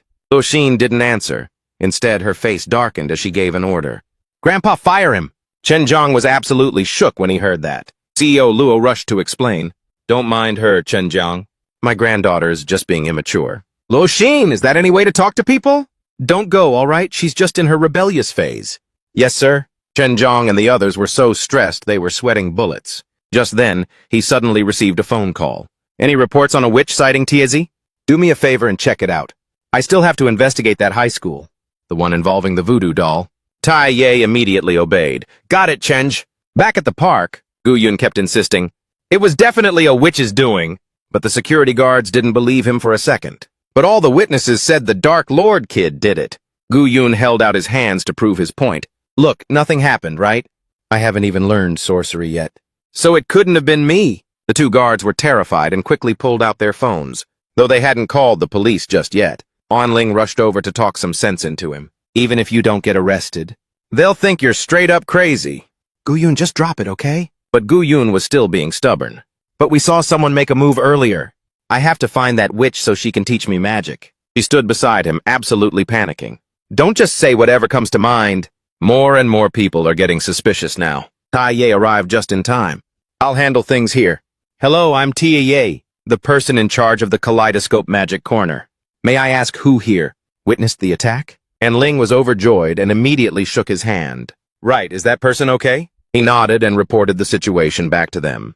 They're stable, we got them to the hospital just in time. But there was an esophageal tear causing a lot of bleeding. They need to stay in the ICU for a week. Gu-yun chimed in happily. Phew, glad it's nothing serious. An Ling was absolutely triggered by his attitude. You call that nothing serious? Tai Ye added with a serious tone. The cause has been cleared up. It was an unexpected accident during the performance. No one is being held responsible, so you're free to go now. Please keep this on the low, don't post it on social media. Gu-yun wouldn't let it go and kept arguing. No way, I'm sure it was the witch's doing. Your investigation is totally unprofessional. You should have checked that building first. Sensing things were going south, An Ling dragged him away. Sorry about that, this guy has Chunabu. We're leaving right now! Deep down, she was incredibly anxious. What if the ICU bills come back to haunt us? Tai Ye turned back to instruct the guards there. Seal the front door for now. Without my orders, no one is allowed to send anyone else in to investigate. On the way home, An Ling was eating ice cream, while fuming internally. This date was a total disaster. Gu-yun, however, was still obsessed with that incident, turning into a frog. Looking at him, An Ling finally realized the person who stood between them earlier wasn't just some high school girl with long, straight black hair, but a witch. Gu-yun suddenly turned to ask An Ling, have you ever seen a witch before? She was reaching her boiling point. If I were a witch, I'd turn you into a frog right now. An Ling suppressed her anger and replied, yeah, I've seen one. He asked without a hint of doubt, for real? An Ling then suggested, my place is actually pretty big. I've got a ton of great movies. There are plenty of witches in them. Want to go learn some theoretical knowledge? Gu-yun, misinterpreting her completely, let out a frustrated shout. I never thought you were this kind of person. An Ling immediately rushed to explain. Hey, that's not what I meant! It was purely just... He suddenly changed his tune and walked over enthusiastically. You really have a lot of connections. Take me to see the materials quickly so I can study, Teacher An. And Ling was momentarily dazed by Gu-yun's sudden shift in attitude. Wait, what just happened? Before she could react, he had already dragged her away. Don't drag me along like this. Meanwhile, at the magic park, the professor sat on high and asked about the situation. Are they all chased away yet? My bestie. She was very satisfied with the results, but there are still 2 stubborn witnesses left. The professor immediately reassured her. Don't worry about it. My sister is already on her way to handle them. In front of the high school gates, students were happily unwinding after a tiring day of classes. School's out. Time for an 8-hour experience at the Net Cafe. Gu Tian, however, looked worried.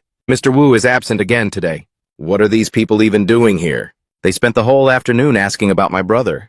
And old Fang got fired too. While she was lost in thought, Chen Zhang happened to pass by. Could something terrible have happened to my brother? But at that moment, it suddenly started to rain, catching Gu Zhao off guard. It's raining. She quickly ran to a nearby bus stop to take cover. Meanwhile, Chairman Luo was focused on a phone call. Chen Zhang reported the situation seriously. This is Chen Zhang. The voodoo doll case is still being thoroughly investigated. Everyone who had contact has already given their statements. As of now, we still haven't found the source of the person supplying these artifacts. He observed Lulu's condition, and then remarked, this time the spiritual erosion is even stronger than the last. It seems to be a mix of forces from various natural disasters. This kid is cooked. Chairman Luo immediately assigned a task. Is it Sanzhong again? Is it Zhonghe or Chenjiang? You guys stay close and be careful. The danger level of this case is no joke. Chen Zhang hesitated for a moment before speaking up. Right, as for the other team, I've put Shuizi in charge. We've already narrowed it down to a few shady suspects, he asserted confidently. We absolutely won't miss a single clue. As Gu Tian boarded the bus, an announcement blared out. Now arriving at Thon Moi Thiendia Station. After getting on, Gu Tian suddenly noticed 2 strangers approaching her. Suspecting they were kidnappers, human trafficking for overseas scams, Gu Tian took advantage of the door's opening and jumped out. Lansing tried to stop her, Hey, don't! Gu Tian felt smug, thinking she had escaped. However, a second later, an invisible hand gripped her tightly. Right at that moment, a motorcycle zooming at high speed rushed by, giving Gu Tian a narrow escape. She sat stunned on the ground, taking quite a while to pull herself together. Thinking back on that weird incident, someone on the bus, Lan Xing and the others, had been dealt with cleanly. Just then, an old lady approached Gu Zhao from behind. Qi Yao nodded with satisfaction. Little one. You're fast. As Qi Yao dragged her along, Gu Zhao kept crying out, "It hurts, let me go!" Only then did she show her true colors with a wicked smile. Their own cleverness. Where are you going in such a rush? Why don't you come to Grandma's house instead? Gu Zhao struggled with all her might, refusing to go even if it meant her life. Let go! I have to find my brother! Qi Yao effortlessly remarked. Your brother's name is Gu Yun, right? Gu Chao's face instantly went pale. She swung a wooden stick down and shouted, Then it's settled! Come be our newest sister. However, at that very second, she was blocked by an umbrella. The person was none other than Gu Yun. Qi Yao was stunned by his appearance. Why did you come here? Gu Yun held his sister tightly in his arms and told her to hand him the umbrella. Gu Yun was a bit startled to see the opponent collapse.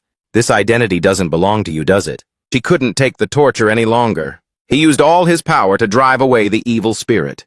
Get lost! Just like that, a soul flew out from Qi Yao's body. Gu Tian couldn't see the supernatural phenomenon, so she was completely bewildered. Brother, what did you just do? In some dark corner, a sharp knife was stabbing frantically without stopping. That woman kept muttering under her breath. Are you a demon? Meanwhile, at the city hospital, Gu Yun and Gu Tian were waiting outside the operating room to consult with the doctor. And Zhai looked at the medical record in his hand and couldn't stop criticizing. Multiple complex fractures and several failing organs. How cold-blooded do you have to be to beat someone? Until they're in this state? Gu Yun denied it regardless. I wasn't the one who beat her. An Ling scolded him irritably. I was literally in the middle of cooking when you called. Gu Yun, what did you do this time? He acted completely innocent, explaining it was a scam. I just separated her from something.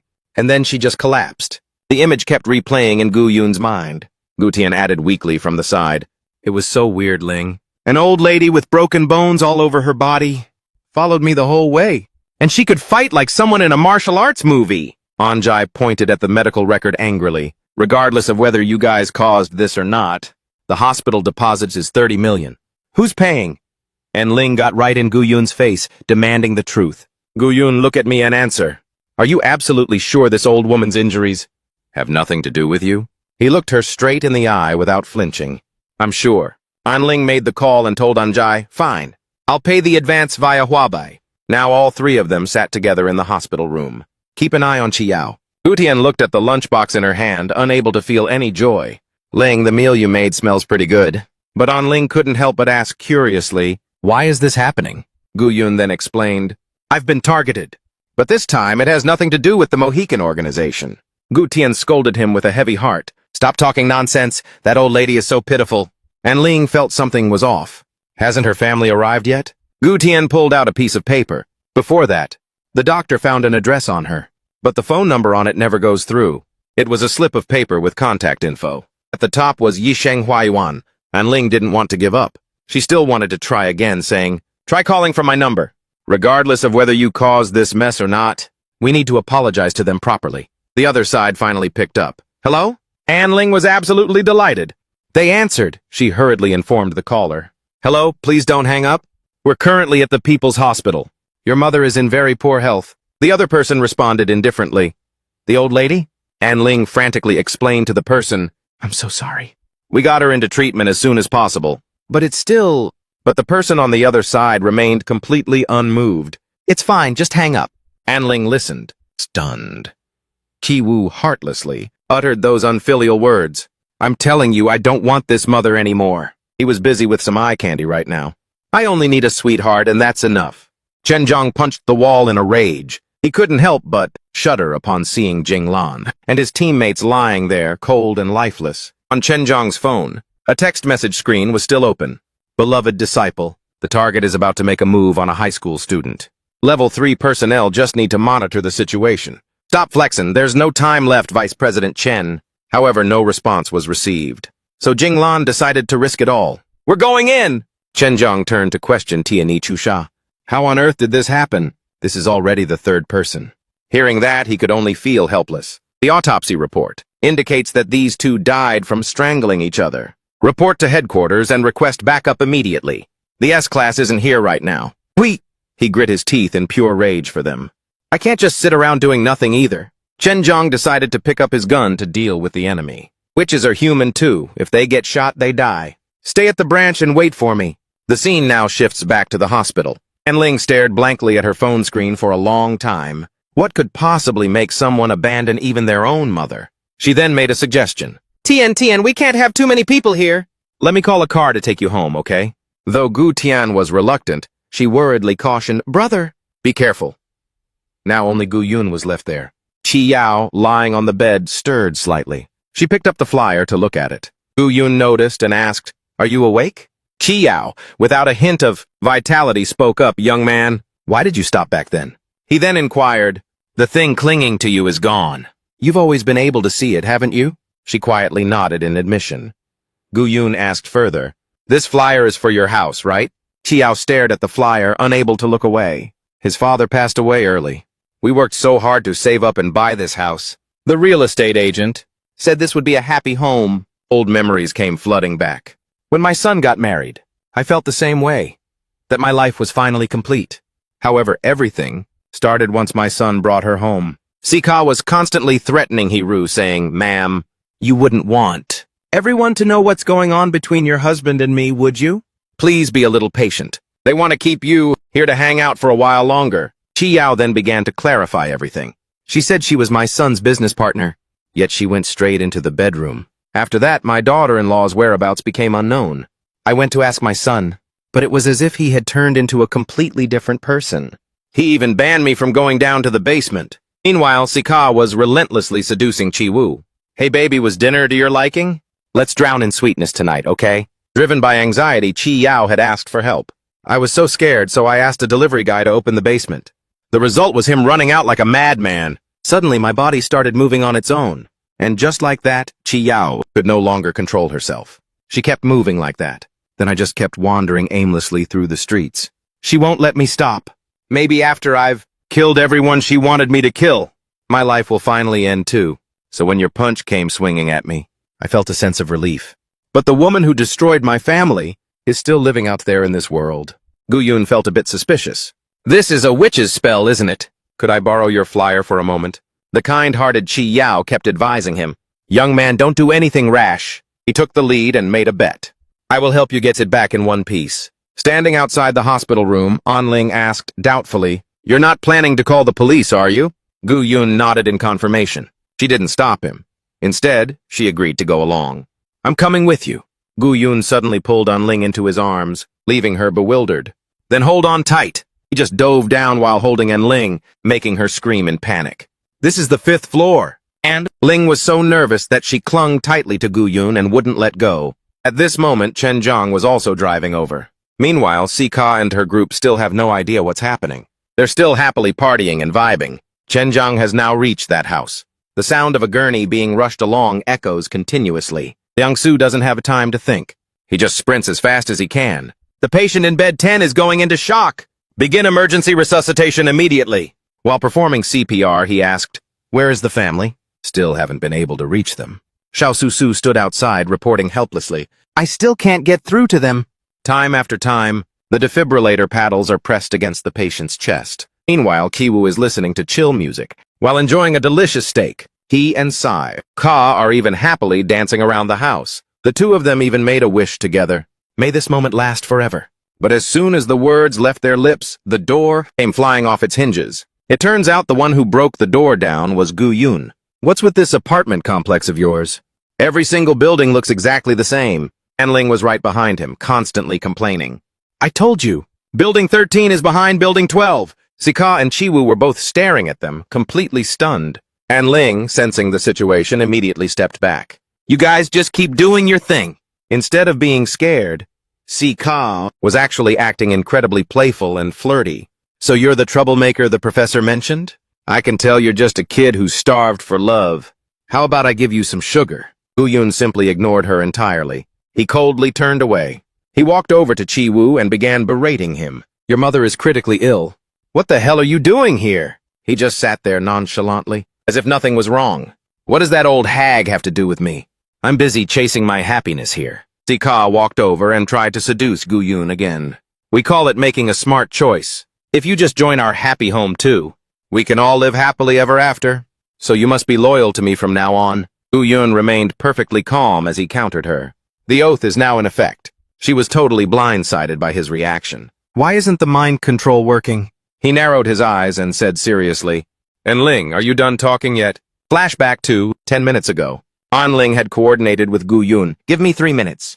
I bet not everyone is being controlled. Enling slowly and painfully crawled out from a corner. You definitely don't want to see the stuff in here. She led Hiru away. It's done. Don't worry about us. After confirming the victim was safe, Gu-yun stopped holding back and went on a full-blown rampage. So can I finally wreck this place now? Sika was now shaking with pure rage. You let a survivor slip away! We can't stay in this villa anymore! How are you going to pay me back for this? Fuming, she unleashed her magic circle. Waves of power radiated out continuously. Suddenly, something massive appeared near Gu-yun, but he didn't even flinch. Instead, he just stood there calmly and took it head-on. A massive boom rang out, the shockwave hitting Enling as well. When she looked back, she saw Gu-yun had been blasted far away. She turned pale with fear. Gu-yun! What on earth hit you? Why can't I see anything? Ordinary people can't see evil spirits. Sika was now laughing atop a 3-headed dog, showing zero mercy to anyone. Chenjiang was still trembling as he reloaded his magazines. He thought to himself, there's no turning back now. As an A-level operative who was once second in command at the Love City branch, maybe everything will end tonight. Chenjiang cautiously stepped inside. Type B sedatives can numb the pain for an hour. Perhaps in the end, I can take her down with me. For my brothers, which I won't let you off the hook. Seeing the evil spirit, he geared up for a fight. However, as soon as he stepped inside, Chenjiang was stunned and shouted out loud, What the? Everything before him had long since turned into a total mess. Memories from the past kept flooding back. As a little boy, Chi-woo kept asking, Mom, where's Dad? Honey, eat up. I'll have to count on you in the future. Back then, Chi-yao carried the entire family on her shoulders alone. She worked day and night to raise her son into a man. Gradually, Chi-woo graduated from university. Despite the hardships, the days the mother and son spent together were very happy. Eventually, he achieved his own success and bought a spacious, decent house. However, Chi-woo started looking down on Chi-yao's poverty. Mom, stop going out to sell things. The room at the very back. Didn't I already set it up for you? Stop going out and embarrassing me. She just stood there, dazed, in front of her son's grand house, a home that lacked any warmth. Switching back to reality, the 3-headed dog was about to attack Enling and the others. Enling stood frozen like a statue, having no choice but to accept her fate. However, at that moment, a loud noise erupted. Gu-yun successfully blocked the attack from the 3-headed dog. He glanced at the beast and cursed. Walking a dog without a leash is no different from letting the dog walk you. Keep your pets in check, or you'll have to pay up. Sika was utterly shocked that Gu-yun could stop her attack. His eyes now glowed red, and his killing intent surged immensely. How about introducing me to your sisters? Sika was so terrified that tears streamed down her face. Madam, save me! Soon after, her entire body burst into violent flames. In an instant, she was completely enveloped in a red glow. Gu-yun watched this scene and couldn't help but comment on the curse. From afar, huh? At that moment, a voice echoed from the tall castle. Magic shouldn't be used like this. His gaze was bone-chillingly cold. You traitor! At that time, Chi-yao was still lying quietly in the hospital ward. Her hands suddenly trembled as she reached out. Enling and Gu-yun immediately caught her drift and took her hands. He didn't forget to tell Chi-yao he's been taken care of. She now held Gu-yun's hands firmly with both of hers, as if showing her gratitude. He stared blankly at what was in his palm. It was 2 copper coins. Seeing this, Enling also told Gu-yun, just take them, because she knew full well that this payment held a very special meaning. Out in the hallway, Enling held Gu-yun's hand with deep affection. Gu-yun, don't forget me when you're rolling in it. At this time, Chi-woo finally snapped out of it on his hospital bed. He looked at the letter in his hand, feeling nothing but pure regret. Honey, I'm out of here. Don't look for me. Signed, his ex-wife. Chi-woo stumbled out of bed. Mom, you're staying here, right? Mom, listen to me. That woman. He was so livid he ground his teeth. It's all her fault. I'll give you a real apology, Mom. But by the time Chi-woo rushed in, it was way too late. Just like before. You'll forgive me, right, Mom? Xiaosu saw him coming and said, "The lady in bed 10? I'm sorry, sir, she just passed away." The scene now shifts to the Tiandi apartments. A notification pops up on the phone screen. Video approved, upload another one. The self-immolating person is actually a witch. In the middle of the street, a blinding red light flared from the evil chrysanthemum pub sign. The evil spirits inside the pub were struck with terror. Someone's voice rang out. "New girl, hey! Come have a drink with me." Feng Zong gave Jessica a polite, old-school bow. "Forgive us, Twilight Witch. The gangs in this area have gone completely rogue." She gave a cold shoulder and said nothing. He chuckled. "This is a VIP of calamity. Wake up and treat her right." Jessica wore a veil, her plump lips looking absolutely captivating. "Watch your mouth, give me a little respect. I'll let it slide this once." She laughed and pointed at Feng Zong. "Was that toy I asked for last time fun to play with?" At that, Jessica had a smug look on her face. "Our witch council has eyes and ears everywhere. Before it could even cause any real terror, that voodoo doll was already taken out by God knows who." Feng Zong grit his teeth in sheer terror. Sweat dripped down from his forehead. He replied to her, "When it comes to magic, we still have to rely on a witch like you. I'll immediately dispatch people to handle this threat." "Is there anything else, ma'am?" Jessica stood up, her feet hovering off the ground, and said to him, "No need. We witches have our own ways." She turned and flew toward the back of the room. Feng Zong looked completely bewildered. "Just focus on preparing your debut ceremony properly." Scene change. Luo Song and Chen Zhang were talking. Luo Xin sat in a corner quietly reading a book. Luo Song's expression remained unchanged. "A mole, huh?" Chen Zhang looked pissed. He pointed at him suspiciously. "Why was our guy found by that witch? With such pinpoint accuracy? How come as soon as I got evidence on her, that witch was silenced?" His eyes burned with resentment. Within the foundation, someone must be in bed with calamity. Luo Song placed a hand on his shoulder to comfort him. Chen Zhang turned toward Luo Xin and whispered, "This is a huge deal. You know the company's current situation, Luo Xin. Don't let anything leak for now. Go play with Uncle Chen." "Dad has to go meet a client." Luo Xin looked at him. "I want to walk around the magic corner, Uncle Chen. Just go hang out by yourself." Chen Zhang blew a fuse. He slammed both hands on the table and yelled, "Go wrap up the info on that witch case. Where the hell is Tai Zi?" In the creepy hallway, red lights flickered behind the glass doors. The red light flashed through the glass. A half-human, half-beast figure is roaring ferociously. New scene, Tai Ye pushes the door slightly ajar. He looks into the room. Gilio looks absolutely terrified. The professor caresses his face gloatingly. "Your consciousness hasn't been completely eroded yet, has it? Leave it to me to handle." She folds her arms with a smug expression. When kids see a new toy, they're bound to act up, losing control a few times. "I won't hold it against you." The brutal professor places a hand on Ji Liu's head. "But getting caught by those losers at the association, now that is truly unforgivable." And then, his eyes look like they're about to pop out as he screams in pain. "I'll only teach you once." Tai Ye folds his arms and sighs in admiration. "This is how magic is supposed to be used."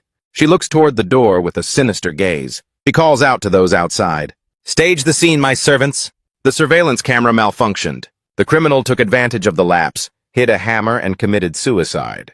Later, in another scene, Gu Yun is intensely playing a game, and Ling is thoughtfully taking notes. Playtime, 7 hours and 53 minutes. Mission complete? No. Looks like your pro gaming career is a dead end. I think I can still grind it out, but the client is about to check the account. Let me do it. Done. Gu Yun takes the phone, scrolls through social media, and sighs. If your gaming talent could be applied to reality, who knows? You might even go toe-to-toe with the Tundra Direwolf. Stop yapping. Check that video from yesterday for me. Are the views still going up? It's at 3 million views. It even made the front page. Nice. Hey! And Ling is stunned, then suddenly remembers, oh, right.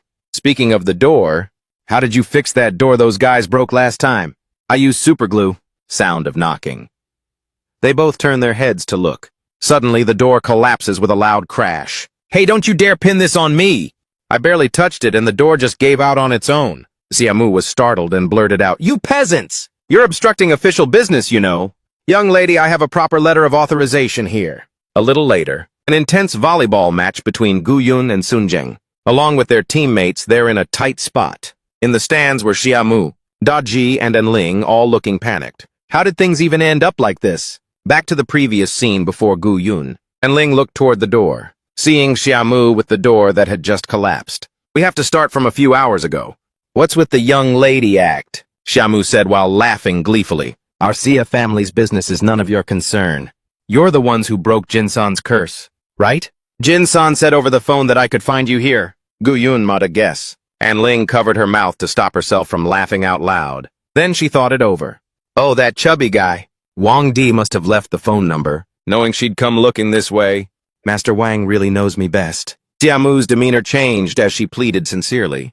Master Gu, please help Xiamu break this curse. An Ling invited her inside and said, "Tell us, what kind of curse is it? We've just finished dealing with a few cases involving sorcery." A delivery guy walked past the door, singing while glancing into the house. She recounted that strange, paranormal things always happen around her. Then bodyguards appeared from the shadows. They repeatedly attacked the delivery guy. He thought for a moment and said, "Whenever a guy gets close to me, within 3 days they either go missing or transfer schools." After a while, the delivery guy's legs were seen being dragged away. Xiamu suddenly became shy and narcissistically thought of herself. Gu-yun and An-ling were left utterly speechless. With such a top-tier vibe, could it be that heaven is jealous of me? Is that why it cast down these chains of misfortune?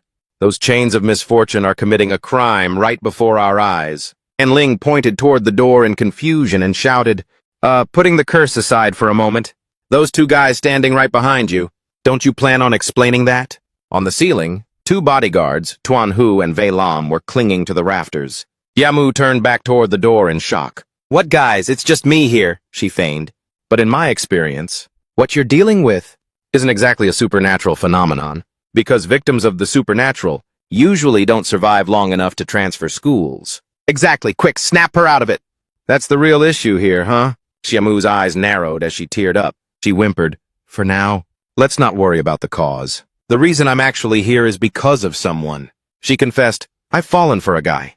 If he disappears too, then I..." Painfully, with tears streaming down her face, she revealed, "Dad will never allow Ling to set foot in my house. He'll likely end up just like the others, becoming a victim of the curse in her subconscious." She had long since understood the root of the curse. An Ling, like a superheroine, grabbed Xiamu's hand. "Don't be afraid, girl. Those who fight for love must never give up. How far along are things between you two?" About that? "I've already gathered all the intel on Ling." And Ling's eyes widened and her jaw dropped. She listened to Xiamu describe everything she'd found out about that boy. "I've even bribed all of Ling's friends. I've followed him to and from school several times. And his old clothes? I won a ton of his stuff from second-hand auctions. See, some of them still have his original scent." Suddenly, she realized something and was horrified. She screamed to Gu-yun's utter astonishment. "Wait a second, something is seriously wrong here." "Just how many times have you two actually met?" She boasted about her research while being shy. She bashfully said they hadn't actually met yet. "Back then, I only saw him from a distance." It was like a reality check for An Ling. She was stunned, her mind in a complete whirl. "This is literally illegal, isn't it?" Gu-yun spoke up coldly. "Pardon me, Ms. Xia. "I'm afraid we'll have to turn this over to the Bureau of Order." Xiamu pulled out a thick wad of cash. Both their eyes lit up. "I'm offering 7,000 RMB. Here's a 3,000 deposit. Boss, when do you need us?" The three of them headed to a large stadium together, chatting as they walked. "This stadium looks familiar." "Oh, right. What's the name of the guy you're crushing on?" Sunjung was sprinting with the ball. Voices buzzed all around them. "Sunjung, someone actually likes that kid? Now that's what I call a supernatural event." Xiamu recalled that, last time during a basketball game, between my school and high school number 3, he threw a ball that knocked out the referee, so he got ejected from the game. Elsewhere, Wu Bi and Wang Liu were searching through records. In the archives, Wu Bi was lost in thought over the data, looking at the document in his hand. Wang Liu recounted by his side, 10 years ago. The first bloody case involving Bloody Maria happened at high school number 3. Dozens were injured to varying degrees. After that, there were annual rumors of students copycatting and going insane. But the origin of the case is linked to these 3 people. The bloody trio, these are the victims. Wu Bi's expression tightened as he revealed, "This is me from 10 years ago, inside a private casino." Luo Song and Xia Mao were sitting and talking. Luo Song spoke first. "Director Xia, X is where it is today, thanks to the support of the Xia Group for our charity foundation." Xia Mao laughed and replied, "Chairman Luo, you're being far too kind. Sponsoring you guys is also to keep my business running smoothly. Look, Chairman Luo is a grade A professional. I, Xia Mao, sincerely want to build a connection here." Hearing him say that, Luo Song dropped the formalities and got straight to the point. "Then I'll give it to you straight. Currently, X is facing a massive crisis. The Witches Association. Xiamao smirked and asked for confirmation. Witches? Luo Song gestured with his hand and continued. They are plotting a sinister scheme targeting the wealthy elite. Currently in this city, the Foundation only has two high-level partners, the Kim family and the Sun family. If Director Zia wants protection, then Xiamao immediately understood what he was getting at. He held up his expensive glass of wine, swirled it, and said, 50 million? If Kim Van Hoa and Sun Hack can shell out that much, do you really think I, Xiamo, can't afford it? Chairman Luo, let's enjoy this fine wine together. In a bit, I'll show you something really exciting. Meanwhile, at the basketball court, seeing Gu Yun show up, Sun Zheng immediately looked annoyed and shouted, What are you even doing here? I've stopped chasing your sister already. Gu Yun held the ball and replied with a smile, Ms. Xiamu asked me to give you a message. Hearing that name, Sun Zheng frowned and scoffed. Xiamu? There's no chance between her and me. Xiamao, who was nearby, was shocked to hear this. He held his face and let out a loud scream. Sun Zheng shrugged and added with a smug grin, Her family and mine are on the same level, and if we mess around, it gets way too complicated. Do I look like I want that kind of drama? And Ling, seeing his douchey face, was absolutely furious. She clenched her fists and hissed at Gu Yun. Gu Yun, do you have any quick strike moves that wreck people? I really want to punch his lights out. Immediately after, Gu Yun held up 3 fingers and made a bet with Sun Zheng. Since I've already taken the money, let's just play for 3 buckets. If I beat you by 3 shots, you have to come with me. Hearing that, he bared his teeth and snarled. Who the hell do you think you are making the rules? You're just some casual weekend player. Yet you dare challenge a student athlete. Like me? Gu Yun didn't bother arguing. He simply started dribbling the ball on the court. Unless you're chicken. Provoked by the trash talk, Sun Zheng accepted the challenge. He pointed straight at his face and replied confidently, That's hilarious. Let me show you what professional-level fear looks like. Then he spread his arms into a defensive stance. Bring it on! The brother of Thien Thien. Gu Yun looked like he was about to drive forward with a burst of speed, but in the end he just stood his ground. He sank the shot while everyone else stood there in total shock. Sun Zheng's face turned pale as he screamed at him, That doesn't count!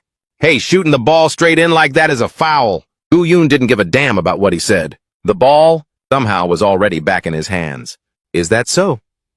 Right after saying that, he launched the ball right over Sun Zheng's head. The ball slammed against the backboard and bounced back. Gu Yun leaped up, grabbed the rebound cleanly, and in a matter of seconds, he put the ball through the hoop once again. Sun Zheng couldn't do anything. He just stood there whining like a baby. Man, I just wanted to play some ball. Feeling totally humiliated, he turned around, intending to bail. Forget it, I'm done. Gu Yun reached out to stop him. Hey, wait. I'll play you with one hand tied behind my back. Let's keep going. In the blink of an eye, Xiamu's 2 bodyguards, Don Hu and Wei Lam, who were disguised as students, quickly tore off their gym jackets. They rushed in to seize Sun Zheng. Sun Zheng, don't be in such a hurry to leave. Terrified by the 2 of them, he ran for his life. How do you guys know my name? Wei Lam kindly explained. We originally planned to wait until you were worn out from playing. But the boss is in a hurry. With that said, the 2 of them shoved a bag over Sun Zheng's head and sped off. Gu Yun was left standing behind, completely clueless about what just happened. They're totally gone! Seeing Sun Zheng being snatched away, Xiamu screamed in terror. Unling, Gu Yun quickly ripped off his gym jacket and said urgently, Chase them! Don't panic, boss! I'll be right back! By now, Sun Zheng had been tossed into the car. The car was about to pull away. Chase them? How the heck am I supposed to do that now? Gu Yun grabbed a public bike and pedaled at full throttle. As he trailed them, the car sped up, forcing him to bust his butt pedaling. Enling watched this with concern. Pointing ahead, she asked Xiamu, Boss, can we get a refund for this bike rental? She replied helplessly, Of course. The car carrying Sun Zheng sped down the road. The destination was the casino. Doan Hu and Wei Lam dragged Sun Zheng into the private suite, where Xiamo and Luo Song were sitting. They reported loudly, Boss! The target has been delivered, it's the young lady's lover. Sun Zheng saw Xiamao and stammered in a panic. Uncle Zia, it's not me, I didn't do anything. I haven't even touched her yet. The next second, Xiamao hurled the wine glass in his hand straight at Don Hu's head, and barked, My daughter is pure and virtuous. You dare say that again? The bodyguard endured the blow and pointed at Sun Zheng to accuse him. This guy is the one who intentionally plotted to take advantage of the young lady. Hearing this, Sun Zheng turned pale with fright. I haven't done a thing, Uncle Xia. My grandfather always mentions you. We don't need to be enemies, Uncle Xia. Xiamao ignored him and turned to Luo Song. Chairman Luo, the Sun family brat caused this mess. Today, for the sake of the Foundation, I'll let him slide once. As for the high-level partnership, Sun Jung still hadn't given up hope and kept shouting to justify himself. Seriously, I didn't do it! Luo Song showed his respect to the man. Director Xia, you are truly magnanimous. I am truly impressed. Then I wish us smooth sailing. Suddenly, Gu Yun barged in from outside, kicking Donhu straight in the face. Gotcha, you human trafficker! Then he turned around and pointed toward Xia, Mao, and Luo Song, surveying the scene. Are you guys some kind of trafficking ring? Both were stunned and questioned him. Who are you? Gu Yun answered honestly. I'm a freelancer who just switched careers to exorcism. Luo Song stood up as he finished listening. Director Xia, my apologies. That person isn't one of our official staff. Probably just a mole under one of my subordinates. Let me handle this. Saying that, he stepped forward to face Gu Yun and warned him, Look, kid, this place isn't for a rookie like you. You shouldn't be here. Just go back home. Gu Yun completely ignored the warning and asked curiously, Are you a bodyguard they hired? Luo Song lost his patience and barked back, I'm your superior, you brat! Gu Yun looked skeptical and asked doubtfully, Are you Wang Liu? Did you learn how to use a disguise? Not bad skills, but you look way uglier than before. Luo Song was fuming at those words. Wang Liu who? What are you talking about? You're not even a C-rank employee yet. Just a green rookie in the field. And you dare disrespect your boss like this? Looks like I'll have to give you a crash course in Exorcism 101 today. He then took off his coat and lunged at Gu Yun. Instead of being scared, Gu Yun was incredibly hyped. Why didn't you just say so from the start? Luo Song took the initiative to attack first. He swung his arm, throwing a heavy punch, but Gu Yun dodged it. Missed me! Luo Song smirked smugly. In the next instant, he landed a punch square on Gu Yun's face, sending him flying into the wall behind. Night fell quickly. Jixia gathered her people inside the tower. The professor stepped forward and handed her a book. Madam, here is the list for City X. Jixia gave a delighted smile and said, To think we found so many suitable candidates just by setting up a stall in the park. Impressive, as expected of the city Little Pie chose. The customs are truly simple and honest. She waved her hand, giving orders to her subordinates. Pass the order down. Sisters, end the undercover phase. Initiate the operation. Each of you is in charge of one suitable candidate. Start by subduing their relatives and their friends. In the meantime, a taxi just pulled up in front of the casino entrance. Anling and Xiamu hurriedly stepped inside. Anling looked around and asked Xiamu, Are you sure Master Gu is here? She smiled and replied, The one who snatched Sun Jung was definitely my dad. The butler said he already came to this place. Anling became worried upon hearing that. Master Gu, don't do anything reckless. At least don't beat up the boss. Right after she spoke, Gu Yun was sent flying out of the room right before their eyes. The one who punched him was none other than Luo Song. Xiamao sat in his chair smoking a cigarette, enjoying the performance. He smirked and said to him, Chairman Luo, you're a real pro. The older, the bolder. Xiamao's 50 million was definitely worth it. Hurry up and get ready to go. Luo Song turned back to return to his seat, his tone humble. Luo Song is merely an A-rank employee. The S-rank employees guarding the branch are far more reliable. Director Xia, your choice was absolutely wise. As he spoke, he looked down at the Type 0 on his wrist and thought, Good thing I brought the exorcism gear today. This watch is the initial prototype of the exorcism equipment. The Type 0 seal only contains an incomplete portion of calamity energy. However, this sonic bomb can have its power level adjusted to fire off intense, evil spirit energy waves. Though not as strong as the final version, with fully sealed calamity energy, when switched to attack mode, it's enough to overwhelm low-level evil spirits, blown to bits in an instant. Luo Song smiled and praised Gu Yun. You're pretty good for a youngster, kid. I've set the device to stun mode. When you get back to headquarters tomorrow, make sure you write a proper apology letter. Gu Yun had stepped back into the room without anyone noticing. He looked completely unfazed. Hey, Master Luo, can you hit me with that move again? Luo Song immediately spun around upon hearing that. His face was a mask of pure shock. What? No way, you're totally fine? Gu Yun looked at him with a smile and replied, It's the first time in my life that I've met someone who can unleash an attack using pure willpower like that. I want more, punch me again. Luo Song broke into a cold sweat and looked back, glancing toward Xia Mo. He thought anxiously to himself, What the hell is Director Xia hesitating for? I'm just here to get funding and some punk starts trouble. When we get back, I'm firing you on the spot. Thinking this, he immediately lunged forward and landed a punch right in Gu Yun's gut. Gu Yun didn't even try to dodge. It was as if he was waiting for it. The corners of his mouth curled up, revealing a look of pure ecstasy. "This is dope!" Meanwhile, Luo Song couldn't pull his hand back. His body was frozen. "Why can't I move?" Realizing things were getting critical, he had no choice but to use the Type Zero's function. Attack mode! Following that, Luo Song rained down a barrage of punches on Gu Yun. The attacks were lightning fast. And Ling, standing by the door, watched the scene and remarked, "This master looks like he's doing a massage therapy or something." Shamu, standing beside her, suddenly blushed and muttered, "He's so hot." Luo Song strained so hard that his entire face turned beet red. Sun Zheng, sitting on the ground behind them, was so terrified that he pissed his pants. Right at that moment, Zhamo's subordinate ran over with stacks of cash to report to him. "Director Zia, the 50 million is ready." Hearing this, Zia Mao shouted in anger, "Get lost! Can't you read the room?" At this moment, Gu Yun was still nonchalantly taking every punch from Luo Song. He even calmly turned to ask An Ling, "Hey An Ling, what time is it?" She replied hesitantly, "It's 11:30 already." Gu Yun seemed to remember something and shouted at the top of his lungs, "Oh shoot! If I'm not home by 12, Tien Tien is gonna tear me a new one!" Then he suddenly reached out with precision and caught Luo Song's hand. "The fun's over. Let's wrap this up." With just a single push, he sent him flying, smashing straight into the table behind.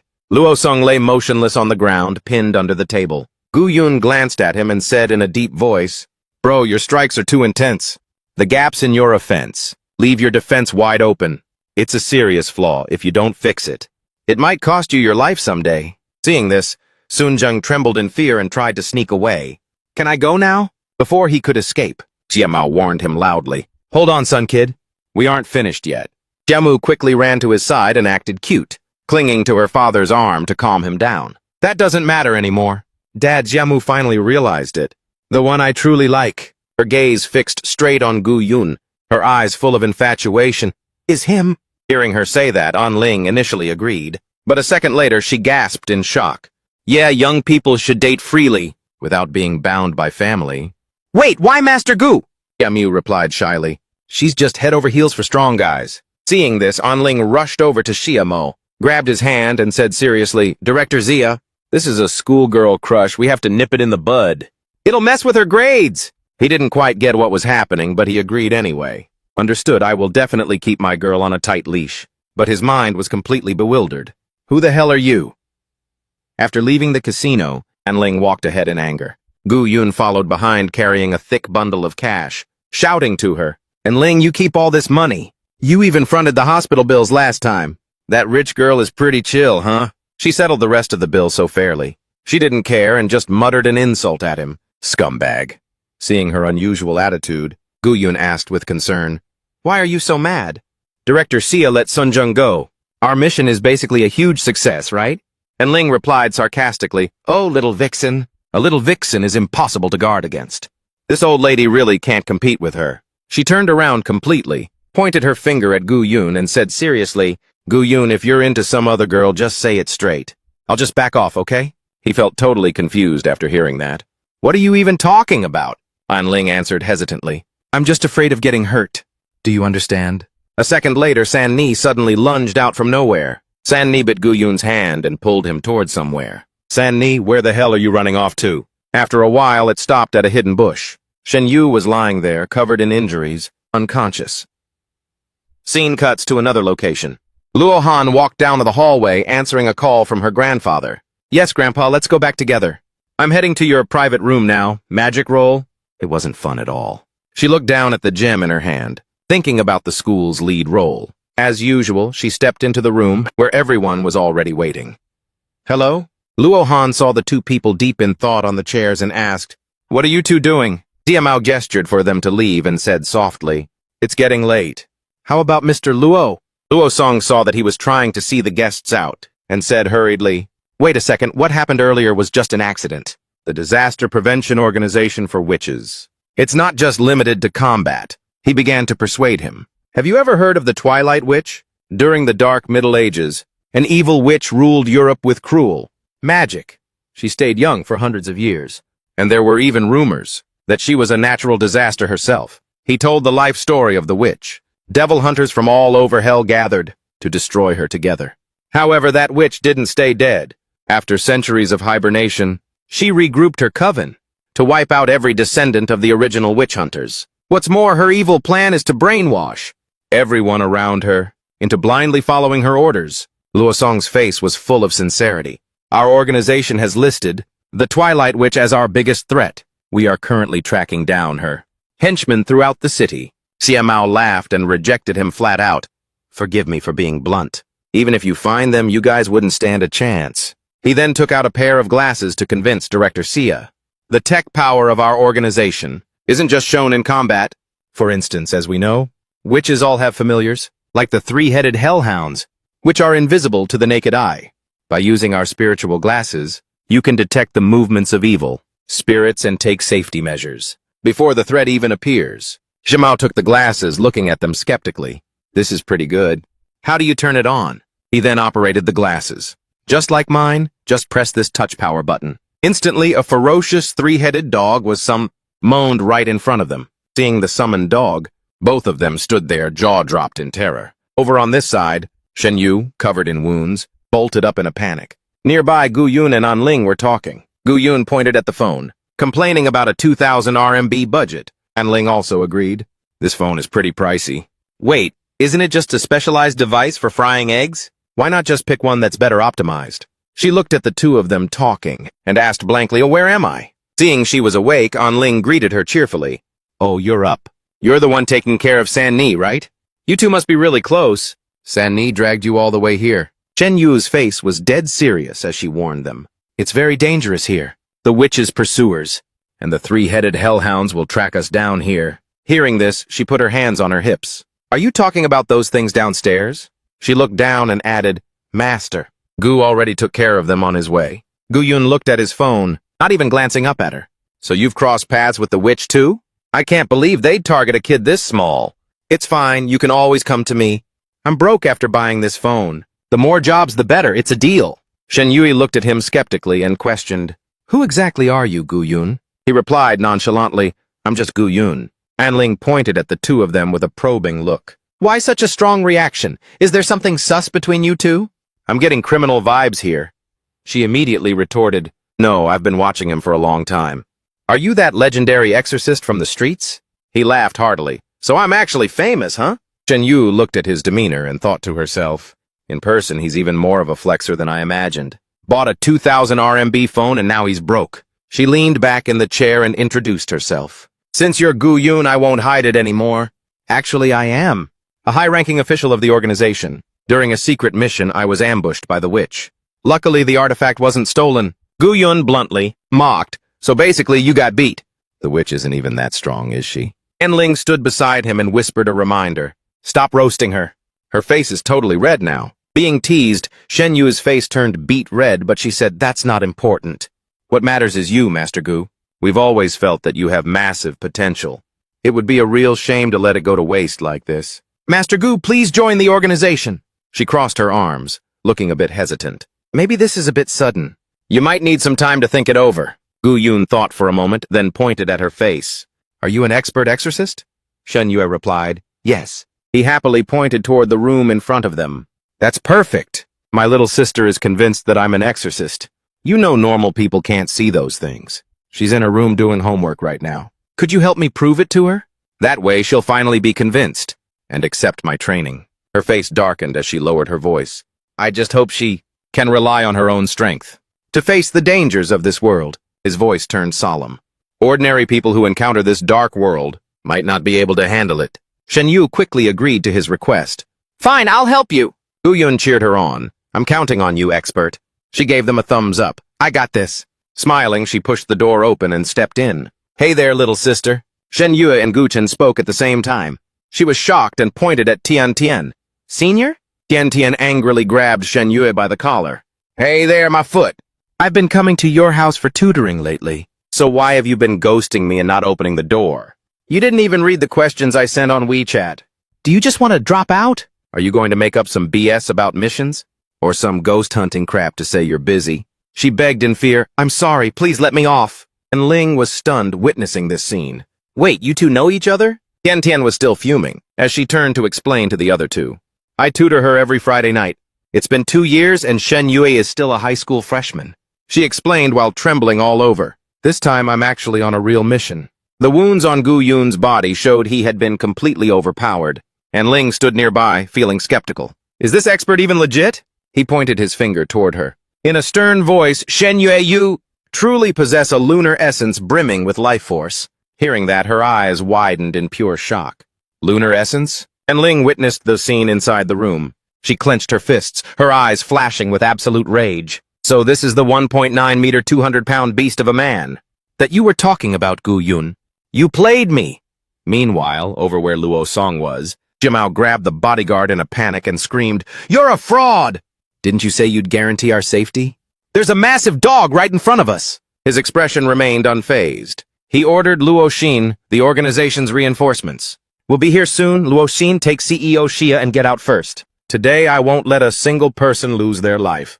Enough talk." He lunged at the three-headed dog, unleashing a strike. A punch was thrown, but it didn't even leave a scratch. Luo Song quickly assessed the situation. Is this the witch's summoned beast that the files always mention, even exorcism weapons, have limited effectiveness against it? It would take at least 3 people to even stand a chance of damaging it. If only the S-Rank was here. Moments later, he was sent flying by the dog into the room, where a party was being held next door. Seeing his party crashed, Cheng He was shaking with rage. Where the hell did this beast come from, ruining my vibe? He and Ngok Bitch dropped into their fighting stances with intense energy. A short while later, outside the hotel, Luo Song's backup had arrived. Chen Zhang and his squad, fully armed with guns, asked worriedly, "Old Luo, you okay?" By now, the inside of the room was nothing but a pile of wreckage, and an exhausted Luo Song was leaning against the wall. Outside on the grass, covered in injuries, she contacted Grand Matriarch Jia.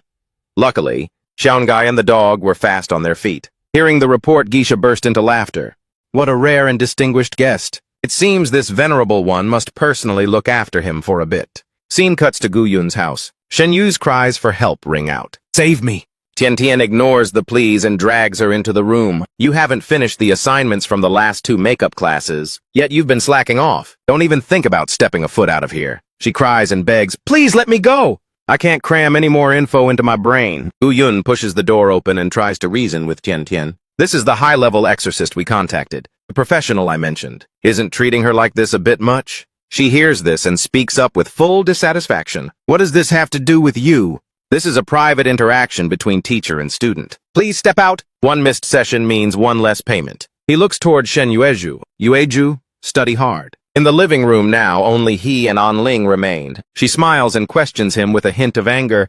"Hey, Mr. Gu, why don't you explain yourself? You and that cute high school girl, with the long, straight black hair, looking all adorable and clueless. What was the deal between you two just now?" Gu Yun responds in surprise. "Well, that was Gu Yun, an external member of the Consumer Association. During this past year, I texted her for hours every single week, but there was no news." An Ling grits her teeth, feeling quite annoyed. "Why did you say she was a guy? Are you hiding something?" He points behind him and replies, "Exactly, see, she's the girl just like you. Yet she has already become an expert exorcist for the organization. An Ling, you really need to work on your destructive boxing skills. It just so happens no one is using the treadmill tonight. I'll let you train some more." She shouts angrily, "Bullshit!"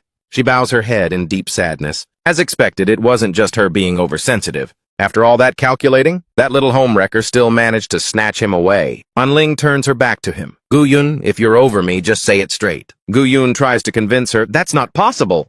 Your cognitive potential is naturally huge. Maybe one day you'll even catch up to her." She dismisses him sulkily. "Not interested.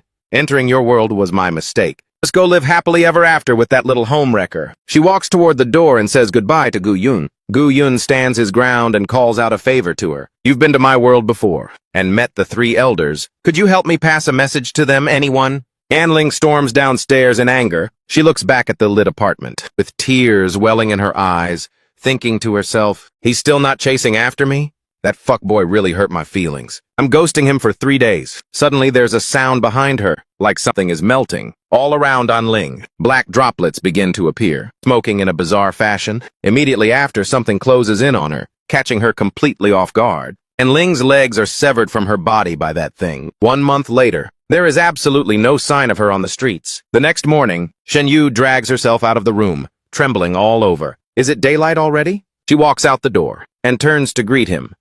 "Oh, Mr. Gu, you're still here? Gu Yun sits on the chair, lost in thought about Anling. How did she manage to reach my world? Does she have a way to go back? Shen Yu opens the door to pick up an item outside. I'm back. Is this a new phone you bought? He takes the phone and replies softly, Oh. It's the one Anling bought online. It finally arrived. Might as well put her number in it. It wasn't in vain that she left a part in the bag. Gu Yun enters Anling's number, feeling a bit worried. She left in such a hurry last night, hope nothing happened. A cold, automated voice announces, The subscriber you are calling is outside the coverage area. Gu Yun walks out of Anling's building and tells Shen Yue, Anling hasn't come home? I just folded the door down to check inside. She asks in surprise, Wait, doors can be folded? He replied, It's been glued back together. He held the phone, his face unable to hide his growing anxiety. The calls aren't going through either. Where could she possibly have gone? Shen Yu leaned over, pulled out her phone, and suggested, How about this? I'll contact the local branch and have the staff help you look for her. Wait for me to unlock my phone. Shen Yu looked at her screen in surprise. This is a bit weird, Gu Yun asked urgently. Is it about Anling? She looked at the incoming message and replied, The branch manager sent a location. It looks like he wants me to head over there. He asked in surprise, You mean that guy Luo? Shen Yu lowered her eyes, completely puzzled. Why send it to me? This doesn't follow standard procedure at all.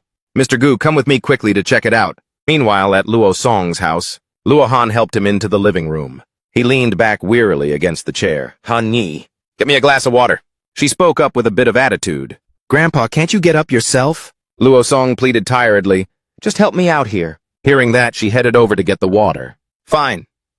Luo Song picked up a notebook and began writing. Even though he was the chairman of the city's X organization, he was only an A-rank operative. He had originally wanted to reach S-rank before retiring this year, by relying on this exorcism weapon. But these young kids today have made me realize that not getting promoted might actually be a blessing. Luo Han pushed the glass of water toward him. Here, Luo Song whispered with a heavy heart.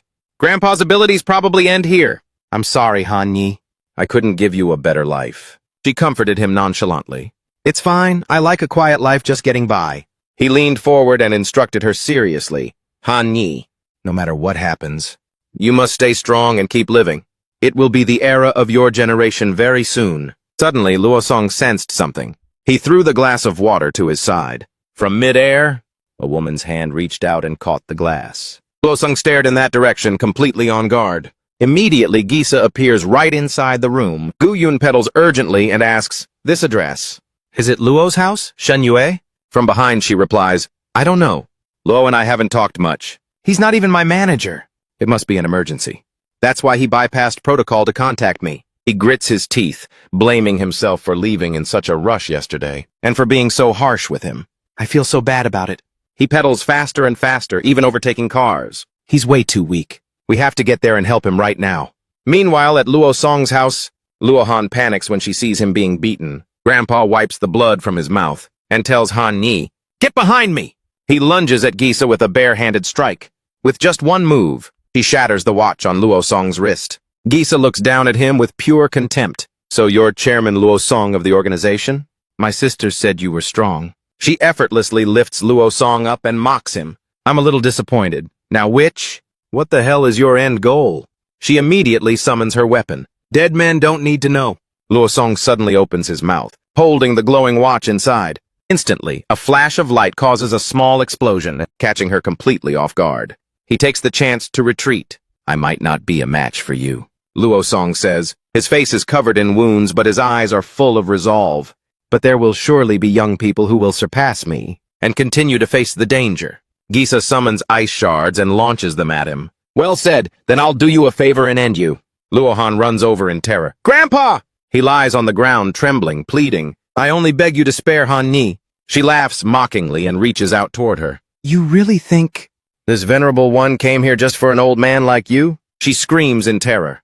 Grandpa, no! Luo Song tremblingly reaches his hand out toward Han Yi. Outside, Gu Yun carries Shen Yue on his back, running with all his might toward Luo Song's house. Luo Han cries out in terror, Grandpa, save me! He holds the phone, feeling completely helpless. Is there anyone in the room? Now only her faint cries for help remain. Grandpa Luo Song has completely lost consciousness. Suddenly, from the painting on the wall, a golden light shines toward him. The light quickly envelopes Luo Song's entire body. Right at this moment, Gu Yun and Shen Yue burst through the door, overwhelmed with worry. Chairman Luo, are you okay? Inside the room, he has been completely taken over by an evil spirit. You guys are too late. The evil spirit looks toward the two S-rankers. You should have gone the other way. Shen Yu anxiously calls out Luo Song's name. Chairman Luo!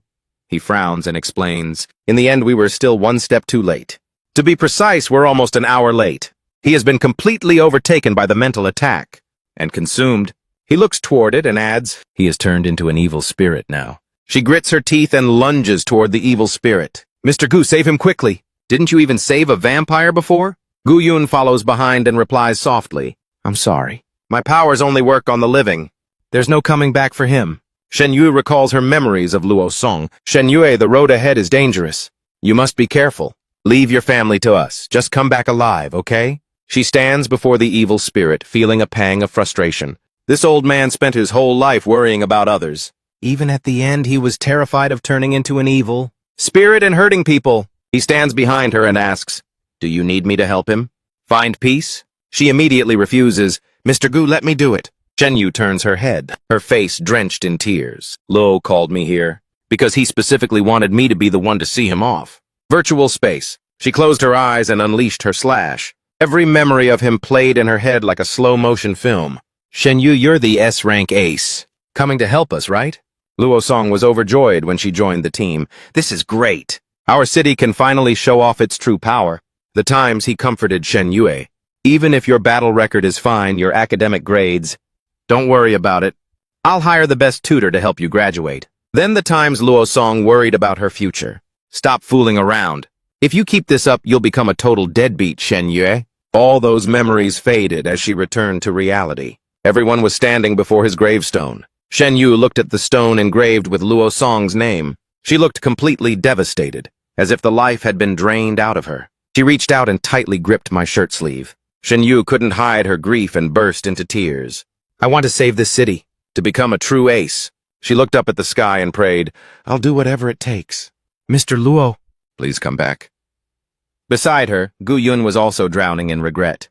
I regret it so much too. He blamed himself. If I had taught him the destructive boxing technique before leaving yesterday, maybe he wouldn't have died. I struggled to gather my courage. Suddenly, Chen Zhang appeared behind her in the pouring rain. Shen Yue, he leaned in to announce. Yesterday, the 6 Category 6 detainees at the branch were all murdered. Gu Yun couldn't hide his shock. Seeing him point toward him, Category 6, Shen Yu explained. Someone was able to bypass the branch's security system. Safety of the branch. Mr. Gu isn't an outsider. Just say it, uncle. Chen Zhang exhaled through gritted teeth and shared his theory. I suspect there's a mole within the branch. At the same time, Master Luo was murdered. The branch's data was heavily corrupted. Serious. All of this could be the work of the same group. I hope those outside the branch, like you, can find some clues. Gu Yun walks over to cover him with an umbrella and suggests, we can also look for clues on the outside. Chen Zhang is a bit skeptical. Who are you? He immediately introduces himself. I'm a mortal exorcist. It's just that I also have a situation on my end that needs everyone's help. After hearing his explanation, his face turns serious. Your girlfriend is missing? Last night in Love City, records show that many single women have gone missing. There's also no word on Luo Song's granddaughter, Luo Han. They suspect that, at this very moment, the women are being held in a prison, and Lin goes over to comfort a little girl who is crying into her hands. Suddenly a noise comes from outside the door, catching everyone's attention. Gisa and Avro bring heavy chains and hand them to the captives. After a while, they are all shackled and led away to another location. They are brought to a church where, up on the pulpit, Luo Han is tied tightly to a cross. Now Jixia sits on a throne on the stage, smiling down at the crowd. You've finally arrived. It is time, my future sisters. She lets out a delighted laugh. Or perhaps I should say the heirs of Marion. Jixia hears that name, and Lin's face can't hide her absolute shock. That name, it's the Twilight Witch. Jixia smiles and says, I really shouldn't have used such a brutal method to invite you all here. I hope you can find it in your hearts to forgive me, sisters. Her gaze turns ice cold. You are all beautiful and talented young women, whom I have handpicked from Love City. Hearing this, she can't help but blush. A witch, but she sure knows how to smooth talk. But humans are fragile. Beauty and youth cannot last forever. However, I want to give you all a chance, and to become one of us. To preserve your youth and charm for all eternity. Luo Han, covered in wounds, screams out, She's a murderer! This person is going to kill us! Don't let her fool you. Jixia reaches her hand toward Anlin. Come, sisters. Your horizons are still narrow. You still don't trust our power. This beauty and I share a special bond. Please come up here. She points at herself in surprise. Huh? Me? Holding a stone, Jixia introduces her. How interesting. This is our sister, Anlin. She has the highest mana in our test. Seeing the stone, Anlin thinks to herself, the sorting stone and so the main character's academy is actually a tool for trials. The witch Jixia holds both their hands up high. Star student, and the struggling one down there. What needs to be shown is the magic of a witch. Instantly, both of their arms are severed, and Lin cries out in agony. A split second later, she casts a golden beam of light upon the two of them. The cuts from moments ago are completely restored to how they were.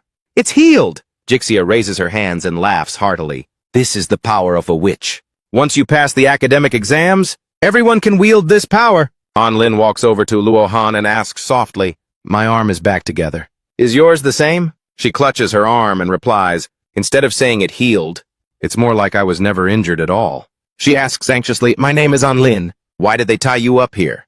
Luohan backs away in fear. Don't come near me. She clutches her arm and warns in a low voice, Being close to me only brings bad luck. Seeing her reaction, Anlin gets even more worried. What's your name? It's okay to tell me, isn't it? Luohan casts a sorrowful glance away. Luohan. Avro approaches with the stack of books and introduces them cheerfully. Outline of Dark Magic History Potions. Defensive Witchcraft and Demon Hunter. Etiquette and Conduct Guide. This is everything you need to learn in 1 week. The kid points to himself and says, And I am an apprentice witch. I'll be the one supervising your studies. Avro! And Lin points at the kid and shouts. She's the younger sister from the magic corner. Do you remember me? We've met before. The professor casts a spell toward her and warns, You must remain absolutely silent when a professor or a senior is speaking. I am the professor. It is my responsibility to ensure that as many of you as possible survive. Before the witch initiation ceremony is completed, she holds up her phone and announces, The matriarch's time in this city is limited. If the ceremony isn't finished in 1 week, everyone will be dragged into the mess. You've all seen the tragic fate of witches who use curses to kill, haven't you? If anyone hasn't, I happen to have a video right here. Anlin breaks into a cold sweat upon seeing the video. Seen it? More like lived it. I'm the one who posted this. My own gossip just hit home. The professor warns, if you don't want to die, before dealing with deadly magic, and read and understand the basics I've given you. She opens a standard door. From today on, except for eating and sleeping, all your time will be spent learning spells. If there's anything you don't get, and I'll be waiting for you in the library. Receiving the pile of books, Anlin screams in frustration. Are you freaking kidding me? Why do I always get stuck with this kind of luck? Guyun will forget about me in no time. Just perfect for that little side chick to enjoy. Beside her, Luohan seriously flips through the pages. I can't die here. I must have my revenge on her. And they're going to regret not killing me when they had the chance. Especially since they let me gain this new power. Seeing Luohan's determination, she opens her book to study. Luohan, I don't want to give up either. Meanwhile, inside the library, President Feng keeps asking annoying questions. Coming all the way to Exeter City, with so many enemies in ambush just to recruit newbies? Sister Jixia, aren't you overreacting a bit? Or is it like the rumors say, you're looking for something? Jixia replies coldly, Stay out of it. He walks up to Jixia and whispers, Why don't you talk to me about what you're trying to find? After all, no one understands you better than I do. Take the Winchester skull, for example. You've seen it? I've only heard rumors. As you know, my specialty is turning rumors into reality. She asks excitedly, What do you want in exchange? He chuckles, flashing his gold teeth. You've always known what I want, your magic codex. Jixia barks angrily. In your dreams! Your ambition clearly doesn't stop at just this city of Exeter anymore. He leans back and laughs with amusement. Don't get worked up. This is just a private deal between us. I'll be back later. I hope you can satisfy my curiosity then. Seeing him leave, she calls for the professor. The professor hurries over. He stands beside her and replies, I'm here, matriarch. Jixia commands coldly, Begin the magic transmission for them today. Over at Chang Hu's place, he can't hide the shock on his face. A witch? You? So you're saying, if someone is offering a huge bounty to kidnap a witch, is the organization still assigning missions like that? Immediately, he becomes incredibly hyped.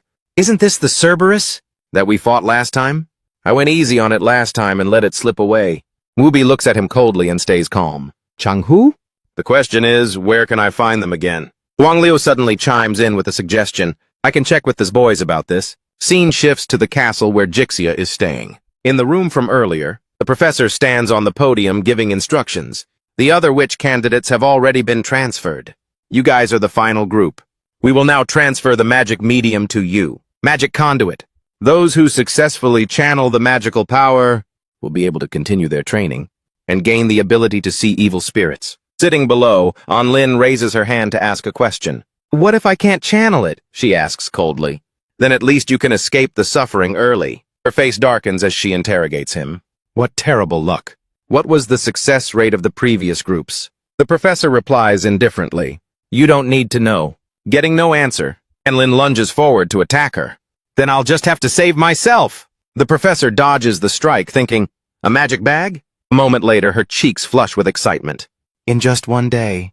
Has she already learned the heart painting art? An intermediate level? Incantation witch already? As expected of the star student I've been waiting for, Anlin. The professor excitedly uses her magic on her body. Unfortunately, you won't master it by cramming at the last minute. Stuffed in at the last minute. The heart painting art is naturally useless against witches. She transfers the mana. She says coldly, just try to survive the day. At Gu Yun's house, everyone is currently investigating information about Anlin and Luo Han. Suddenly, Shen Yue receives some news. She turns to report to Gu Yun. Gu Yun, the bodies of some girls who went missing earlier have been found in the suburbs. Hearing this, he loses his cool and asks about Anlin. She replies immediately, neither Anlin nor Luo Han were among them. He clenches his fists, his face, unable to hide his anxiety. We need to find that witch fast and get the truth. Sitting nearby, Chen Zhang speaks up. If you're just looking for a witch, there's an opportunity. He looks at his phone screen and continues. At the cocktail party, for Exeter City's elite this time, word is a witch will be showing up. Back at the castle, Anlin slowly pushes herself off the ground, blood trickling from her lip. She looks around as if searching for something. Luo Han's voice rings out. Stop looking, aside from the 5 of us here. I'm afraid no one else survived the mana transfer. Anlin looks toward the source of the sound. She quickly rushes over to her. Luo Han, you're okay. Where did the witches go? Staring intently on the flame in her hand, she replies, by the time I woke up, everyone was gone. As for the witches, we are witches ourselves now. She looks around, confused. There's no way out. How did they even leave this lecture hall? Luo Han scans the room and offers her theory. Probably using high-level magic. If we want to get out of here, we'll have to learn a lot more from them. That's our only chance of survival. Meanwhile, Gu Yun attends the party with Xiamu. Xiamu clings to his arm, openly showing her affection for him. Not everyone is born equal. Some people would work themselves to the bone just to get a foot into this lifestyle, but we were simply born into this circle. Master Gu, why not just marry into my family? You could live a life of ease far above the rest. His whole body tenses up as he pulls away from Xiamu. I'm not so sure about that. You really need to give me a straight answer. Seeing his reaction, she playfully cups her face. Don't worry, Master Gu.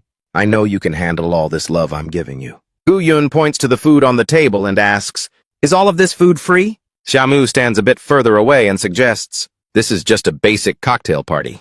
The self-service spread here is pretty mid. How about I help you order something a bit more special? Gu Yun stuffs food into his mouth. No need, free is good enough for me. On the other end of the line, Shen Yue screams into her headset in a rage. Gu Yun, can you actually do your job? She is sitting in a car, restating his mission. Your job is to find suspicious witches. Shen Yue snaps. You're not there for an all-you-can-eat buffet. Chen Zhang, standing nearby, thinks to himself. The microphone is about to explode from her screaming. Gu Yun stops eating, stuffs the food into his pockets, and replies, my partner once said that bad guys might poison the food. Xiamu, witnessing the whole thing from behind, gives a forced smile. Please stop putting things in your pockets. Xiamu's father sits in the car, clutching himself in anxiety. Nothing bad will happen to Mumu, right? This guy really knows how to milk it. Shen Yu tries to reassure him, telling him not to panic. Master Gu is actually very reliable when it counts. Suddenly, someone walks up and calls out to Gu Yun. He stops and turns around indifferently. There he is, the suspicious one. Yang Zhao stands at attention and reports to him. Security Captain, an emergency has occurred in Sector C. Gu Yun thinks to himself. He mistook me for the security captain? He immediately gets into character and replies, You've come at the right time. Your security? Protocols really have quite a few loopholes. Let me show you. It only takes 3 steps. Zia. Mu sees him overacting like this and thinks, Don't get too carried away with the role, okay? Gu Yun then leaves with him. Before leaving, he doesn't forget to instruct Sia Mu. Go wander around for a bit. I'm going to help them sort out some security issues. She blushes, but inside her head she's screaming, "Don't just ditch the main mission." Sia Mu stands with one hand on her hip, tossing a stone in her other hand, feeling a bit regretful. What a shame. I even had a good times room ready to go. Already, suddenly a voice calls out from in front of her. Hello there. Could you help me hold this for a second? Jessia walks up, smiling as she holds a stone out toward Sia Mu. She immediately collapses. The stone falls to the ground with her. Miss Enlin. In the corridor, Gu Yun follows him, asking suspiciously, "Is this Sector C?" Yang Zhao, walking ahead, replies, "Is it, or is it not?" He stops and crosses his arms, looking at him with deep suspicion. Even though I look the part of a security captain, this isn't your first day on the job, is it? How could you mistake me so easily? Yang Zhao stops and reveals his true identity. I knew I couldn't fool you, now die. Pay with your life for what you did to our sisters! He pulls out a knife and lunges at Gu Yun, but before he could touch him, Gu Yun kicks the knife right out of his hand. Yang Zhao quickly launches another strike at him. Hearing the commotion, Shen Yue asks, "What's going on?" Gu Yun quickly replies, "I ran into one of the witch's lackeys. It seems they recognized me." Hearing this, he snaps back. How could we not? We sisters share the matriarch's magic. And we share her memories too. In the surveillance room, Afro spreads his arms triumphantly. You've messed with our plans way too many times. Today you're dead meat. Gu Yun spots his weakness and reports back to Shen Yue. This guy's bones are already shattered, but he's still attacking me like a zombie. In the corner, the security guard trembles in fear. The kid summons a flame from the ring. This guy has a much stronger will than that old lady. Your little magic trick won't blow him away this time. While Gu Yun is busy fighting Yang Zhao, Jessia has secretly whisked Sia Mu away from the party. Shen Yu urgently barks orders at him. Gu Yun, the blonde witch, just slipped out the main entrance. She's in a taxi. I'm going after her. Gu Yun asks back. What about the guy I'm fighting? She warns him. They can remote control their victims. You need to get out of there. Just get yourself clear. He grins wickedly and cracks his knuckles. Fine, time to use that move then. Yang Zhao laughs like a total psycho, fueled by excitement. You think I'm letting you leave? I am the great demon king, here to slaughter every last one of these elites. After taking him out, Gu Yun nonchalantly brushes the dust off his hands. Done? Your mind control is pretty weak, huh? Now for the exit. Afro slams the desk in a rage and barks orders. This guy's a monster. Activate all magic bags. He orders all the puppets to swarm him. Surround the exit! You must block him at the door. Afro's face turns beet red with anger as he clenches his fists. Leave him with no way out. The kid is about to give the order. Suddenly, Gu Yun appears right behind him. Afro turns pale and spins around to look at him. How the hell did you find your way in here? Standing at the door, he replies coldly. Just got lost. Weren't you just calling yourself a witch? The kid immediately drops to his knees, begging for his life. Spare me, great hero! Outside on the street, Ubi and Changhu are heading down the road. The witch has indeed shown up at the location. Talk about a total glow-up, right, Wang Liu? At this moment, Jessia is completely in her sights. Wang Liu, sitting in the passenger seat, frowns slightly. One of the guys says, that witch has already ruined so many people. As soon as he finishes, Changhu suddenly floors it, sending the car flying into the air. A good while later, Shen Yu's car follows Jessia's taxi to an abandoned building. Chen Zhang watches her silhouette run into the building, clutching the steering wheel tight. We can't let her get away. Shen Yu points toward her, feeling suspicious. Why would the witch's taxi come to such a godforsaken place? The two of them quickly hop out of the car. She orders them to disembark and give chase. She scans the area and spots a figure upstairs. Without hesitating for a second, Shen Yu aims and opens fire. Chen Zhang leans against the car, staying alert. Is she dead yet?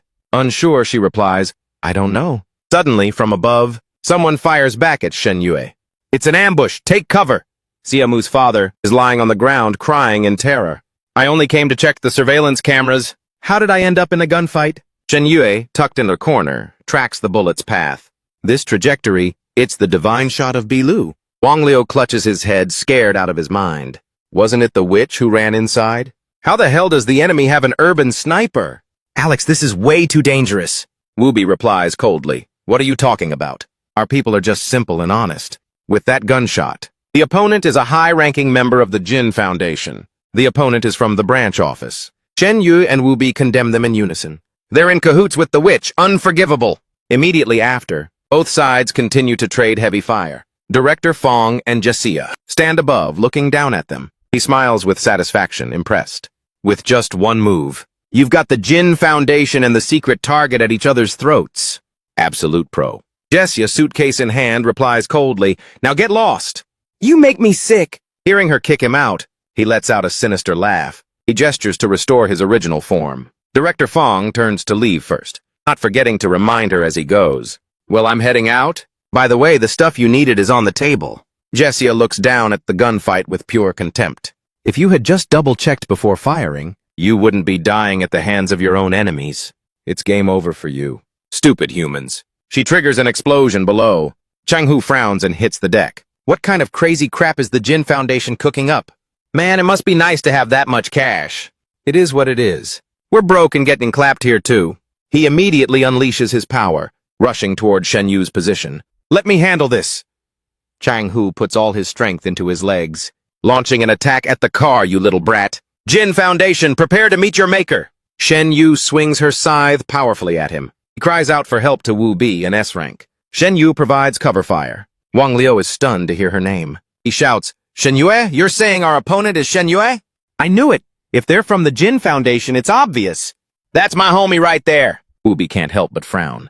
"How the hell do you know everyone?" He turns back with a grin and gives her a thumbs up.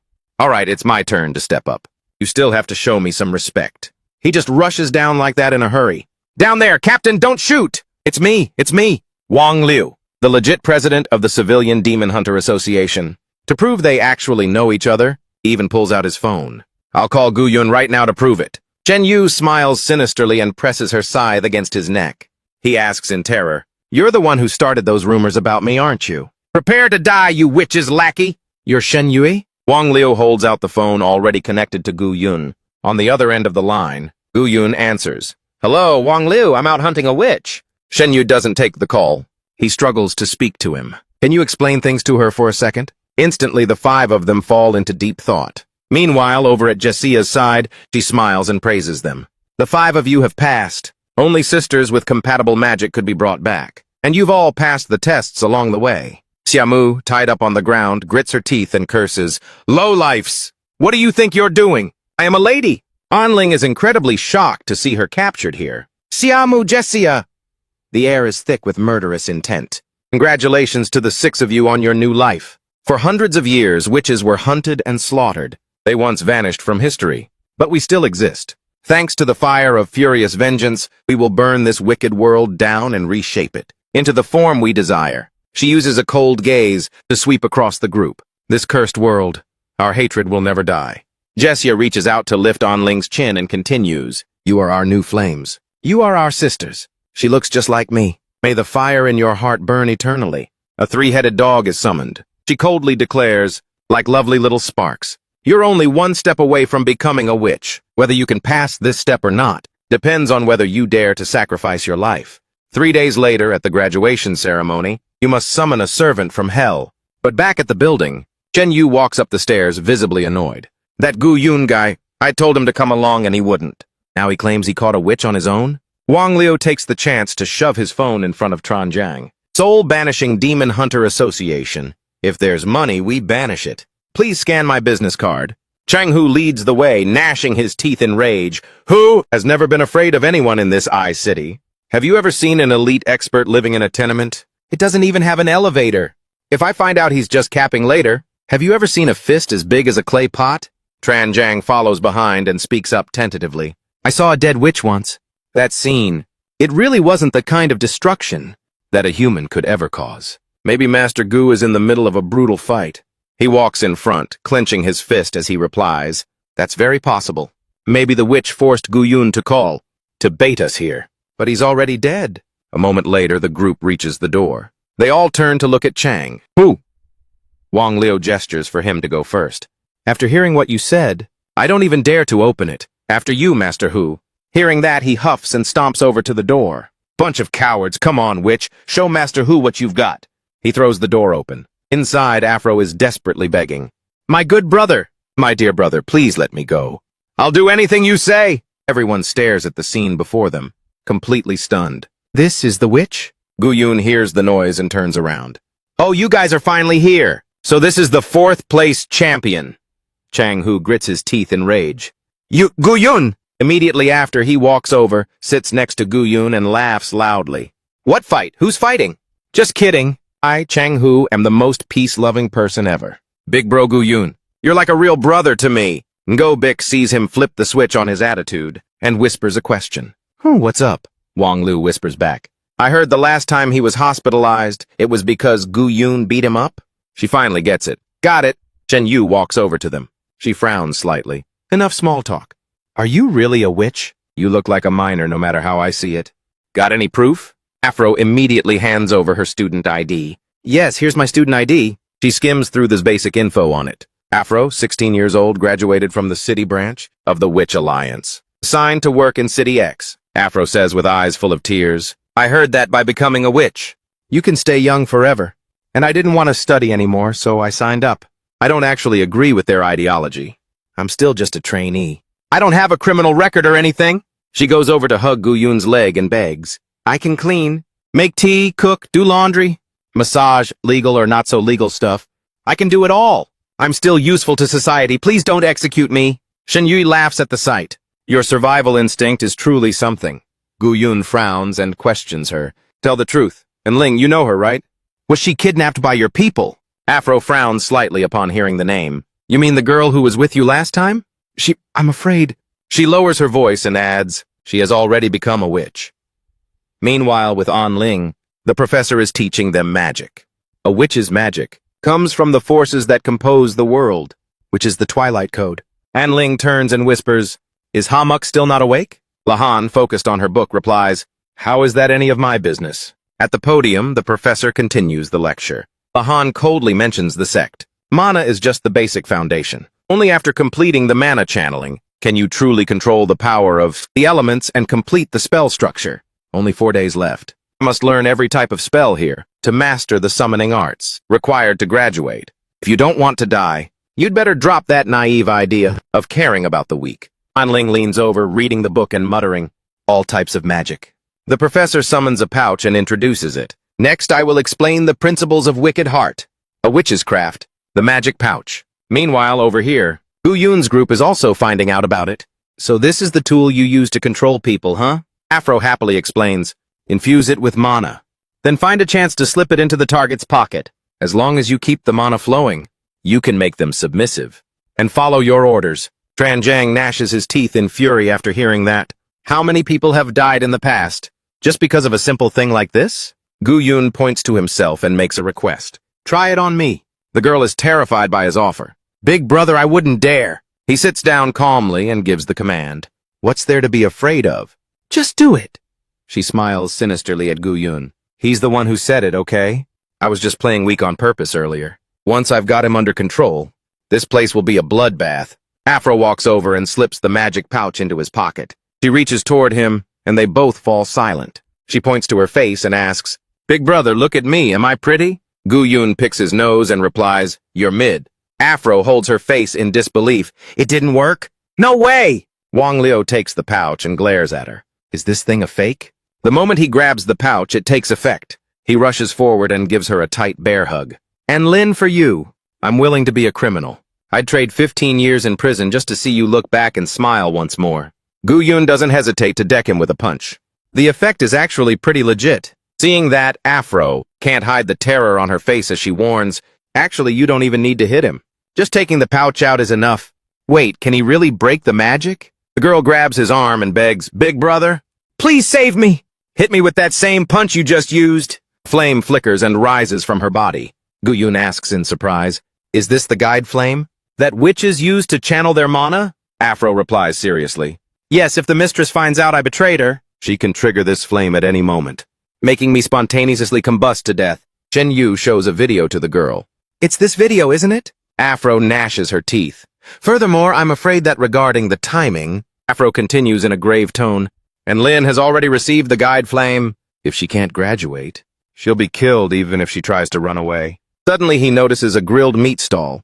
At that shop, An Lin looks toward him. Gu-Yun is shocked. An Lin! Immediately after, she runs off. He chases after An Lin. Where are you going? Turning a street corner, An Lin vanishes within a magic circle. Yun snaps awake and screams her name. And Lin! Suddenly he notices something in his pocket. The magic item is glowing. The next morning at the castle, a loud noise echoes outside the building. Yun storms in, grabs two people and shouts, "Witch, where are you? Hand over and Lin now!" A person in a witch outfit slumps down and explains, "Sir, what are you talking about?" "Our place is a legit business." He quickly explains, "That witch with the glasses is a human trafficker!" The other person explains then, "She was just a temp. She already quit." The Witch Alliance only has one tiny souvenir shop. Does a place like this look like it could hide someone to you? As soon as he steps out of the building, a security guard rushes in frantically. "Who's trashing the place here?" Yun glances at this building and clicks his tongue. "Just you wait. I'll definitely find the entrance." Meanwhile, with Geisha, she is channeling her power into a skull. It's actually working. These are definitely Green's memories. "Give me back everything you've stolen from me!" The skull lets out a few sharp cries, looking as if it's about to shatter. Seeing this, Geisha immediately dials back her magic. It can't handle the sheer amount of mana being pumped in. Heh, no wonder you're just another loser I've beaten. Then I'll have to find another way to dig out these sealed memories. A moment later, the professor approaches and reports respectfully, "Matriarch Geisha last night. From the student dorms, someone cast a dream transmission spell." Geisha turns her head in surprise upon hearing that. She walks toward the crowd and says coldly, "One of you is trying to leak info to the outside world." Ann Lin fearfully hides her face behind a book. Geisha laughs and gestures provocatively. "It's fine. Go ahead and invite them over." She continues, "The church where we are staying connects to the Magic Witch Association via a teleportation array. Even if you blow that place sky high, it won't affect us here one bit. The more you call for help, the closer you draw them into the darkness that I've prepared for you." Geisha walks over and lifts Ann Lin's chin. "Only when you're forced to watch your loved one get killed right in front of you." He smiles and lightly touches her earring. "Will you become like me and understand that you only survive by hating the whole world?" Yun comes up empty-handed. He kicks the door open and storms into the room in a rage. Afro, who is cleaning, looks up and asks, "You're not actually planning to ignore the magic circle, are you?" The girl looks at him anxiously. The matriarch has already placed a restriction. "Without using the teleportation array, it's impossible to enter the academy area," he barks angrily. "Why didn't you say so sooner?" Afro panics, rushing over to grab his legs and beg, I'm so sorry. Big brother, please have mercy on me. Don't hang me up and beat me all night. Don't sell me off to some illegal place." Seeing the girl like this, Wang Six asks, "Was your old place really that savage to people?" He points toward the door and suggests, "Fine, dealing with a little girl isn't worth the hassle anyway. Master Wu will keep an eye on the witch's side. Let's talk strategy first. Should I order some BBQ?" Shen Yu walks up to him. With a sly smirk, she says, "Wang Six, let's talk about that 1.9-meter tall bodybuilder who weighs 200 ki." Wang Six's shout echoes through the whole building. "My treat. BBQ is on me. It's my treat, Shen. Order whatever you want." When the food arrives, he sees Afro eating the skewers whole. He immediately reaches out to stop her. "Don't eat the wooden sticks." The girl looks flustered. "I'm sorry." "Sorry, I didn't know. I've never had high-end BBQ like this before." Yun takes a bite and frowns with suspicion. "What exactly is your witch's goal in iCity? Could it really just be human trafficking?" Afro bows and begins her tale from hundreds of years ago. The matriarch was defeated by the demon hunter Green Winchester. She's been looking for a way to restore her mana ever since. She ordered us to infiltrate various families. On one hand, to track down Winchester's descendants, to reclaim the vital treasure she lost. On the other, to hoard wealth and resources, hoping to regain her status as a calamity. Wang Six and Yun grip their skewers tightly, their faces unable to hide their growing concern. "If you dare turn Ann Lin into a wicked witch too, one who harms others for profit, then my only choice is to burn you all to the ground along with this very earth." Wang Six turns to Shen Yu in fear. "Don't say such creepy stuff." With such a serious face. Terrified, the kid kneels down to apologize. I'm so sorry." Shen Yu holds her phone, looking suspicious. After Marion Geisha was iced by Winchester, she was removed from the disaster watch list at headquarters. If she truly recovers her power, the fallout will be unimaginable. Are the witch hunter branches just for show? Chen Zhang operates the computer. Too bad every single lead has gone cold. I'm tracking it down. But data recovery is going to take at least a few days. She casts a glance toward Afro.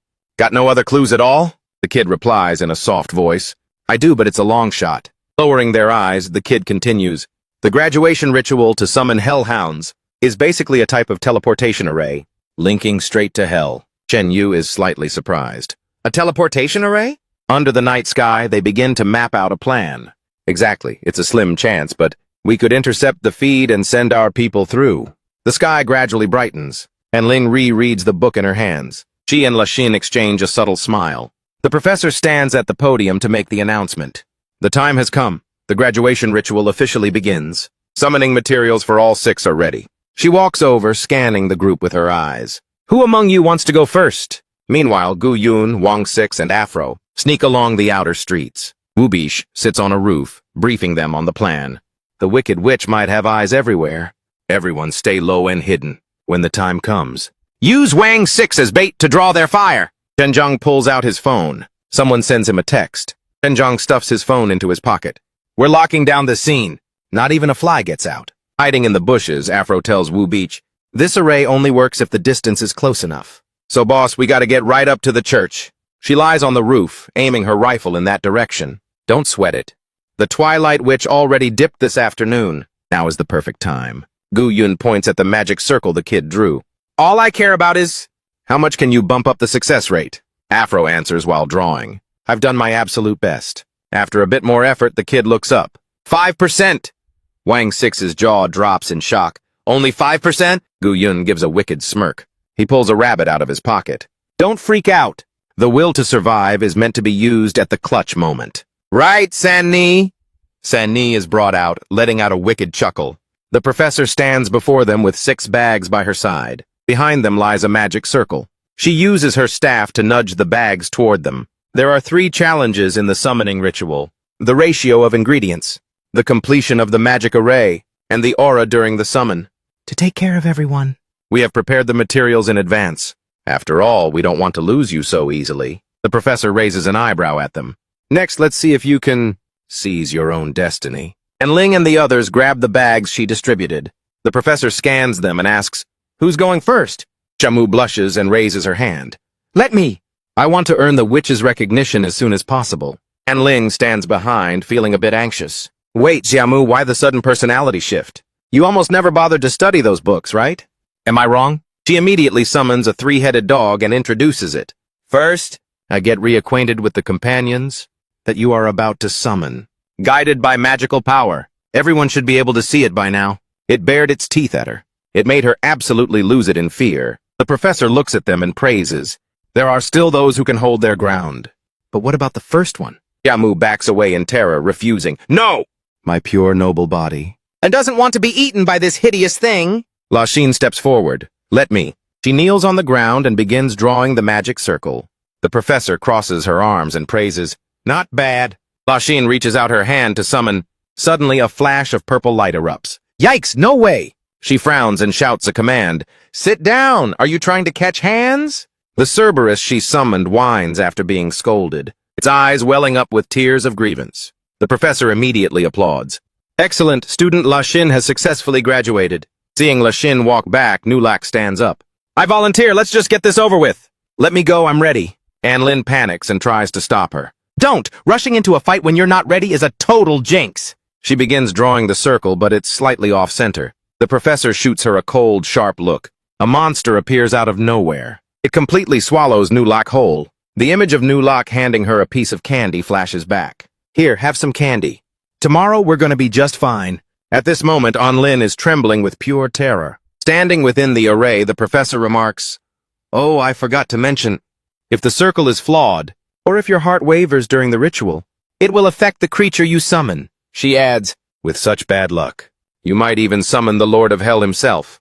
Now then, who's next? The students remaining behind, having witnessed what happened to Nulak, are too petrified to step forward. She uses magic to ensnare Hamok's legs, dragging her toward herself. Anlin steps through the flames and moves forward. I'll do it. The professor smiles with satisfaction as she sees her step up. Ah, and the straight-A student. Well, I'm counting on you then. I'm not actually a straight-A student. All my life, my grades have been just average. My only hobby is gaming. I have very few friends. Only a couple of people I'd swap game consoles with. If it weren't for this bad luck constitution lately, I would probably just be an ordinary person, never quite fitting into society. Just live a normal life, they said. Maybe that person was the one who changed me. Thinking back, I've known him for a long time. Long before he even remembered me. My life has been spared many times already. In the darkest place, he is my only light. The professor's voice whispers in her ear. Silently chant for the one you wish to summon. Strong, loyal, righteous and just, protect me. A powerful beam of light erupts. Amathoku! The professor is stunned. This magic circle? Is this really a summon a rookie can pull off? She glances at the three-headed dog, her brow furrowing slightly. This aura, the Cerberus, and is actually trembling in fear. The professor points her staff at her and commands, "Stop right now! Kill her quickly!" Flames fly toward Anlin, but she remains completely unscathed. A head slowly emerges from the magic circle. Gu Yun is summoned, radiating murderous intent as he glares at her. "Your daddy is here to catch a body!" Witnessing this, the crowd stirs. What on earth is that? That summoning circle. Wasn't it supposed to summon a Cerberus? She secretly altered the structure of the magic circle. Anlin throws her arms around him, crying, "Gu Yun! You heard me. You actually came!" Gu Yun quickly warns her. "Hey, stop, I haven't finished the transfer yet." It's breaking! She asks nonchalantly, "Oh, so it can actually break?" The professor yells in rage, "A summoning ritual! Happens only once in a lifetime! And you used it just to pull someone else in? You will definitely regret this." While the teleportation is still in progress, "Eliminate the mage!" Just as the Cerberus's claws lunged forward, Anlin urges in a panic, "It's code red!" Sanni, grab some luck and hurry the hell up. Ashin also rides her Cerberus toward Gu Yun. She reminds him, "Don't get it twisted. I'm just hitching a ride on your magic circle. I've obtained the power of the witch. It's time to say goodbye." Gu Yun wonders, "Where will you go with such dangerous power?" Lashin coolly states, "Power itself has no good or evil." She turns her back on Gu Yun. "With a blood feud as deep as the ocean, this is my destiny." Anlin rushes over to check. "Has Lashin left already?" He explained that her reactions were lightning fast. Besides, she had made up her mind long ago. Gu Yun spoke in a cold, sharp voice. "As for the rest of you wicked witches, get ready to catch these hands and die." The professor quickly manipulated the magic circle, sneering, "What year is it? Who even tries to be a hero for justice anymore? Kill him, sisters!" The three-headed dogs bared their fangs and lunged at them with hungry ferocity. Gu Yun gathered power in his hands and cursed, "You cowards! All you do is hide in the back." He landed one fatal punch after another. Not a single beast could survive Gu Yun's fists. Watching this, Anlin couldn't help but exclaim, "I couldn't even see the three-headed dogs before. So, I never imagined Gu Yun's battlefield was like this. Not until what I've seen today." She was in total disbelief. How brutal. The professor continued to command, "Sisters, take him on yourselves! 5 fireball formation!" With a simple flick of his wrist, Gu Yun sent the attack flying back. The fireball struck a witch directly. Seeing things go south, the professor used 2 others as bait to distract him and quickly fled. Gu Yun didn't hesitate for a second. He finished off the 2 before giving chase. Just as he was about to reach her, she vanished. What a total scrub. On the other side, the professor thought anxiously, the matriarch's intel on the AE family was wrong. He set us up. It's too dangerous here. As soon as she spoke, she started coughing up blood. Wubi appeared and took the professor out. The others surrounded her as well. More and more people were heading toward the gate. Gu Yun was over here throwing a loud fit. "That's it? Where the hell is the Twilight Witch?" "Where's the big battle I was promised? It's already over and I barely even warmed up." Anlin spoke softly to reassure the others. "You guys go ahead and call the cops." She leaned in close to him and asked, "What's up, master? Is Gu Yun still salty?" Gu Yun gritted his teeth and replied, "It's making me restless." "That's all it's been after all this time." Anlin teased, "Still restless, huh? What are you so pressed about?" "Ugh, he's so pissed. What else can we even do now?" She said softly, "I have an idea. One that lets you vent your anger and makes the Twilight Witch absolutely heartbroken." Outside, 2 people were worrying their heads off. "Big Bro has been in there for a while. Will he be okay? You're a witch too." "Go in and check. I don't dare to. Senior will literally kill me." Just then, something flew out, leaving them totally confused. Anlin giggled, "Another little brat?" "But I'm in a great mood today." Scene change, back at the castle. The storage shelves were now completely bare. There was nothing left on them. Anlin was beyond satisfied.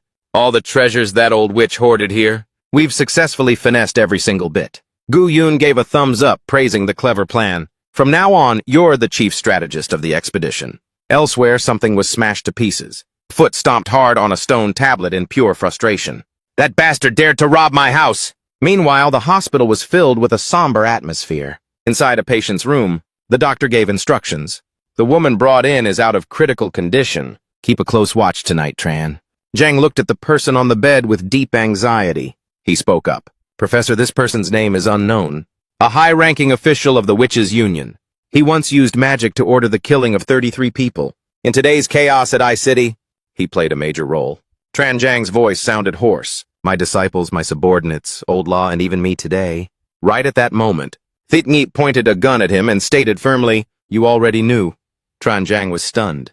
No wonder they call you Iron Man. It was you who betrayed me. He slowly approached and asked, "How did you know it was me?" Tran Zhang explained, "Ever since you covered for the Union, I've been suspicious of you. You've let witches infiltrate the branch multiple times, and then wiped all the security footage. I haven't actually found the evidence yet, which is exactly why I'm standing guard right here." His hands gripped the blanket tightly. "Take that master away." Was that the final order she gave? No one can reach her. That person is a mole. Thit Nghep only replied, "Die, high and mighty matriarch." But right at that moment, the blanket Tran Zhang threw up, caused the gun to misfire. Your biggest mistake is that as a B-rank employee, you lack one crucial thing that us A-ranks have. Tran Zhang pulled something out. The right to access classified intel.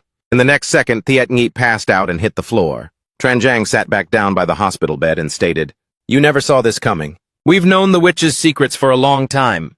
A mole won't be your savior forever." He pointed his finger and shouted, "This is for old law." Suddenly, the girl beside him announced, "CEO Tran." That last shot hit her right in the heart. The witch is officially dead. In light of this situation, Tran Zhang pondered for a moment before speaking. "Report to headquarters, witch hunt operation. 3 neutralized on site. 2 injured targets in custody." Meanwhile, a witch flew across the sky, voice echoing. "Confirmed the Twilight Witch has been reborn." Still laying low in the building, there was a joyous cheer. "We hit the jackpot!" An Lin looked at the loot on the table with delight. "So many rare materials, we're rich!" If this was about farming, she'd probably own the whole country by now. I felt something big in here. She picked up a shriveled-up face and jumped back in shock. An Lin screamed in panic, fell to the floor, and demanded, "Why is there a mummy head? Is this supposed to be a magic ingredient too?" Gu Yun observed it and asked, "Looks like some spells are written on here. Do you guys recognize them?" Afro replied, "Never heard of them." The 3 of them stared intently at the head. Gu Yun asked helplessly, "Are you 2 really witches or what?" An Lin's face darkened as she made an excuse. "I just graduated and I'm still an intern, so stop pressuring me." A second later, she noticed something. "I see a name, Green Winchester, over here." Shen Yu announced in annoyance, "Senior Gu, you have a phone call." Gu Thien scolded her angrily. "You said you'd go pick up missions today. Do you know how many assignments you've put off? Didn't you say Friday wasn't a good time?" Trembling, she said it was Master Gu calling. "It must be about work. She thought my brother was up to no good again. I'm giving you exactly 1 minute." Shen Yu hurriedly answered the phone. "Hello? Yes, Master Gu, what's the matter?" "Green Winchester." "How is that possible? Isn't he supposed to be dead?" Gu Van explained, "I know he's dead. His head is right here in my hand." Waiting for Shen Yu to confirm again, "No. Green Winchester is the very demon hunter who killed the Twilight Witch. He was the sole survivor of that campaign." She added, "He didn't just seize the witch's spell book, the Twilight Grimoire, but he also founded a massive demon-hunting organization." Shen Yu found it confusing, but when he died to keep him from turning into an evil spirit, shouldn't his body have been cremated? An Lin speculated that regardless of how he died, if the witch still collected that head, it means she wants to retrieve something from Winchester. Afro mentioned the 4 words, Twilight Grimoire. The kid explained that the matriarch, to restore her magic, has always been tracking the grimoire. Maybe she wants to extract memories from Winchester, which is why she took the head. Shen Yu also confirmed, "That's right. This head will definitely attract the Twilight Witch. Maybe you guys should hand it over to..." At that point, Gu Thien snapped the pen in her hand, face darkening as she reminded them, "Time's up, stop playing and start studying." Shen Yu screamed in despair, "Senior! This really isn't a game. This is bad. Have mercy on me." Meanwhile, the 2 girls were pale with fear. Will this head really lure the Twilight Witch? Gu Van reached out and picked it up, looking somewhat amused. Not bad. He twirled it in his hand like a ball and said, "I've got an idea." At this time, Thit Nghep was being suppressed. Shen Yu was struggling in the middle of a mountain of homework under Gu Thien's lockdown. An Lin and Afro are tidying up the loot they just dug up. Over at Ngo Bitches, they are celebrating their victory. Gu Van is currently sitting in the park eating a sandwich. Just then, a security guard shined a light and barked, "It's the middle of the night! Why aren't you guys sleeping? What are you all doing here? And where did that human head come from?" He pointed down at it and said, "Oh, it's just some lost property. A girl named Marion Jezia will be coming to claim it." The guy asked, "Can't you just wait for her at home? If a fight breaks out and the treadmill gets wrecked, the warranty won't cover it anymore." He then reached out, intending to take the head away. All right, I'm seizing this evidence. Now beat it." Guvan's face darkened as he questioned coldly, "You're not the manager. Who are you?" The man immediately transformed. You could tell? As expected of someone people have their eyes on. "None other than Josiah. I am Marion Josiah." Guvan pointed his finger, confused. "Wait, aren't you a man? Don't witches only recruit women?" Her face turned purple with rage as she shifted her form. "It's called shape-shifting, you get it? You country bumpkin?" Josiah huffed indignantly. "I'm so pissed. I've been undercover in Ithan for so long. Only to lose to someone like you." He just provoked her. "Male or female, whatever. Since you're here, let's just throw hands." She put on a seductive act. "Actually, I've been watching you for a while. The way you took down my goons was quite gentlemanly. Not at all off-putting to a lady. Perhaps there's still room for us to talk things out." However, Guvan had already dropped into a fighting stance. "No need. We talk after the fight." Jessica didn't back down. She became even more hyped. "Men really are impatient. Aren't you curious? About why a poor girl would turn into a vengeful witch?" She then pointed toward the sky. A series of lightning bolts began to gather. Guvan was taken aback. "Changing the weather with just a flick of the wrist," Jessica said smugly. "Look closely at everything I once endured in that downpour." The rain suddenly lashed down. Hundreds of years ago, a plague. It turned the city of Welling into a living hell. I clawed my way out from a pile of corpses, reborn as what humans call an ill omen. The Twilight Grimoire was the only thing protecting me. Guvan asked curiously, "So who gave you that book? And why is it gone now?" "Are you bored already?" Josiah snapped. "It was stolen. I'll tell you later, just keep watching." The story continued. Only one man dared to approach me, leading me out of despair. Green Winchester. But I never expected. The real reason he got close to me was just to take that grimoire for himself. "Which, the one who kills you today is Green Winchester." After killing her, they cheered, "Hell yeah! A new era has begun." Green stood amidst the flames, laughing his head off. "Now there's only one last thing to do. The demon-hunting army and the evil witch will perish together. The grimoire shall belong to me alone." He used my power to build the Demon Hunter Association, fooling the entire world. Right up until the day he died. Yesia spoke softly. "Do you understand now?" Guvan replied firmly. "Totally get it." He judged her nonchalantly. "You're actually Green Winchester." Jessia grew even more furious. "What? What on earth are you looking at?" He stuck to his guns. "No wonder you're a dude." She clenched her hands into fists. "Do you have a death wish?" "You're making my blood boil." Suddenly, Guvan held the head up to re-examine it. "Wait, if you're green, then whose head is this?" Jessia confirmed. "I already said I'm not him." But he remained confused. "But you said only green survived." Hearing that, Jessia blushed and explained shyly, "No one can kill me, the Great One. I have returned to life. But since I lost the grimoire, my power is lacking. I need to recover Green's head, got it?" Guvan finally began to understand. "I see, you want the head back." She happily started sweet-talking him. "You really are someone I can talk to after all. Become my ally.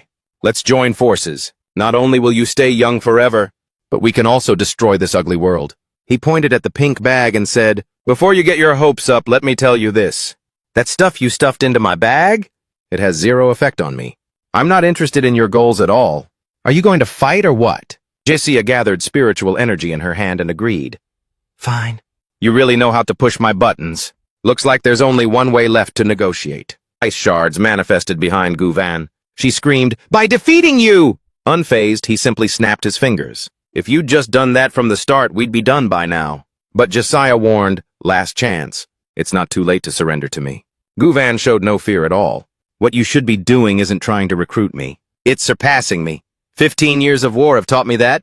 Only by becoming stronger can you turn the impossible into reality. If you can't even get past my level, how could you ever face your powerful enemies from the past?" Seeing negotiation was impossible, she unleashed her power. "Fine, have it your way then." The ice shards lunged forward rapidly. They formed a massive block of ice. Under Josiah's command, she raised her other hand high and ordered, "Surge forth!" Lightning bolts struck directly down onto the previous ice block. Jisha stood perfectly still watching. However, Guvan was completely unscathed after the strike. Staring at him, she thought, what? It missed? No, it definitely hit him. But it couldn't even pierce his skin. Guvan's feet continuously shattered the ice shards all around him. In a split second, he lunged at Josiah. But just as his punch was thrown, it was blocked by vines. Guvan's entire body was bound by the vines that Josiah had summoned. She surrounded him with ice. Above him, a massive island hovered, ready to drop at any moment. The next second, it crashed straight down onto him. Afterward, Jessia made the island fly back up into the air. A deep crater had been blasted into the ground. With a flick of her hand, a wave of fire surged up on this side. Tranjang saw it and panicked. What the hell? Detected a shallow 6.2 magnitude earthquake within a 50-meter radius. Just how much power does it take to cause this kind of destruction? After a period of fighting, Jixia was exhausted, drenched in sweat. You brought this on yourself. The elemental chapter is the grimoire I'm second best at. Her hand reached out, aiming to take Green's head. But right at that moment, Guvan's hand burst out from the ground and snatched it away. He looked incredibly freaky now. Jessia wondered, what's up with his body? Guvan pulled his hand back, prepping an elemental strike. In the end, that's just borrowed power. It's nothing like how I unify my physical form, soul and spirit into one. That is exactly why you're losing. His fist, encased in steel, lunged forward rapidly. The wind pressure caused Josiah's clothes to gradually shred. Even more shocking, she gasped in disbelief, realizing she couldn't even catch her breath. The force of his punch created a vacuum in an instant. Jessia was now struggling within the impact of his fist. Guvan launched himself like a rocket, his voice cold as ice. It's over. Jixia used her last bit of strength to try and stop him. Stay away from me! The next second, she peeked her eyes open to see. Everything around her, including Guvan, had frozen in place. Space itself had come to a standstill. The part of the grimoire I'm best at is the time chapter. What the hell is this? You actually forced me to play my final trump card. Logic tells me I should wipe you out right now. She approached him and decided, but I'll keep you around.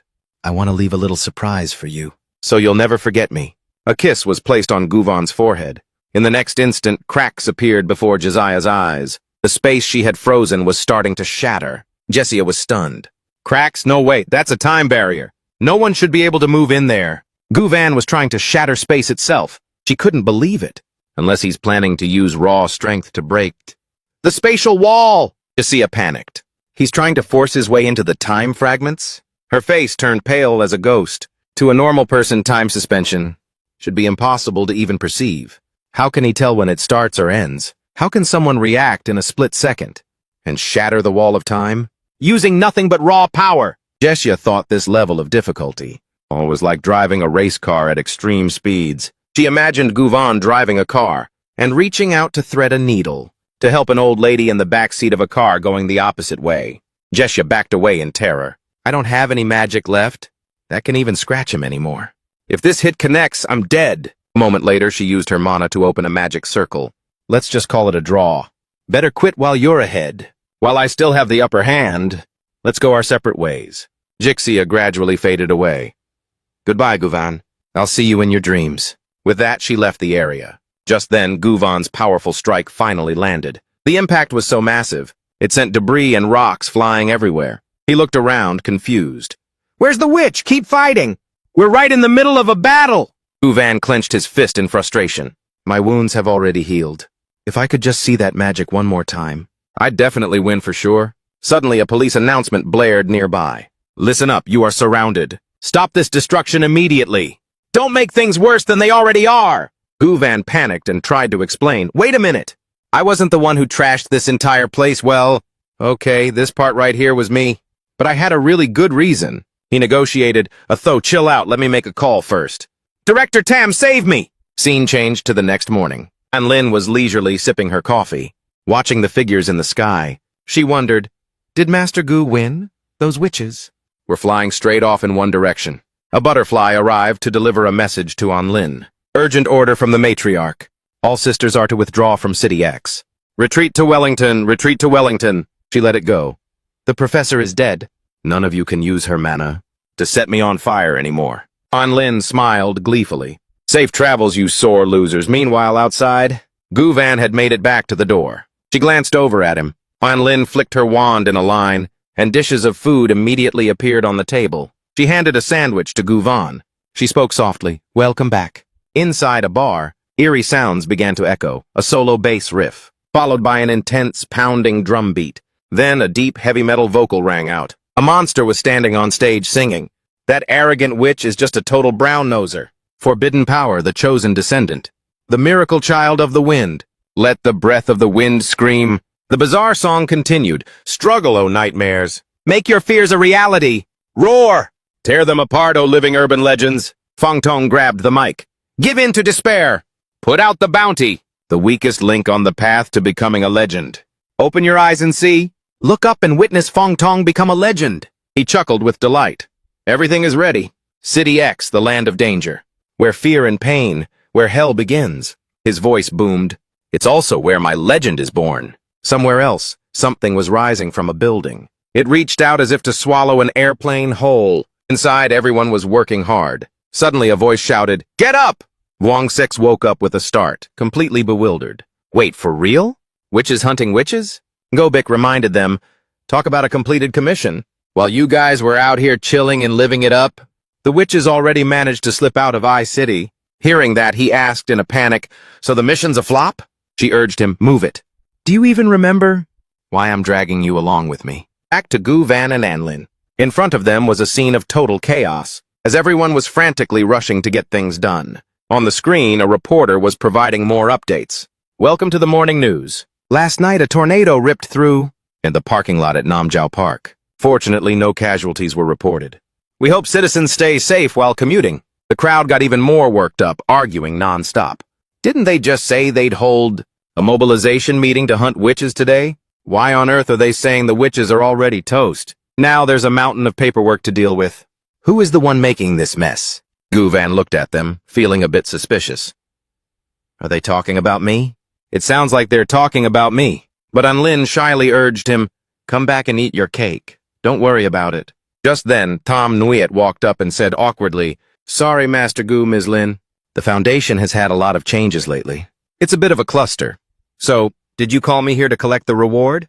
He listened, then asked a bit warily, this is the first time I've asked the Foundation for money. Is there a processing fee? Do my past contributions count toward points? Seeing this, she nudged him along to go get it. We'll settle the past stuff privately. This time, we actually have the payment ready. After you. Follow us to speak with the branch president. In the elevator, Gu Van turned to ask, branch president? That's a pretty big deal. How much dough can he really cough up? Surely it's like 5,000? Right this way. As they walked in, the man saw him and apologized. Master Gu, sorry for the wait. I've just started this role, so I'm still a bit green. Tranjang turned around and said confidently, please bear with me. Seeing a familiar face, Gu Van asked in shock, hey, aren't you the little lackey who tagged along with me a few days ago?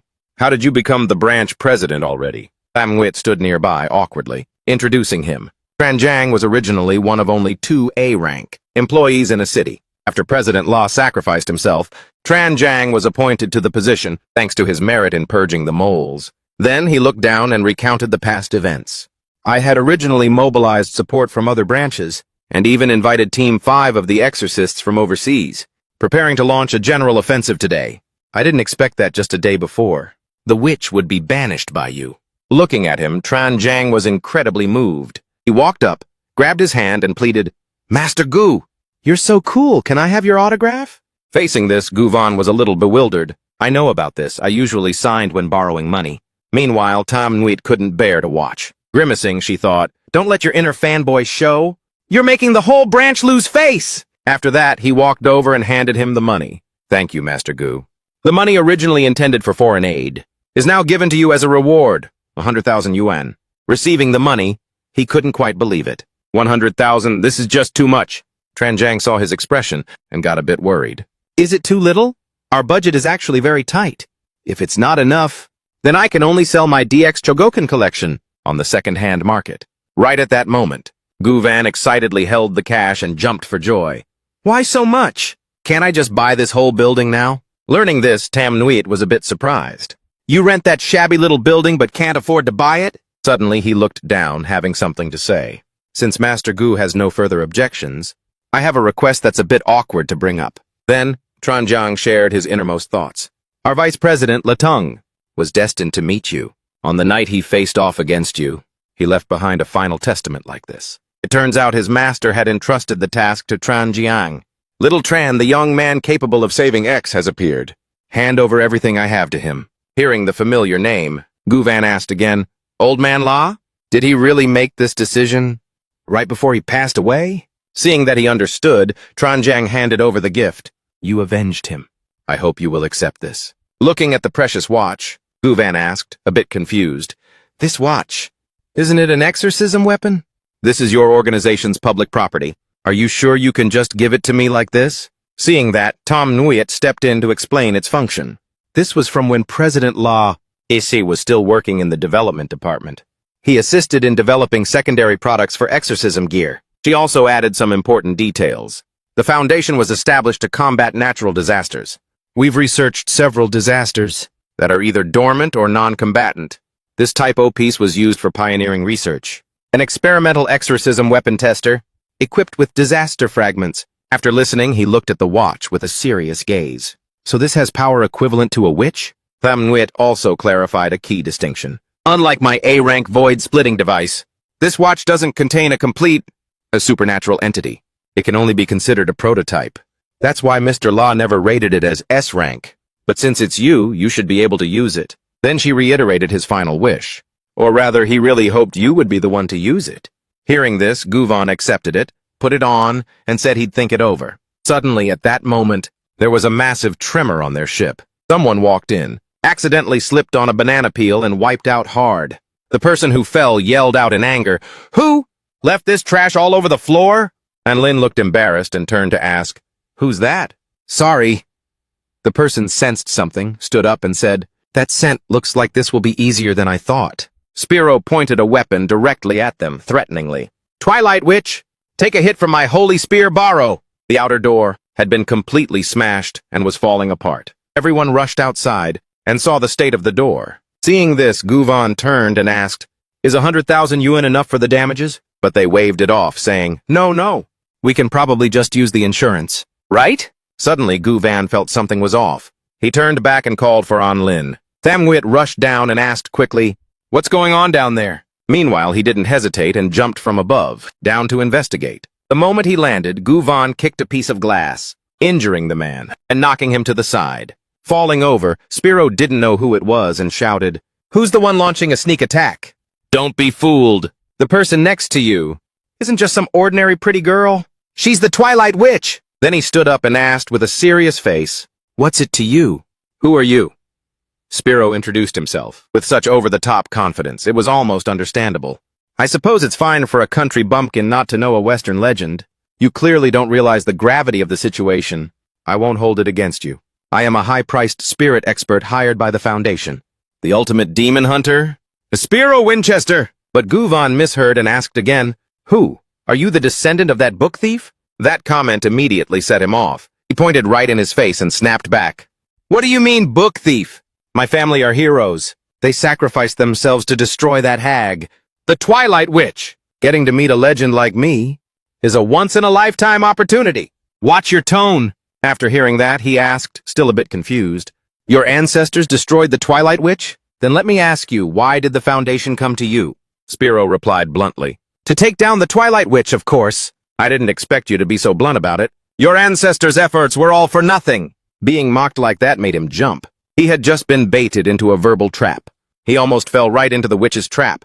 He wouldn't back down and snapped back. What does that have to do with me? Refusing to accept it, he clutched his head and ranted, Anyway, while my family gained glory, we also suffered a tragic curse.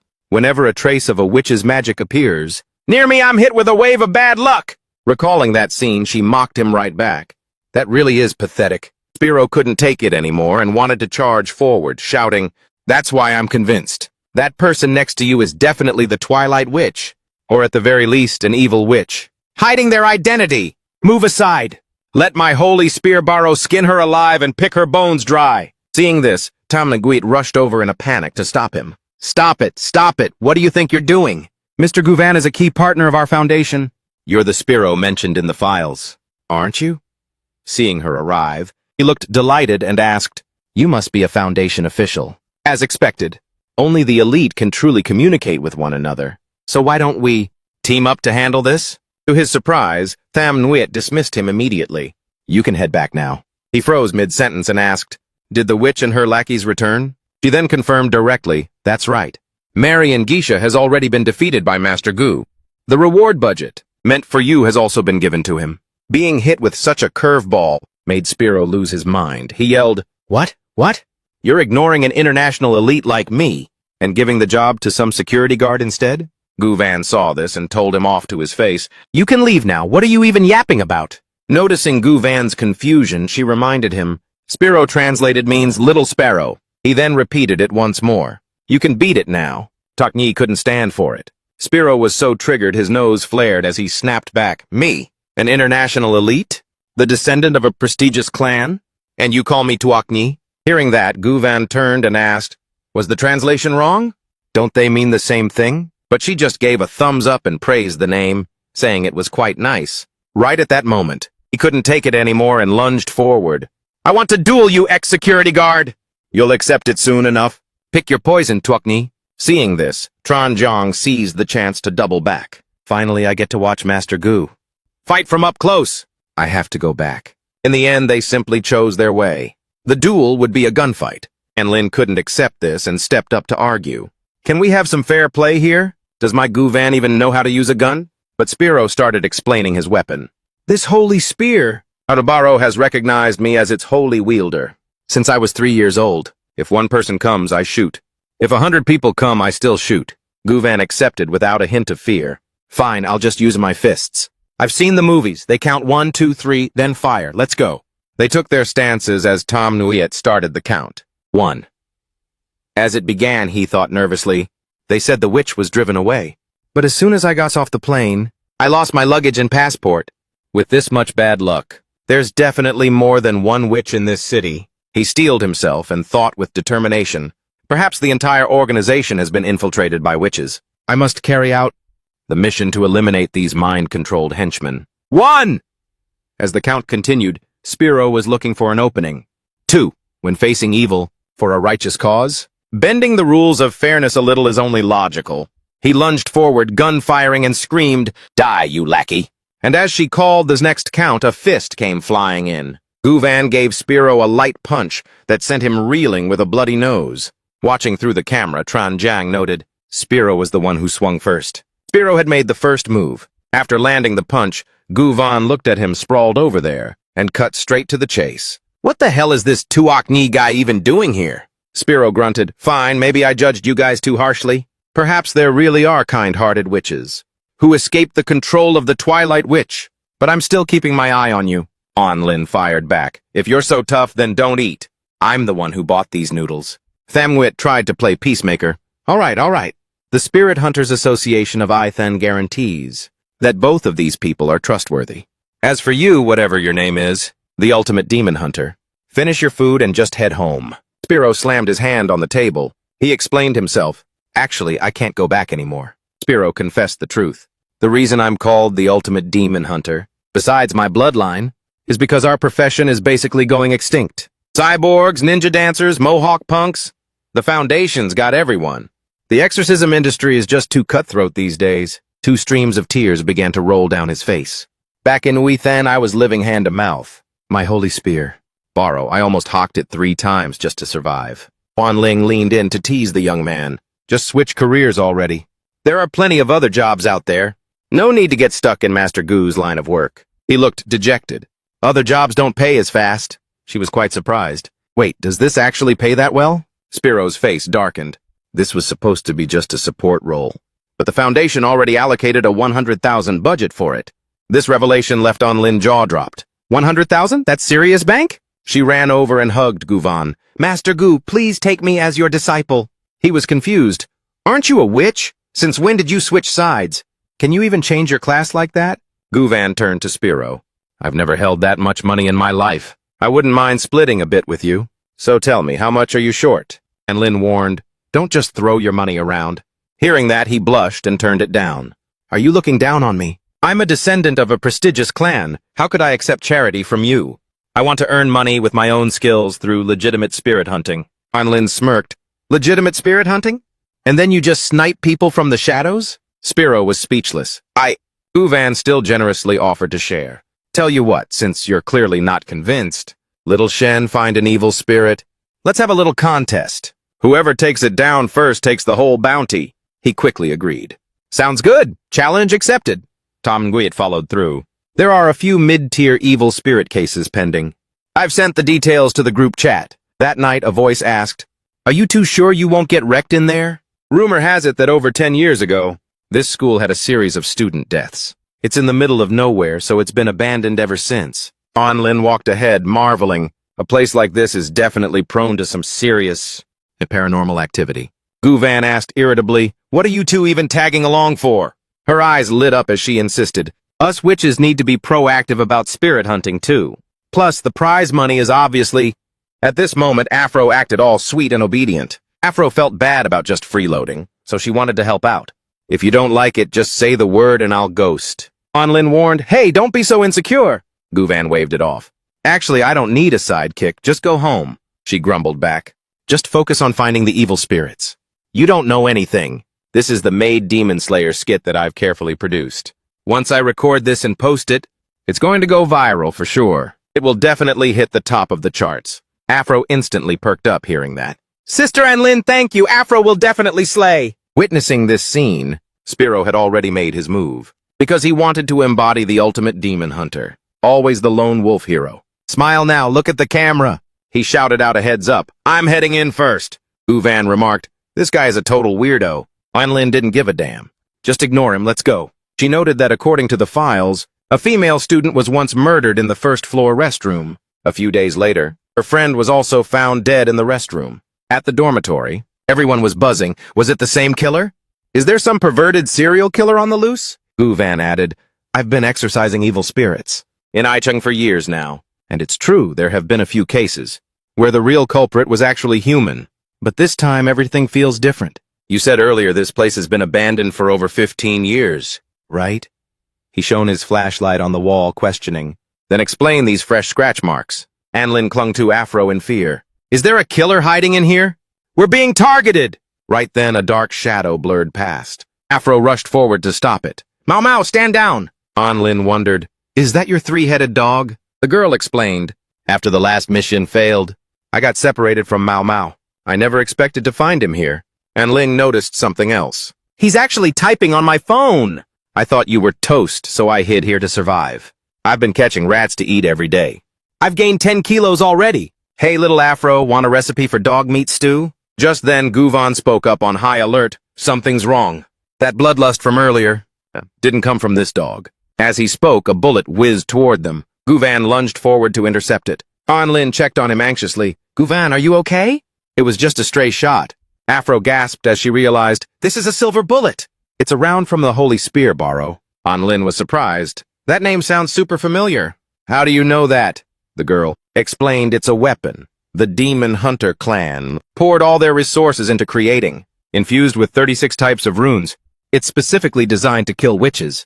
Hearing that, she felt a bit creeped out. The situation escalated right then. From behind Spiro, a murderous intent lunged forward. Luckily, Gu Yun held him back. He asked, "Didn't you say it was fair play?" Spiro screamed, "It's that three-headed dog!" "You guys are shielding the minions of hell. You're all cut from the same cloth." He was filled with resentment. "It was these three-headed dogs that killed so many of our comrades. I will wipe them all out, both master and servant." Gu Yun tried his best to talk him out of it, but after they became witches, they haven't done anything to harm others yet. Attacking someone who can't fight back, how is that any different from an evil spirit? Anling couldn't believe it. She emotionally called out to Gu Yun. He reminisced about 8 years ago, when Gu Yun wasn't yet an elite exorcist. At that moment, a crowd was arguing loudly. Back then, a child threw a flower pot down from the balcony. What if it hit someone? "Did you actually see him throw it?" "I don't need to see it. He was acting shady on the balcony. If it wasn't him, then who was it?" The little boy was sobbing uncontrollably. The evil spirit was holding a flower pot provocatively. It kept throwing pots down below. But this time, Gu Yun leapt up to strike back. "I hate backstabbers the most. And that's how I exorcised an evil spirit for the first time. Things that can cause a human to turn into an evil spirit." At that moment, Gu Yun advised, "That's why I don't just want to purge evil spirits in I City, but I also want to ensure people never become evil spirits again." Spiro mocked, "Evil spirit? I'm done faking it. Do you guys think you're more high and mighty than us? Humans are the most untrustworthy things of all. Anling wondered, what's wrong with him? His whole body, he floated into the air amidst white smoke. Anling was confused. That's not KR. What on earth is that? It looks like he's been possessed. Roommate, just to grab the scholarship. She slandered me and got me expelled. Luckily, a transfer student lent me their power, so I can make those two beaches kill each other. And Ling was terrified. He is completely no longer human. Could he be possessed by a school's evil spirit? Spiro screamed, "You guys too, all of you must die!" Afro quickly ordered, "There's no running away now. Hurry up," but it already turned tail and fled. "Move it!" The kid kept coaxing it to come back. "There's BBQ in this house." As soon as he spoke, Mao leapt up to attack from behind. Spiro caught Afro off guard. What? A counterattack?